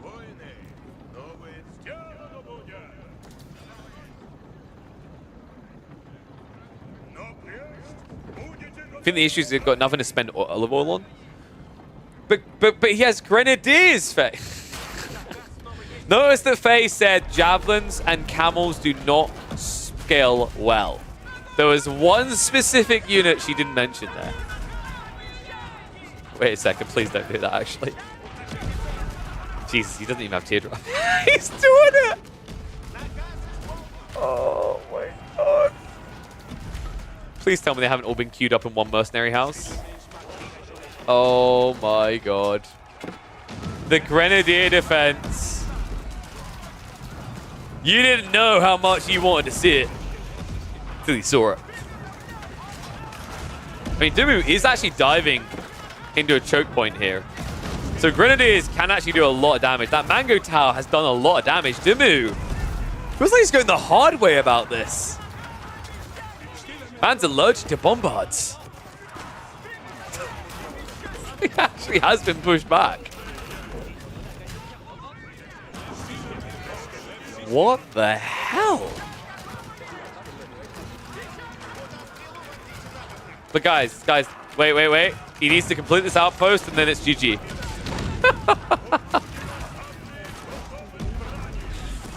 Oh wait, guys, no, it's fine, guys. He's got another Mango Tower over here. All right, we chill. Killjadi's about to turn this into an hour-long game. Dumu, still allergic to bombards. And now he's being pushed out. I mean, like, militarily, these numbers are deceptive. Killjadi has everything here. Dumu does not. He's got half his troops missing from this fight. Obviously, numbers are getting fairly dented. Frangin. Oh, he sprung that perfectly. As soon as the lines get thin, he brings in the angry boys. Second wave of troops is going to arrive for Dumu. Sacred sites have now been locked in. At least Killjadi's finally spending the olive oil. I don't think it was worth it, but anyway. Yeah, I'm not going to hear anyone defend Grenadiers. They suck. I know someone's going to be like, oh, he won that fight because of Grenadier. No, he didn't. He won that fight because of Javelins and Mangonel Towers.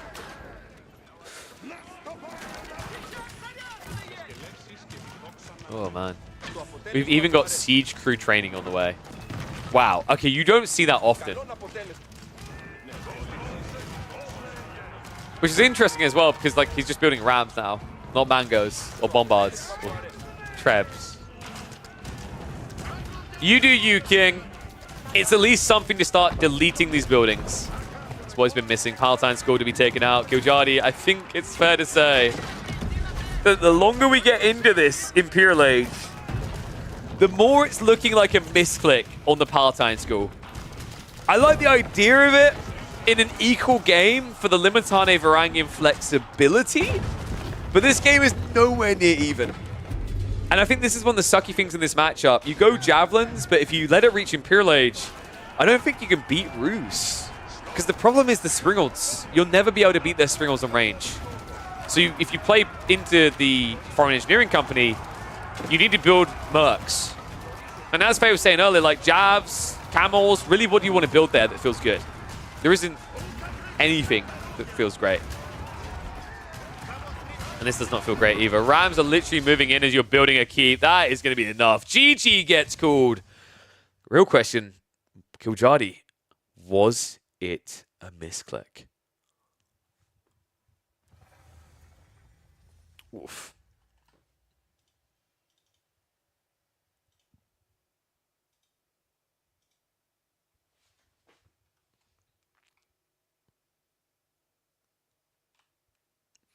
Wondering, is that like Byzantine's hardest matchup in Imperial? Maybe. It's one of the hardest, I'd say.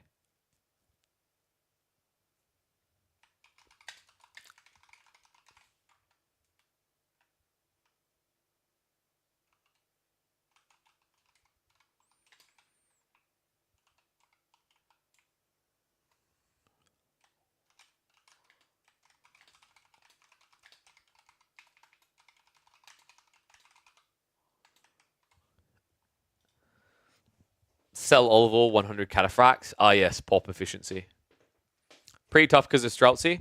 Yeah, and like, well, the thing is, you go Javs because you have to go Javs against Rus in early ages. But like, realistically, if you think the game's going to go Imperial Age, you should be going Western Contract. And that's not because you build Streltsy yourself; it's because you build Longbows with Volley. You still play Foreign Engineering Company.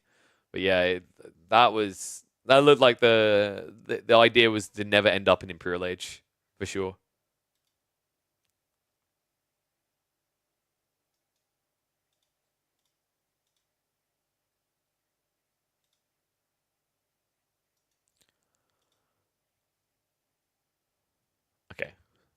Sorry, just checking messages.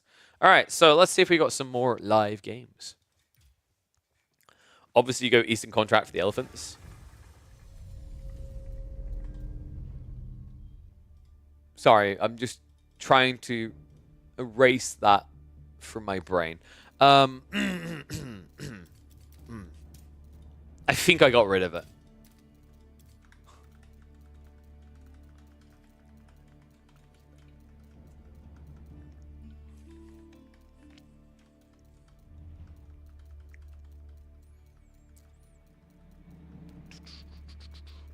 What else we got?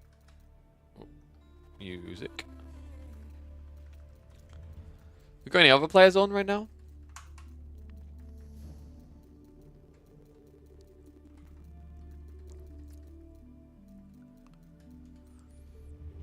Is it ranking guard enough to handle Streltsy if they have equal upgrades? If you can reach them.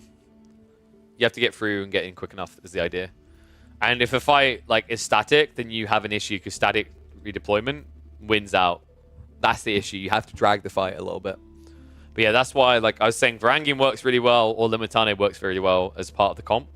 Whereas you can't play Siege. So Foreign Engineering Company kind of sucks.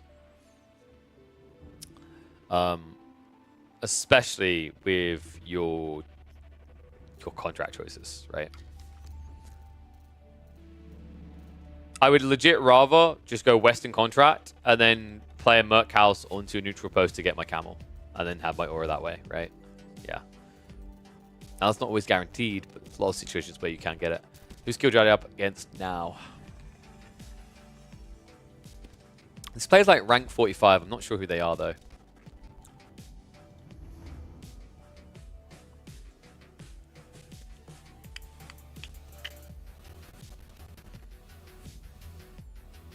Does anyone know who this guy is, actually?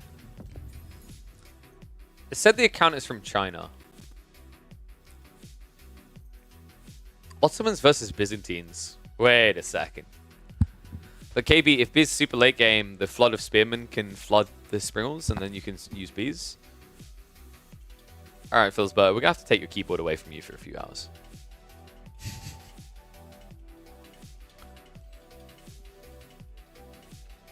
Rangers supply causes them to stay behind horsemen. Hell yeah. Nah, dude, the real play is to go Hippodrome, Mangudai. Hippodrome, Mangudai, dude. Still waiting for someone else to do that. It's taking too long. Hippodrome, Mangudai is your best friend, trust me. Alright, let's quickly check if there's any other games going on.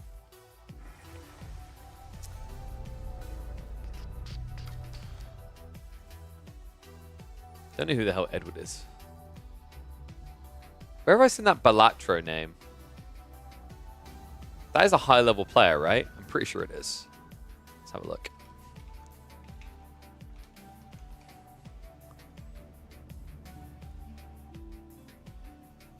Oh, it's State.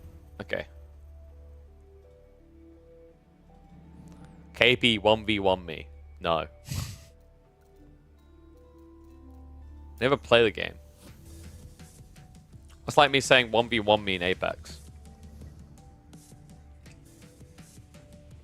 Ah, of course, State. Back at his team games.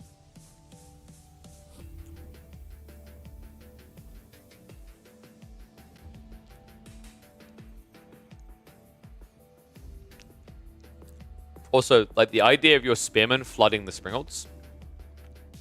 The problem is, if I've got 30 Streltsy in front of it, and you try to flood my Springolds, that means you're not shield walling. That means you are getting flocked.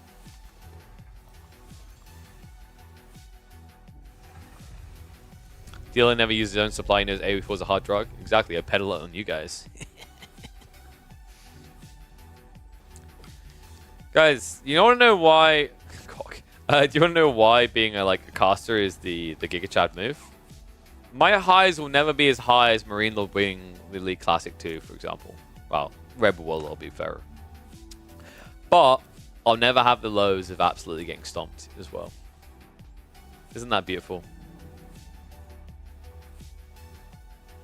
The way I usually describe it is no matter the outcome of a game, I'm always winning. Unless I'm watching in the English mirror. Or in a Bassett mirror. quite a few mirrors, yeah. I think we go for Killjadi. Actually, do you guys want more Killjadi, or do you want... I think we had some Anantand. I think we had some Crackety.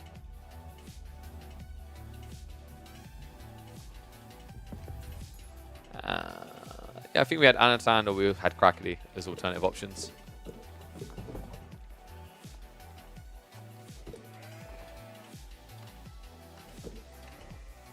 You just fat shame me and call me a house? Any Voldemort losses to watch? Oh. Fuck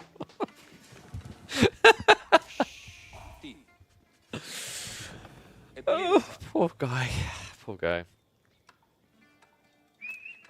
Alright, time to watch Killjadi lose to this unknown person because he picked the Ottomans. So A, he deserves it, and B, what is this crap tier Sif? Welcome back, one and all. We are, of course, going to be on Lipany. Not EGC Lipany, so instead it's a scam. We've got these ridiculous cliff size which favor Pink. Pink is no pushover, by the way. I saw this name. They are in the top 50. In fact, Killjadi, at the time of recording, is ranked 8th with 2,054 elo. Pretty wild. On the other side of this, his opponent on the Byzantines here is... God, why is AoE4 World so slow on the load today? They are sitting in 26th. 41 games played. They were ranked 113th in Season 6. They are from Germany. I think this might be Avali, but I'm not certain. So we will just call them Pink. And Pink is a big fan of ponies. Pink and ponies. Totally on board with this. Hippodrome against Ottomans is a very interesting choice, actually. Considering the Civ on the other side, Pink, you know they have guns, right? Guns are really good at killing Cav.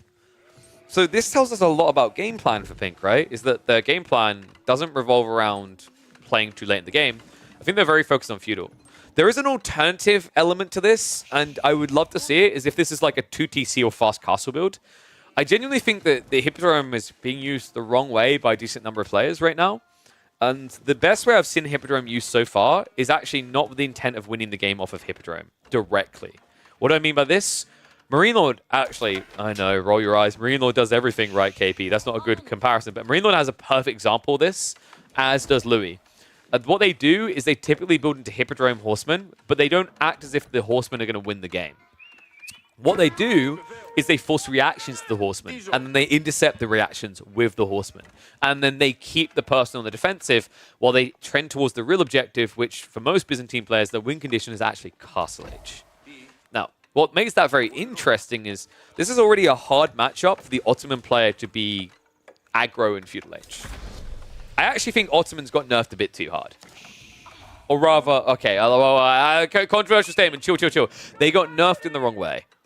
I think some of the nerfs were appropriate, but it would be fair to say that Ottomans' Feudal Age is now absolute trash tier. I feel like they just can't win unless they outplay. It's very difficult to now match practically any other like Civ in the feudal timing. There are maybe a few exceptions where people were boomy or greedy, but the thing that's kind of interesting is with like Ottomans being heavily focused on late game now, and the meta revolving heavily around feudal and early castle, it's fair to say that Ottomans has gone from an S tier pick down to C tier pick. And agreed, Crackety. That's what I wanted to get towards. Nerfs on Janissaries and Great Bombards make a lot of sense, because here's the stupid part. They have actually rebalanced Ottomans to a point where they're not very good. But in the games where they will appear, the games where they get 30, 40 minutes in, they're still going to feel like an unbeatable beast because of that passive production from the insane, great, amazingly powerful level 4 landmark, the Istanbul Observatory, as well as the Great Bombards that they get over time. It's too strong. And did he make a mistake by not gathering berries? No, not necessarily. I think like it's fine to not rush this, especially if, for example, you want Fast Castle. Because here's the thing. If you wanted Fast Castle, gathering from berries is worse than just gathering from sheep. The reason why berries are always better is because you get olive oil as well. But if that's not the real goal for Killjadi here, then it doesn't really make much sense. In fact, it looks like his real goal is that 2TC we talked about. Oh, you look at that. referencing Marine Lord strategies may have been correct. Because Pink is getting into a few horsemen here. He's actually getting a few spearmen. That's going to be really important because of the timing on going for the second TC. I imagine we'll be looking at a TC at the backside here, which is a jackpot, actually, because the system can get to level 3, and it won't be a long distance to connect it in. So overall, very nice spawn for Pink to take advantage of.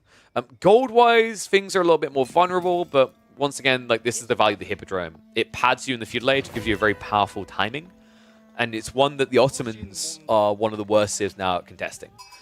The reason isn't just, I think a lot of people focused on the passive production nerf for the Ottomans. That actually was a minor detail, in my opinion. I don't think that's the one that kind of killed them.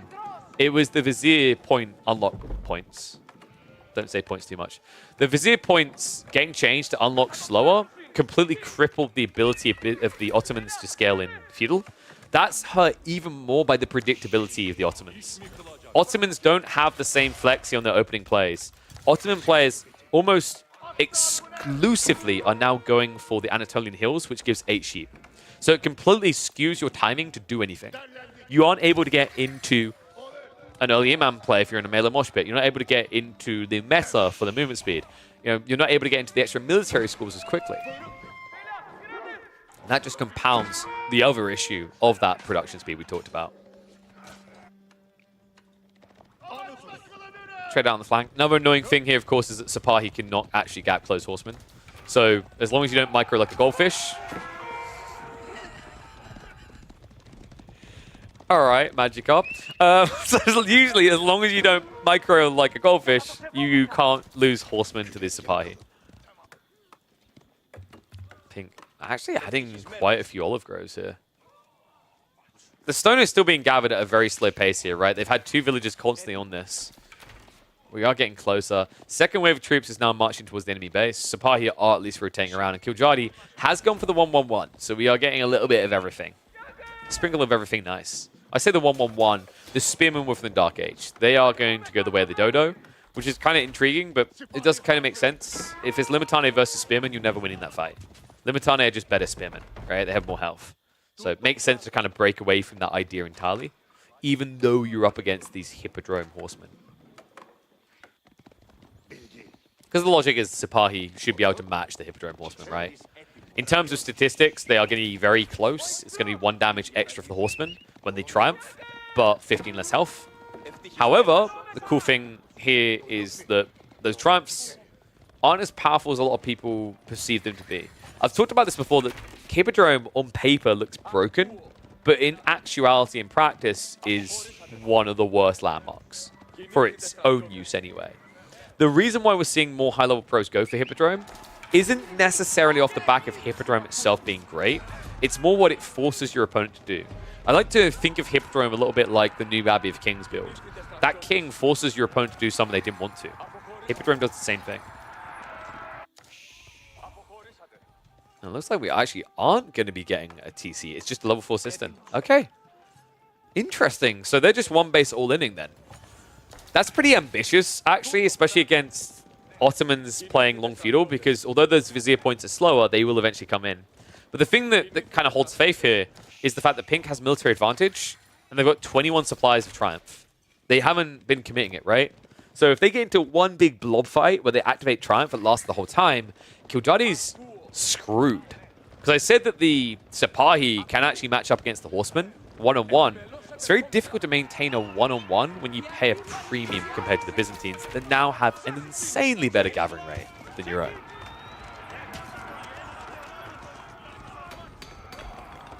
Horseman getting buffed. Crackly, I'm sorry, I think you're in the wrong Age of Empires game. That won't be happening here, but thank you for playing. Spy in the meantime, wrap around the back.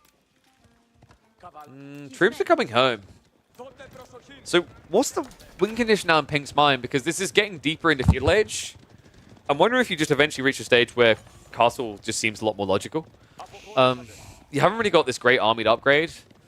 The Olival also hasn't really been committed into anything, right? Yeah, Merc House is now only coming down. So I imagine you add in Keshiks here, right? Just that one big GG fight. Javelins don't necessarily feel needed here. Longbows could be kind of a safe option that gives you some flexi. I actually really rate the Western Contract against Ottomans as you go later in the game. Lanzknecht are super effective up against like Sipahi massing and these men-at-arms opening. Sometimes Ottomans do it Castle Age beginning.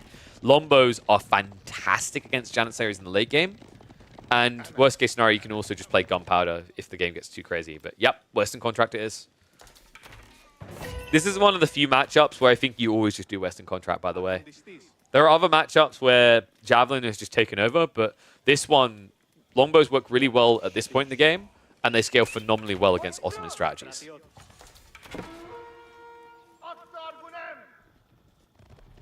Oh, sorry, Crackety. I should probably clarify, to spread it into the blob. I'm not saying literally build only Lanzknecht, but as an extra layer when you spam Varangian into Sipahi, it's pretty damn effective, right? You are correct, though, in that like this second wave will be out of range stabby-stabby. But like I think the number one, the be-all, end-all, is the Lombos. The Lombos are the absolute jackpot. Like if you think about practically everything the Ottomans do, and do well, Lombos are a decent answer to.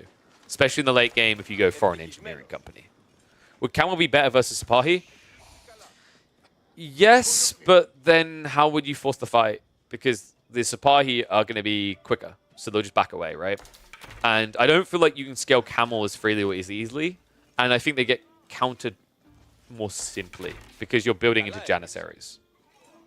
It's like it's genuinely the whole logic is if you can choose one of these contracts to add in, what one doesn't get countered? Lanzknecht might not be absolute destroyers, but they don't get countered directly by anything clearly. Lombos absolutely destroy the backline of Ottomans.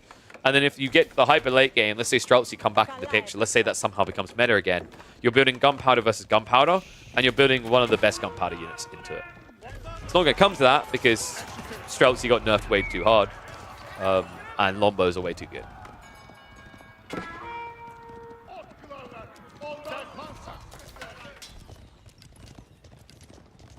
Things moving. There's a lot of horsemen here, and I think no Exploratores yet. Yeah, a little bit surprised by this. I think you're at a point where it might be worth it. You could probably get one good raid in, stab him down, but the paranoia for Pink is if he throws away any troops, then Killjadi gets the lead and he pushes it, right? Those Zweihanders get countered by archers. Once again, like the logic is if you're in the late game as Byzantines, you're probably adding in either Limitane or Varangian. That's really good because Varangian will be able to kind of chunk on the front line for you while the Lance come in on delay. Or here's an even spicier strategy for you. Limitane teardrop shields.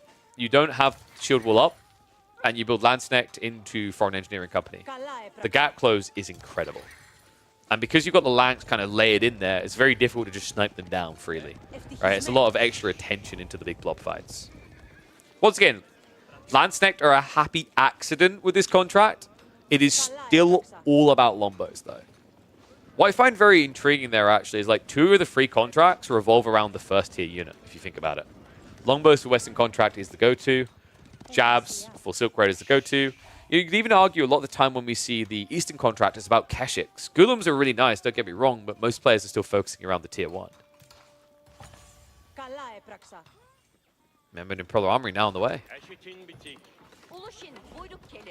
I feel like Pink is playing a bit too defensive at this stage. I mean, we can see the tech up, right? But like game sense-wise, Pink, he's got the Wolves coming up. He's conceded so much control over this game. I think he saw the Sipahi mass as it is and kind of freaked out a little bit. And now, as a result, like your only play is to mirror the Castle Age, right? Like you can't come out and play at this stage. Simply won't be quick enough.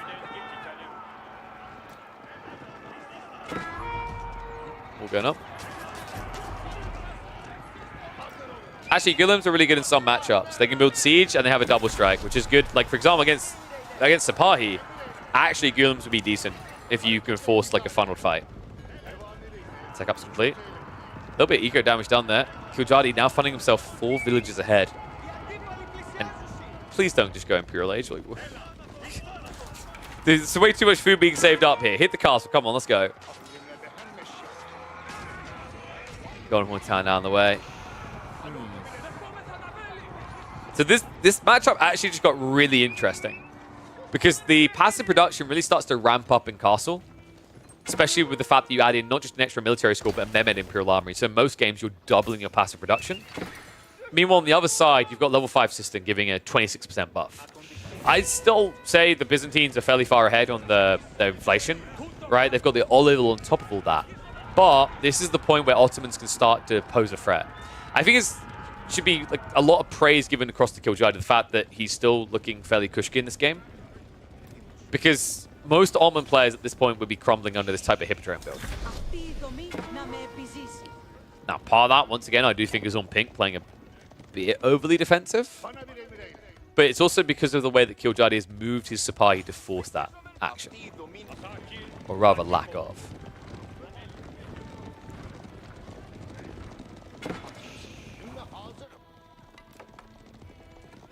It's almost complete. I have many questions about this Golden Horn Tower location. It's like you just wanted to erect a giant middle finger in Kil'jaedi's face. Because this Golden Horn Tower is now just going to get killed. What? Oh, she's in the choke point. I mean, you have to activate Triumph soon. You've only got 10 left. Sipahi actually used the Fortitude. That feels like a miss micro by Kil'jaedi. Lots of Sipahi going down. Archers at least going to stand their ground, but there's no doubt in my mind you are not breaking this base with this charge in. Kil'jaedi may have wanted to throw away the army to a certain extent, but now you don't really have much to defend yourself with. And Pink, that shield wall definitely done the business.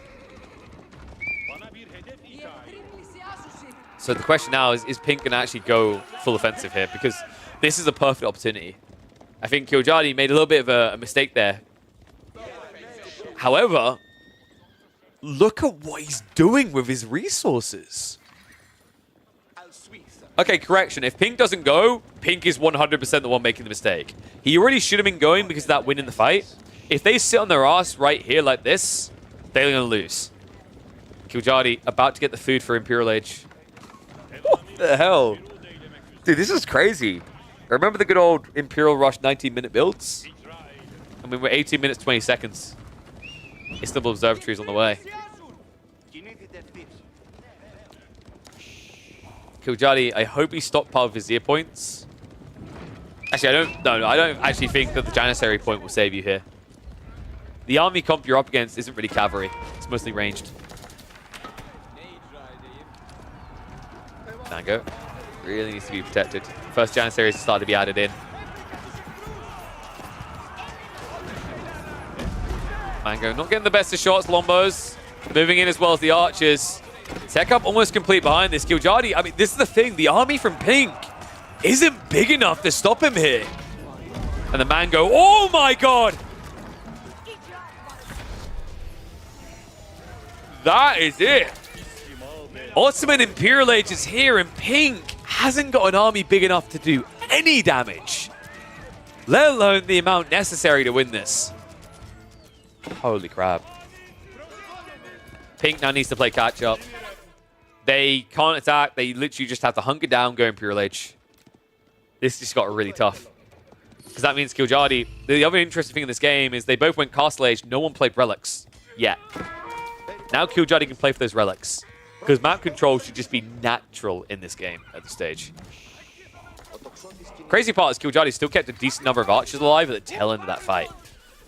So he can actually just march out and clean up this rabble that's left over. Very British of me to use the word rabble, wasn't it?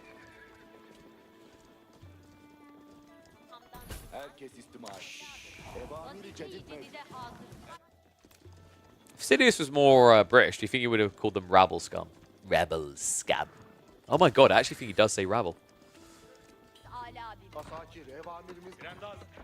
Alright, so, win condition now for Pink. We mentioned that actually Imperial Age Byzantines is pretty decent against Ottomans.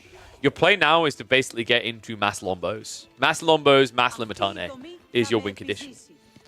And the asterisk next to it of don't wait too long or this will happen is, does Kil'jaedi have 6 Great Bombards? If yes, go next.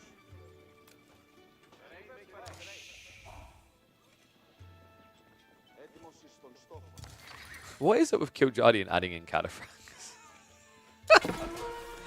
Okay, I actually do like cataphracts. I truly do believe people are just misusing them still. Cataphracts are not a main unit, they're a support unit. And they really do come into full support mode when you reach Imperial Age due to Numeri. Numeri's vulnerability is quite intriguing, but the other support element that makes cataphracts pretty cool is that they are a great way of sniping siege. And you're going to be up against Ottoman Great Bombard Siege, right? So like this is a reasonable way of trying to address that.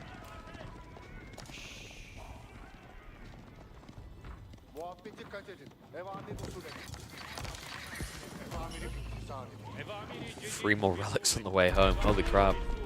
Trench guns coming in as well. I know it's Janissary guns, but let's be honest, guys. Are the names you could have went for Janissary guns or trench guns? Trench guns sounds a lot better, right? Yeah. Guys, he's actively pumping Lansk. Where is the... What? But you... Okay, so I said Lansk is a nice layering to the cake. He's just going full melee mosh pit, man. It's Varangian plus Lanzknecht. That is brave. You got a very thin window to hit them because you should have been going Imperial Age. Pink doesn't want it to go that late. They don't like their odds. So what they've now done is they've put themselves on the clock. And the issue I take with this is even if you get a decent fight with, say, the cavalry here, which, by the way, like the Lanzknecht on their own aren't going to beat the cavalry. They need the Limitani for that. The bigger issue I'm going to see here is by the time you clear up this cab, by the time you come out your base, Janissary Mass is going to be, what, 30, 35? Then you just die. Burn down. You cheeky git. Kiljadi barely loses anything for it, gets rid of the Golden Horn task. That's less free units being added in for Pink. First Great Bombard finally being queued up. Pre-delayed, but like remember we're 23 minutes into the game, you're adding a lot of extra units in, you're trying to go for relics, you don't really have insane amounts of resources to just throw actively producing a lot of Great Bombards. And you wouldn't want to anyway. Your army is so small that you wouldn't be able to perform a line to protect it. Remember what I said about like Hippodrome isn't really the focus point when you do Hippodrome? It's kind of showing here, isn't it? 3 horsemen, 3 cataphracts. This has always been the weird thing about Hippodrome. Hippodrome just doesn't feel like it's got any good scalability into the late game. Unless you do something funky like playing neutral posts and getting, say, Magadai or something like that. Sure, Magad out. Good wallop. Oh, he went for the back line. He went for the crossbows instead. Janissaries are actually clearing up the cataphracts. But now the surround. Lanzknecht getting in as well. Uh-oh. Kiljadi, you need more mass. The archers, the Janissaries, they're gone. Oh my god. Pink. No, I'm not going to say it was the Lions, but the Varangian, holy crap, they slap. Are you kidding me right now? I cannot believe this, man. I cannot believe he just done that. Mass Varangian, eat your heart out. Actually, no, your Vikings, eat your enemy's heart out. Now, there was a raid coming in. As Crackney just pointed out, that's exactly why this got allowed to happen, is actually, right now, Pink has to end the game. It's going for the landmarks. Troops are retreating, though. Torches are out. I just don't think you've got enough juice to get this through this quick enough. Eco count lead is building for Kiljadi. I mean, his arms and legs gone, but the torso remains. Rest of the melee mosh pit is going to come over to clean up the army. We're talking about, what, like 40 units in the base? More trickling in. Oh my god, dude. We've got a landmark race here. Only on one side, though. Kiljadi needs to cut reinforcements. Nice to Sipahi come in. TC. Half HP. This is going to be difficult. He's still going to get through all the landmarks. The Madrissa, the Mehmed Imperial Armory, and the Mehmed Imperial Armory just churned out a gift. Great bombard to the face. And by the time he reacts to it, second one's going to wallop him in the face again. That's it. That has to be it. There's no way. The Varangian aren't even clearing this up quick enough. Great Bombard gets a third shot out before dying. Knights arrive home to mop up what little is left.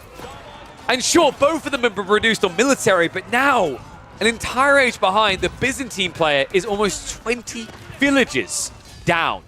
And GG gets called. What a crazy game. Pink refuses to accept Imperial Age as their destiny. Instead, accepts defeat at the hands of the nerfed Ottomans. Okay, that was a cool ending. I'm just gonna puff the pipe and say told you so. I think it should have been Imperial there for Pink. I'm a little bit surprised they didn't play into Imperial. The timing to go castle was way too late. Like, they got a really good fight with the Lancenet because the Janissaries are unguarded with the Varangian as well. But yeah, credit to Crackety pointed out, like, all the villages were being assaulted, right? There was a raid coming on the other side. I think that felt like a little bit of a misread by Pink. But credit to Giljati. Don't feel like Ottomans is that easy of a civ to get a win with right now. I think Pink could have potentially ended that game very early, actually. A little bit of reluctance. I think if you want to play reluctant like that, where you're more turtley, which is what the Byzantines gradually done over time, then 2TC would have made a lot more sense.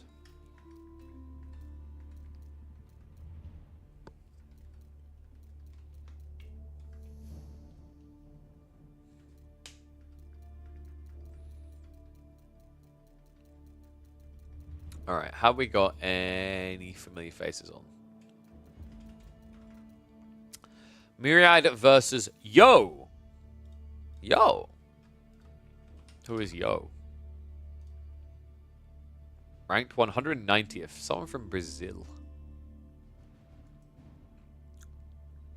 Do you guys want Myriad versus Yo? Or do you want... You got Myriad versus Anatand. And we've got Crackety versus Ronnie Pickering. Crackety, do you know who the person with the chess piece name is from Austria? Is that Gully?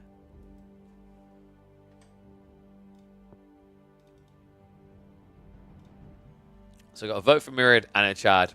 Got a vote for Crackety. What to do?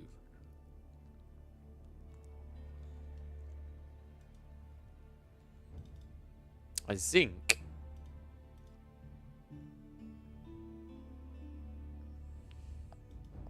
we probably do both. Let's do the Crackety versus Ronnie Pickering game. Yeah, let's check that out. Oh. Oh, whoopsie. Just realized. Don't want to spoil it for you guys.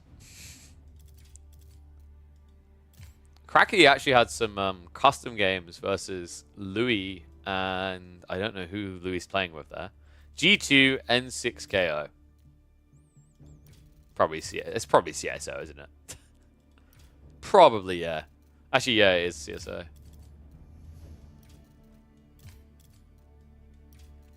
Okay, so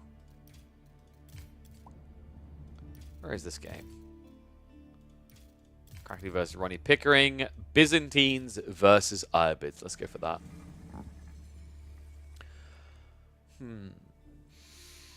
How long have I got until food? Probably about 30 minutes. Do we come back and do more stream afterwards? I'll think about it. Horsemen are so weak. Whoa, whoa, whoa, whoa, whoa. How dare you say that about my horsemen? That's just rude. I mean, they're weak if you don't do something with them.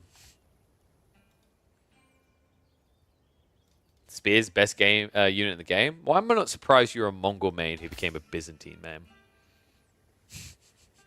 I think that says everything it needs to.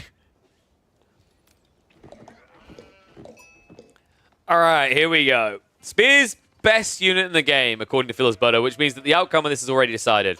Iobid spears are trash. Byzantine spears are the best. Crackety wins. Alright, thank you for coming to my TED Talk. I'll see you guys in the next casted game. Alright, let's see it out. We've got Crackety on his Byzantines going up against Ronnie Pickering on the Iobids. I believe this is actually Zertin's account. The Ronnie Pickering account is 2104 elo. Sorry, they're down to 2,000 elo.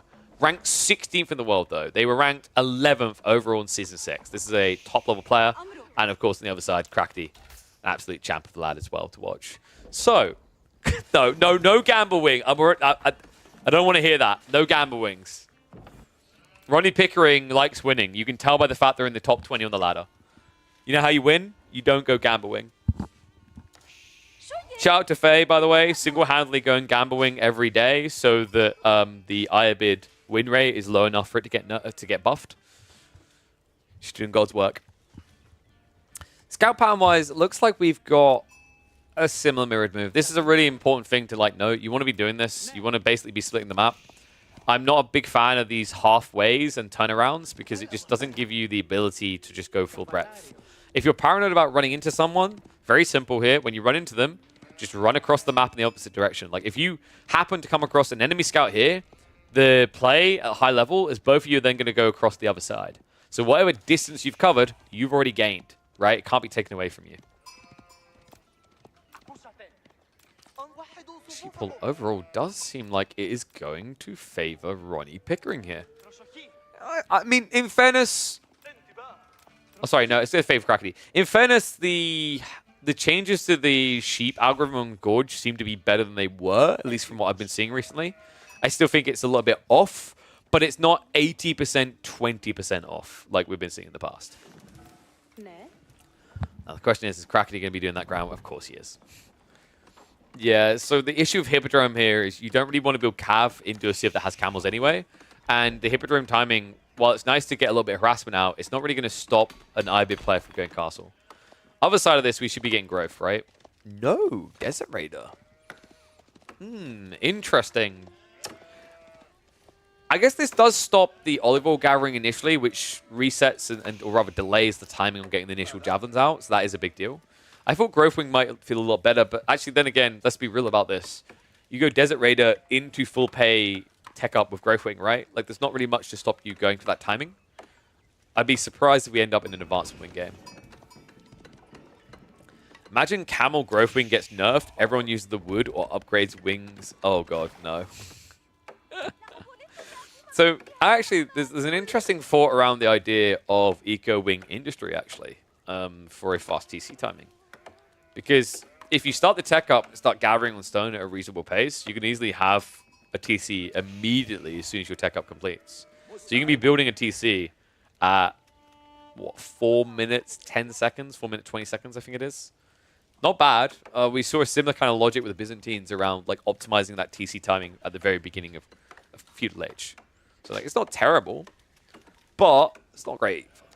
The more interesting idea I saw around using the industry woodwing before was I remember in close testing when I played against a player and they kept outposting with the wood. So they'd outpost their gold, then they'd outpost their berries, and then you couldn't raid anything with like French or whatever. But overall, yeah, if there's a play for Industry Wing, it's never going to be in Feudal Age, in my opinion. It's going to be in Castle Age. That's maybe the one area you could justify it. So, tech up's complete. Krakty, this matchup, I feel like you're going to go for javelins. Western doesn't really have much value. You don't want to be building longbows into lancers. You don't want to be building lancenecked into golems. But the javelins are incredible against the archers that you know the IBID player is going to be building into, because about 60 to 70% of IBID builds at least involve archers at some point in the game. Actually, I'd wager it's higher than that. I'd say it's 80 to 90% of IBID builds involve archers at some point. At least in recent patches. We don't count the original days when you didn't need archers because you had the skirmishes. Love this outpost as well. Just guards on the goal quite nicely. This is a very smart detail by Krakty, by the way. Deserves praise. Notice that he left a gap between the gold and the outpost. That's intentional because the Desert Raiders don't have enough range. So the Desert Raiders will always be in range to the outpost, now on the berries or on the gold. A little bit risky once you get out to these two berries, but the rest is protected. He could have done this a little bit wider across, but the reason why Krakty didn't is because without Wheelbarrow, it takes a very long time to walk to the tower. Well, thanks, Joro. I don't know if my game knowledge is that good. I just have a shameful amount of hours on Age of Empires 4. I think I'm at almost 1,900 hours in-game. a little bit silly. Limitane now coming out. So Crackety actually did spot the Horseman, appropriate reaction, and also scales really nicely because now that the Ibeards are committed into Horsemen with stables, they're going to be following up with Camel Lancers logically. This is where you can actually get very baity if you're Ibeards in this situation, is that when you eventually go for that Castle Age, you can actually go Golems instead. And all of a sudden, Crackety's entire comp doesn't work. Like, the Javelins are going to struggle against Golems. The Limitane are going to get disintegrated by Golems. Hours playing or casting? Those are hours casting. And the 1900 hours casting AoE 4 is only what I've cast on my own channel streaming. That doesn't calculate for the hours I've spent casting on EGC TV. That doesn't calculate for the hours I've spent casting on Red Bull or all those things. So yeah. I've put quite a lot of hours in Age of Empires 4. Don't think anyone can question my dedication to the cause at this point.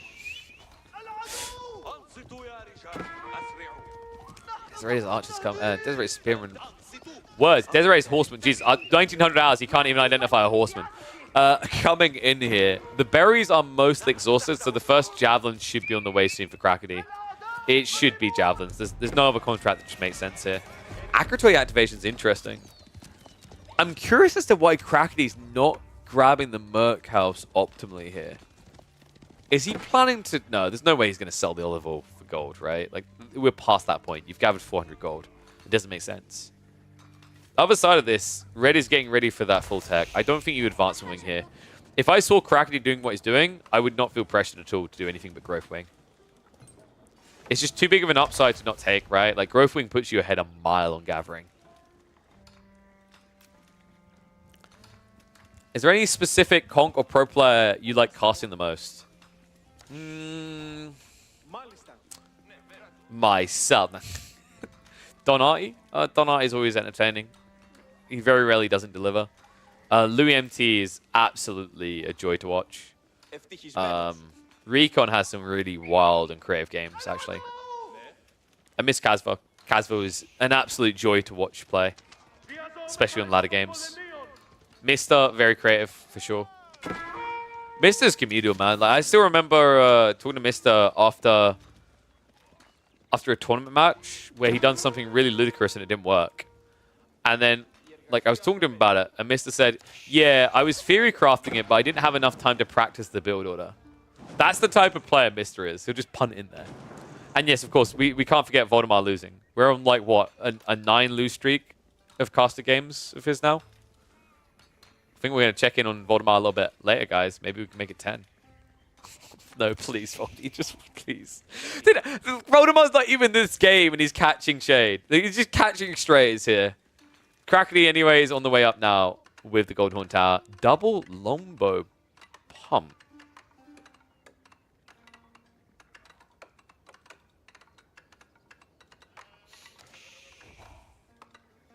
I'm trying to figure out what the thought process is here for Crackety, because Lombos into Ibeard's Castle Age isn't really going to do anything. You know, Golems or Lancers is just going to be the first layer. Lombos aren't going to solve for that. So I guess like this is Crackety basically saying he's not coming out of his base. Javelins have higher base damage though, so they'd be better at denting these armored units. But Longbows are better at sitting in your base. That does worry me though. That's the worst thing you can do against Ibeards is to camp.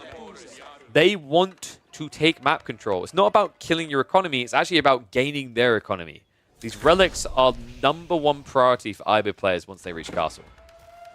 A little bit of an intriguing choice here by Crackety, who by the way is also now going towards those relics. First monk being produced.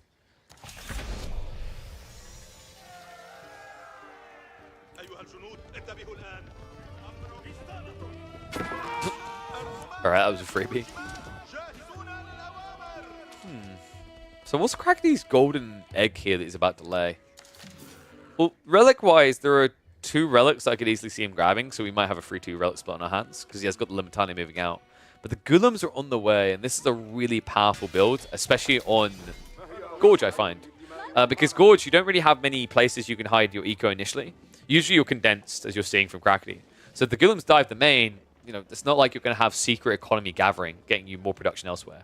It's very easy, I think, on this map for Iabids, almost more than any other map, bar some like Cliffside, to just end the game with a good Golem push.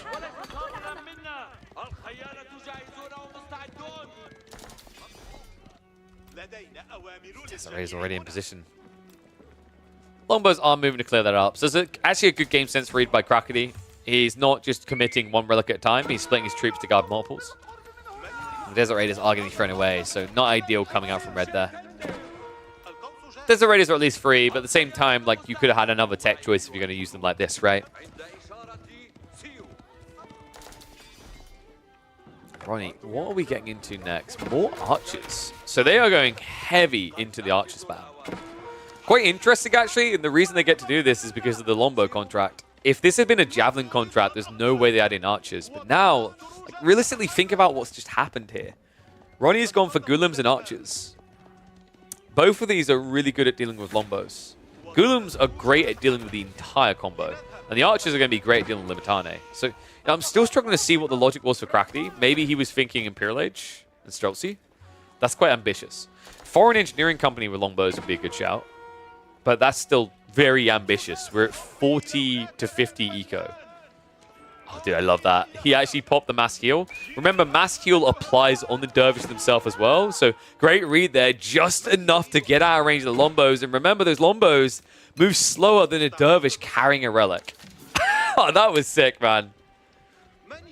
No, wait. Okay, that's less sick. Oops.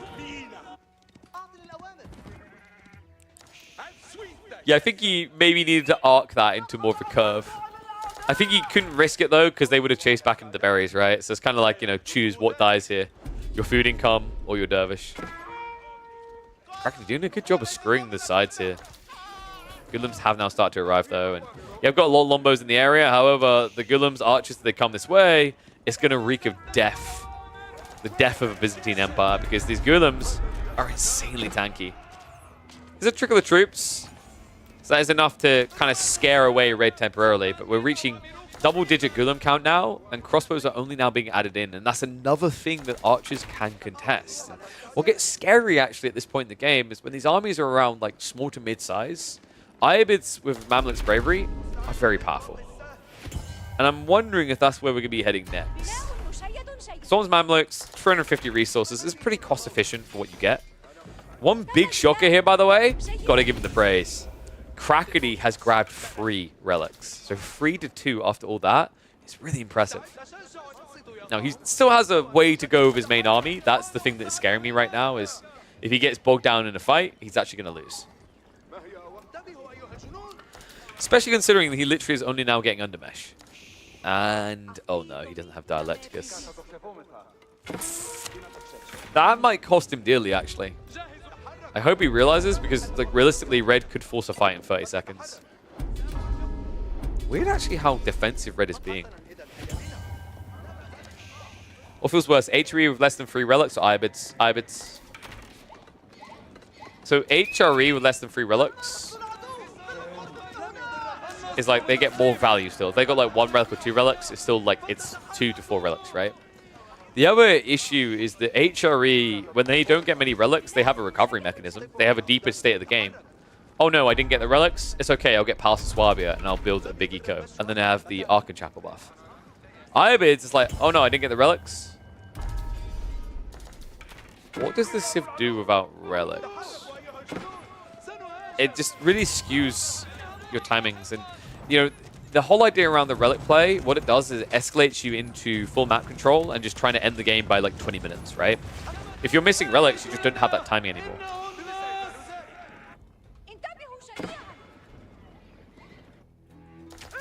It's also the other element you have to consider is like Iabids look very dominant with this timing in matchups where they take map control and their opponent wants relics.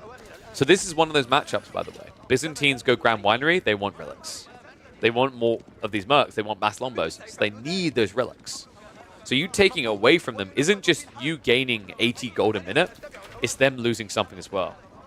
That's why you see in a lot of HRE matchups, people prioritize going for the relics, even if they're on a Civ that normally wouldn't. Like if you played a Basses in the HRE and you go to Castle ahead of the HRE, you probably just immediately drop a Temple. and build imams.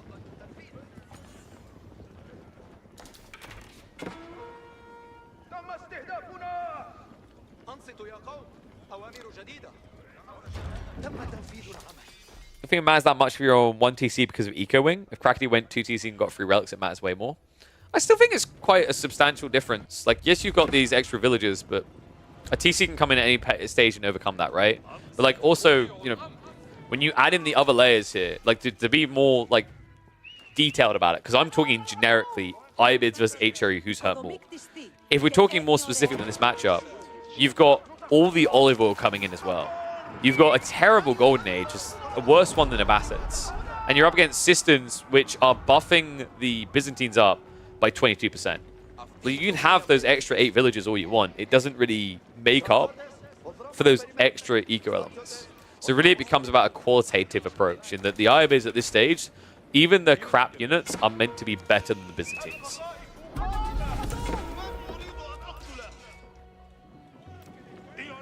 I do think that right now Ronnie has an issue with the direct fight not looking like it's going to be pretty. Varangian are pretty decent even against the Golems, as long as you get the teardrop shields. Although I don't think he has that. No. There's no teardrop shields at all. And the Mangonels are getting good hits here. Crackety committing into a choke point may be a mistake. Lanceneck at least aren't being priority targeted down, but the Mangonel getting a lot of damage done. And Red, just enough Golems to still hold the choke point. Archer backline behind this is going to be able to hold. And I think Crackety may have misread the situation here. Realistically, he has defender's advantage. That Manjanique has been allowed to exist for far too long. So I'm going to lose it. Men-at-Arms are just busy A-clicking onto it, and that means the rest of the army is going to get cleared up. Wow. And Manjanique dies in the end, but the price paid is most definitely high. Longbow count has been reduced down to a handful on the front side, just 18 up here. Archer count is at 22.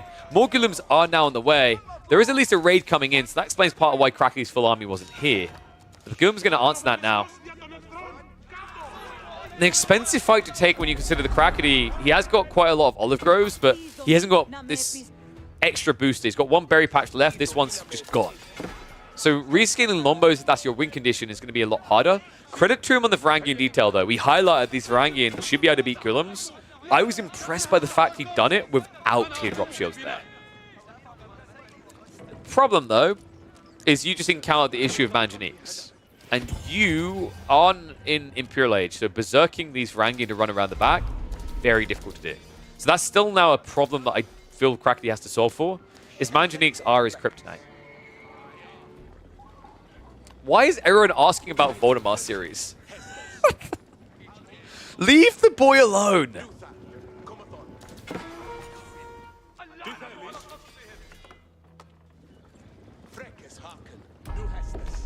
Crackety, is he going for TC? Or is this just a casual keep drop? I mean, what are you keep dropping here, necessarily? I really like the idea of Crackety just getting a second TC now to inflate eco. But I guess instead he's going to try to push into end. Farms are coming in. He has scouted that out. So Crackety's like thought process here is, okay, he's only just started his farm transition. He can't be that deep. But that's an expensive investment that I've already made. And I've got a better profit out of it, right? I paid less per farm, and I got extra resources. So I'm a lot better off at this state point of the game. Oh. Ambitious Varangian. And we now have that problem we talked about. You have no anti-siege. This is a humongous edge for the Ibids in these choke point fights. Credit to Crackety, he's at least getting some Raidens on the flank side. But his issue is he can't break through the center now until he solves for the siege.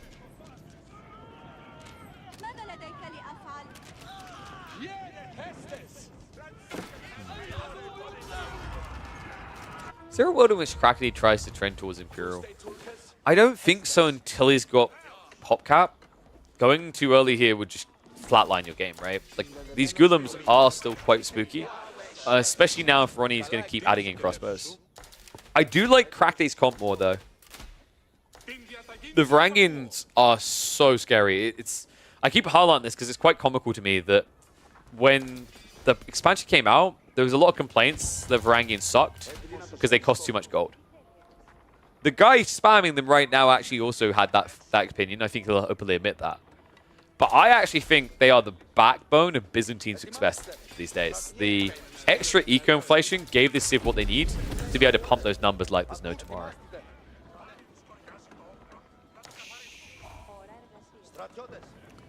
We have got that Siege Workshop I was vying for. That's a lot of Manganiques though, Jesus Christ. Wait, what? Okay, there is no way you see Manganiques in the last fight and your first instinct, Crackety, is to build a Mangonel. Are you kidding me? That's so greedy. And so unnecessary, actually. I feel like the only way you lose these fights is if you don't address the Mangos. The other reason why dealing with the Manganiques is really important here, it's not just because of half his army being Lombos. Varangian have less health than Gulums. So Manganiques are actually decent at clearing these guys up as well. Like, it takes less shots from a Mango to kill Varangian than it does to kill Men-at-Arms.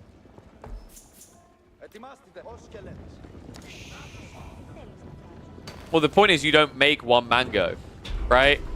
You can either spend 600 resources or 500. He had enough for double Mango. He almost had enough for triple Springald. And you have increased production, remember, with the Conscriptio. So that would be the point there, Craig, is that you can actually build these Springalds in 11 seconds, which he's now doing. Second TC behind this now. Oh, and we do not see an extra TC yet for Crackety. I really expected him to do this much sooner, actually. I mean, militarily, he's huge. He's bloated, right? He's approaching pop. So Crackety, probably the best thing you do is try to take a fight while you've got numbers, and then maybe even sneak a TC behind this. I hope he realizes what's happening on the other side, because typically when IB players don't feel like they can end the game at the start of Castle Age, they will transition to multi-TC.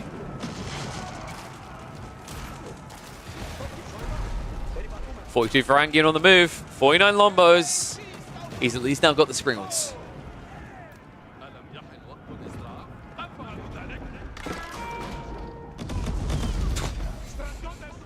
Well, there were some Landsnet there. There's going to be a little bit of sneaking, not a main commitment coming from Crackety.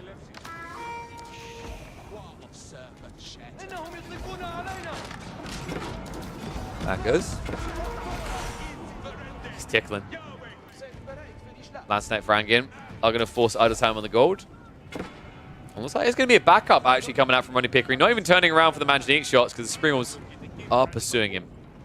Yeah, remember, Springals have more range than Mangos, so you just can't turn around. You have to keep retreat. It's like that little Vanguard force at least getting cleared up, but makes way for Crackety's second wave. I love the fact he's adding a Landsnet into these dives. One Landsnet, if it finds a clustered tree line, GG. And in fact, it's fine in the farms again. So here we go. Stabs in the backside. And Ronnie going for the main engagement now. I think he realizes that if he plays this slow, he's just going to get overwhelmed by these little raids. The best approach is just commit in, full divide.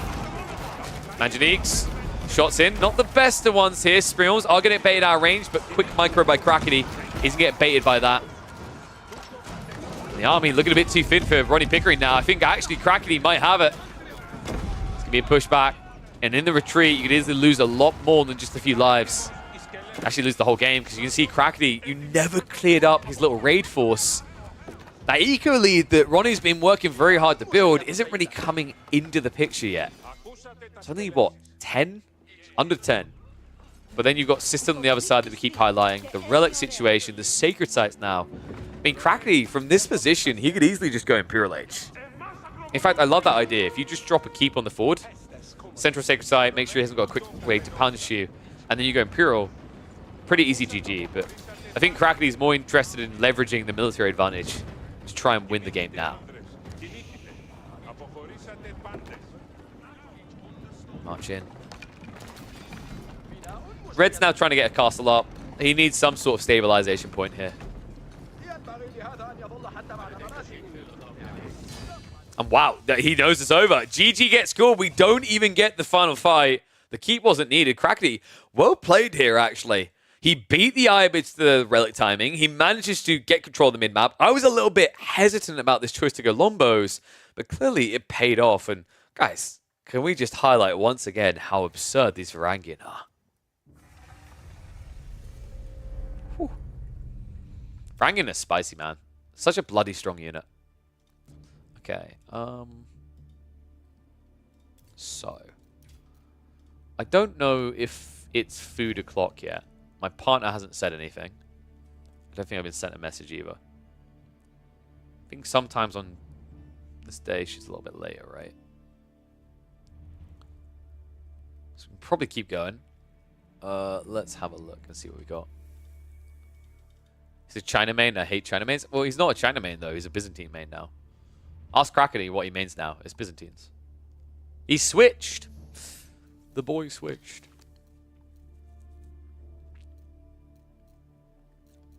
Okay. Let's have a look. We've got Killjadi.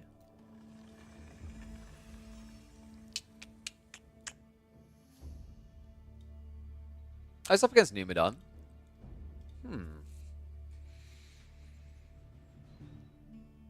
Might make this the final one.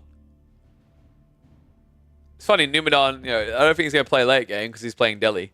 Actually, neither of these civs really wants to play late game, right? So could have a fun one on our hands. Alright, so we'll probably make this the last one. Don't worry. Fear not, citizens. I should be streaming Thursday and probably Friday as well.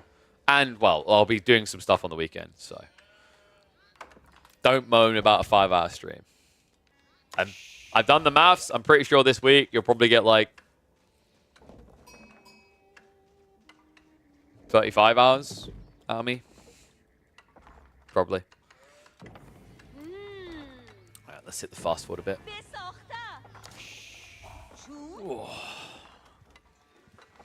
Oh, let me get the predictions ready for you guys as well.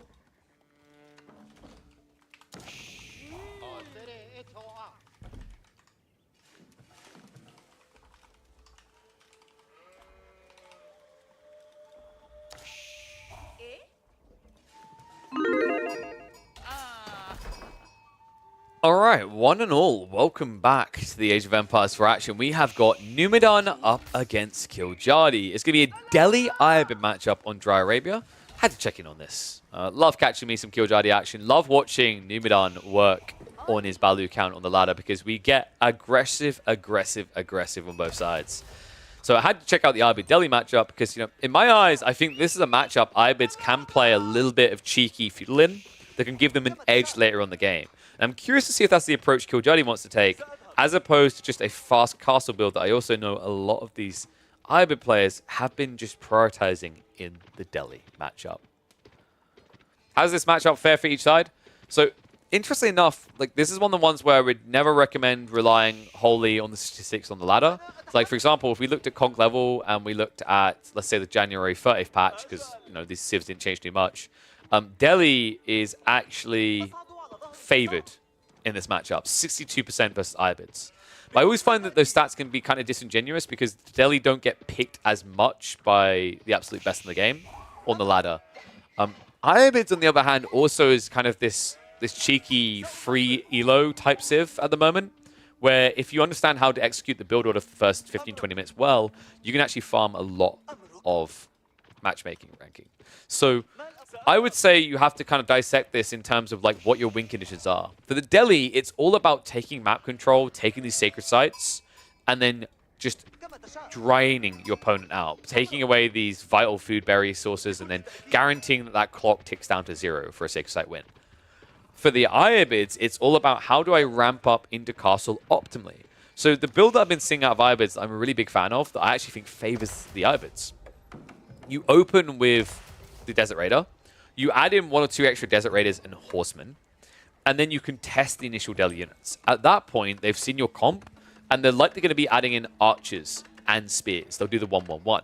But while they're doing that, the Iabid player can then just be going towards Castle Age.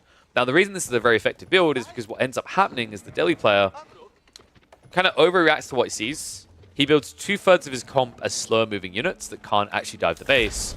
It means you get your cast stage for free. I'll have to see if he's going to go for that. We are already seeing that he's spreading on the berries. He did accidentally whoopsie on one of these. This is usually a surefire sign that someone's going for Growth Wing. And naturally, whenever you see Military Wing Reinforcement, I feel like at this point you're going to see Growth Wing. Advancement feels like if you have to do it after doing Melee Wing, something went wrong. You got forced off your timing. Because if you're going to go Advancement Wing, it always feels better to go Growth Wing first, because at the time you get it in the game, it's 15% more economy. Stables open up. And Nimidon will open stables. You always do in this matchup.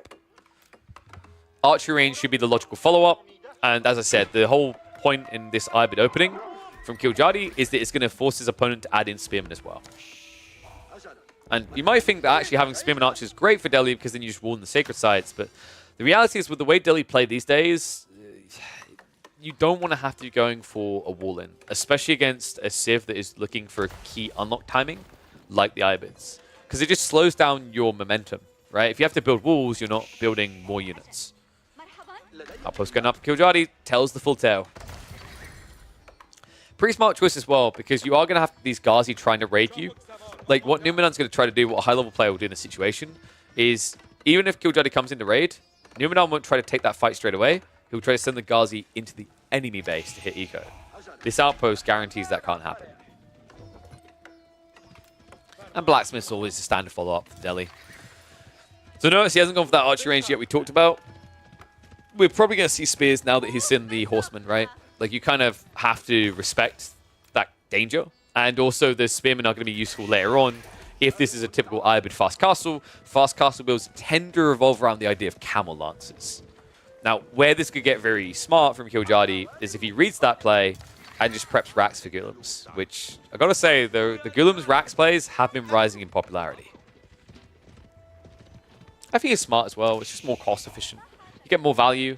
I remember when I was talking with a pro recently, and they put it a perfect way. It's like, when you go for Knights or Camel Lancers, these type of heavy cav units, you give a Feudal Age opponent an opportunity to counter you in Feudal Age.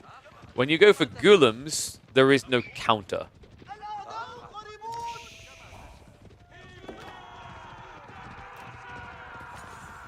Interesting. Killjadi got caught trying to go around the flank here. Berries are being gathered pretty heavily in the front, but you can see they're mostly exhausted. So although you're seeing 5 berry patches here, having to pull away from this at this point isn't really a negative for Killjadi. He has got 15 sheep to work with underneath his TC. Actually got the heavy haul. It was only 10 on the other side for Numidan.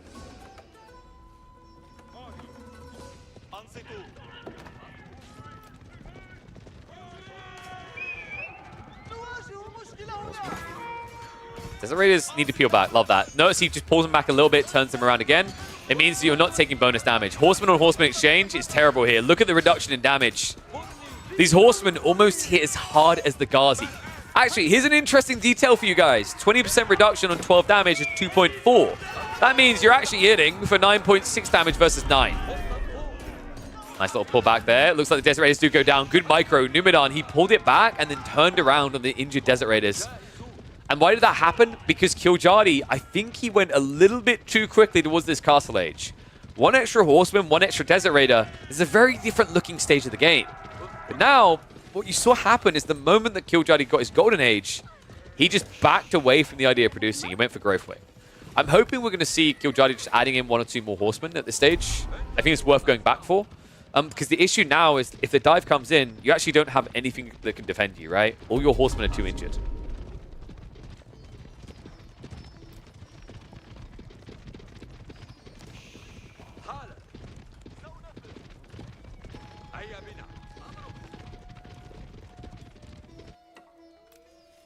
Love the respect being shown. Nuan just setting up the outposts.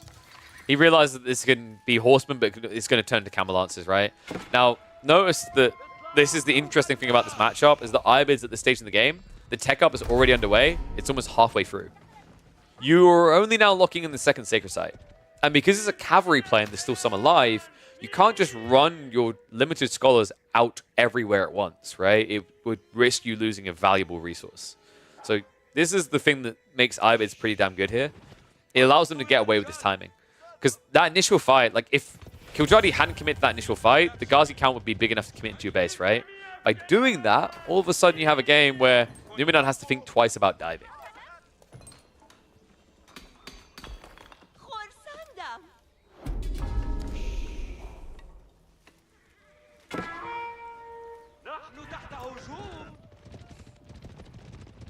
Raid coming in.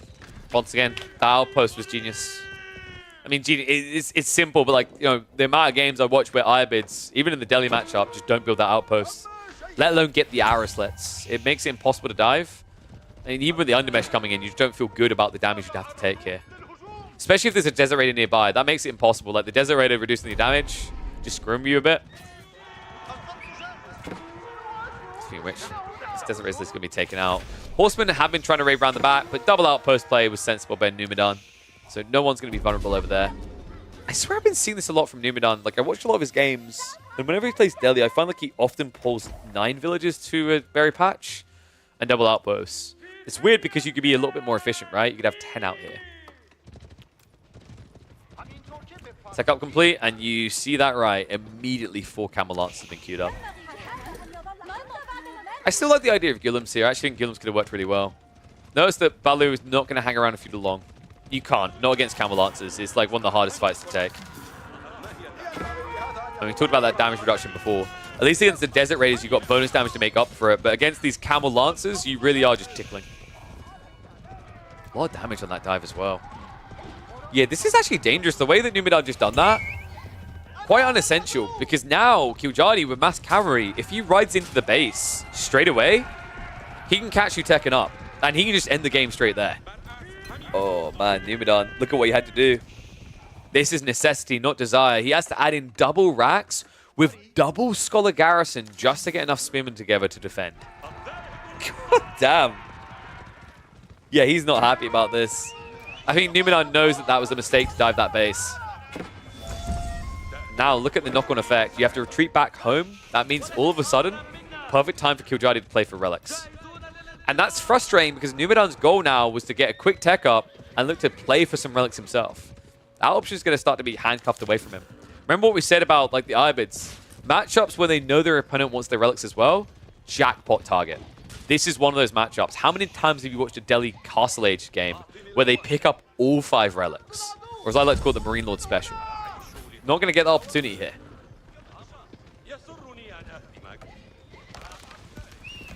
And yeah, the camels are insanely fast. Remember, camel lances build speed and damage as they charge. So usually, your best opportunity to survive against camel lancers is to turn around sooner if you don't have a spearman. Because then the charge damage is lower than a base lancer is.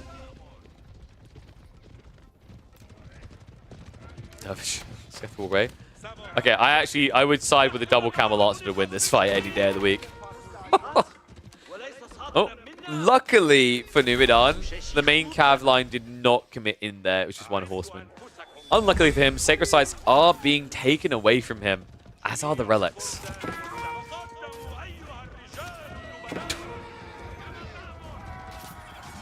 A little bit neglectful by Killjadi.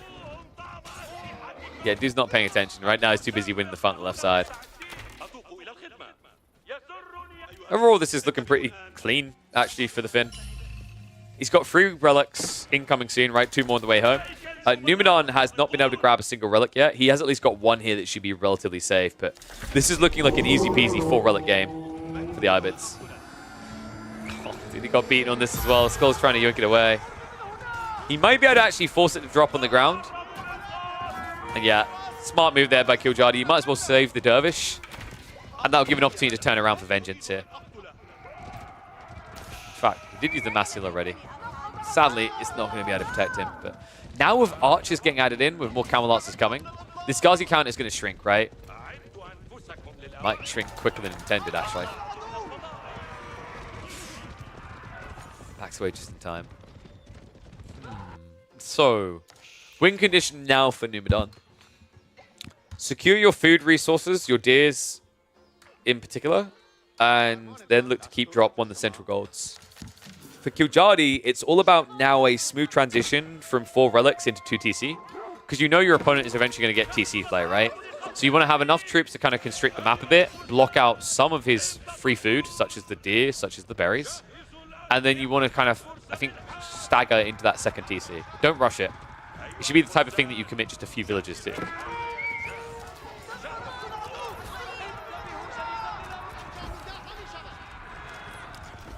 The reason why that's the easy approach, by the way, instead of all-inning the Delhi player is in Castle Age. I know I'm stating the obvious, but think about what the ramifications are of that action. If you're all-inning a Delhi player, you're building archers plus the camel lancers. That means your opponent can just build crossbows and men-at-arms / spears to hold, right? The reason that's a big deal is because Tower Victory. The crossbows are the MVP here. That makes it very difficult for Killjoy to break a base quickly.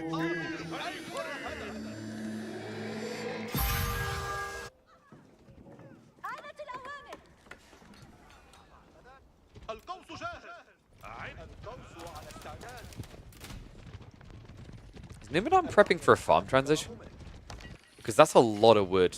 And I'm a bit surprised that he's going for it this early, considering he still has double deer stack. And the stone, like if you just drop a keep here, you're secure, right? Probably wants to drop the keep deeper in the goal, but I mean, you can even just drop a keep over here and get 3 castles with that. That's going to come in the west side, though. Compound of the Defender is halfway done. Lancers are going to try to get some freebies. Outpost repairs. Numidon's buying a little bit of time. I just don't think he's going to be able to buy enough here. Burn for a bit too strong. So villagers will be taken out. Textiles is not going to protect them there. Nice attempt by Numidon with the micro, but unfortunately it led to nothing different. And here we go. Killjoy now gathering on the stone. Now I'm wondering, actually, that's a lot of people on stone. Nah, this is definitely a TC. I don't think you go for a keep drop. Like, the sacred sites aren't that paramount to you. You could be thinking about the gold, but this is a very early point to be paranoid about that gold stack. You know that typically the first keep for the Delhi comes down on another stone stack to secure additional. Like here, for example. He drops it on the deer and the berries like we talked about, but then it's in range of the stone to get him another castle afterwards.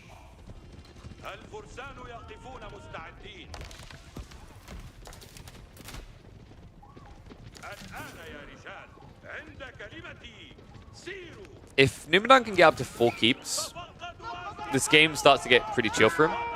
I'm wondering like what Killjoy's perceived win condition is now. He's got the relics. He should have the second TC coming through. I think you just have to prep Manjaniques and go. Dive underneath the keep. An ambitious one, to say the least. Not an easy area to dive at this stage of the game. Has at least got the Mamluk's bravery, but it doesn't really count for much when you just get sniped out straight away. Yeah, I thought that may have been unnecessary from Killjoy.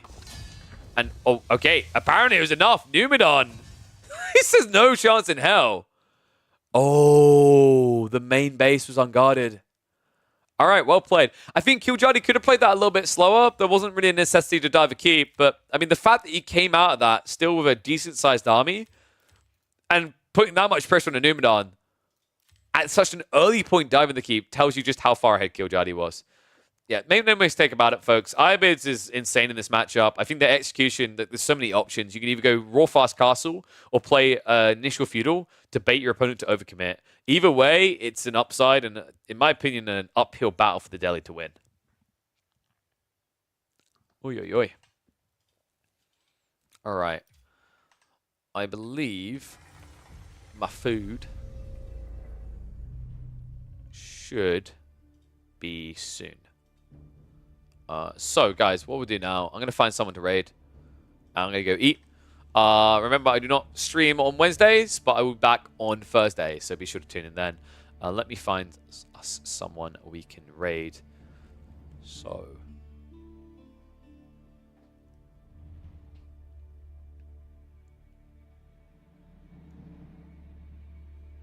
You know what? Let's give Killjoy the raid. We're yoinking all Killjoy's gameplay. Let's give him the raid. Go give some love to Killjoy, the absolute killmonger from the ladder. I'm going to eat some food. I'm going to chill out for the evening. Hope you have a good evening yourself. And I'll see you all either Thursday or very soon. So let me prep that raid. There will be streams on the weekend because, of course, there is going to be the Energy Slapfest. And I'm not going to miss out on catching some high-tier AoE 4 actions. So be sure to tune in for that as well. But definitely stream on Thursday. Friday we'll figure out. Because, like I said, if there's going to be a long stream on Saturday, we might have to balance that. But for now, go hype up Killjoy, pour some gas on it, Got this. It's going to be Japanese versus John. He's up against Dumu. Got to cheer on John, right? Oof. That's a controversial thing to say. Toodaloo.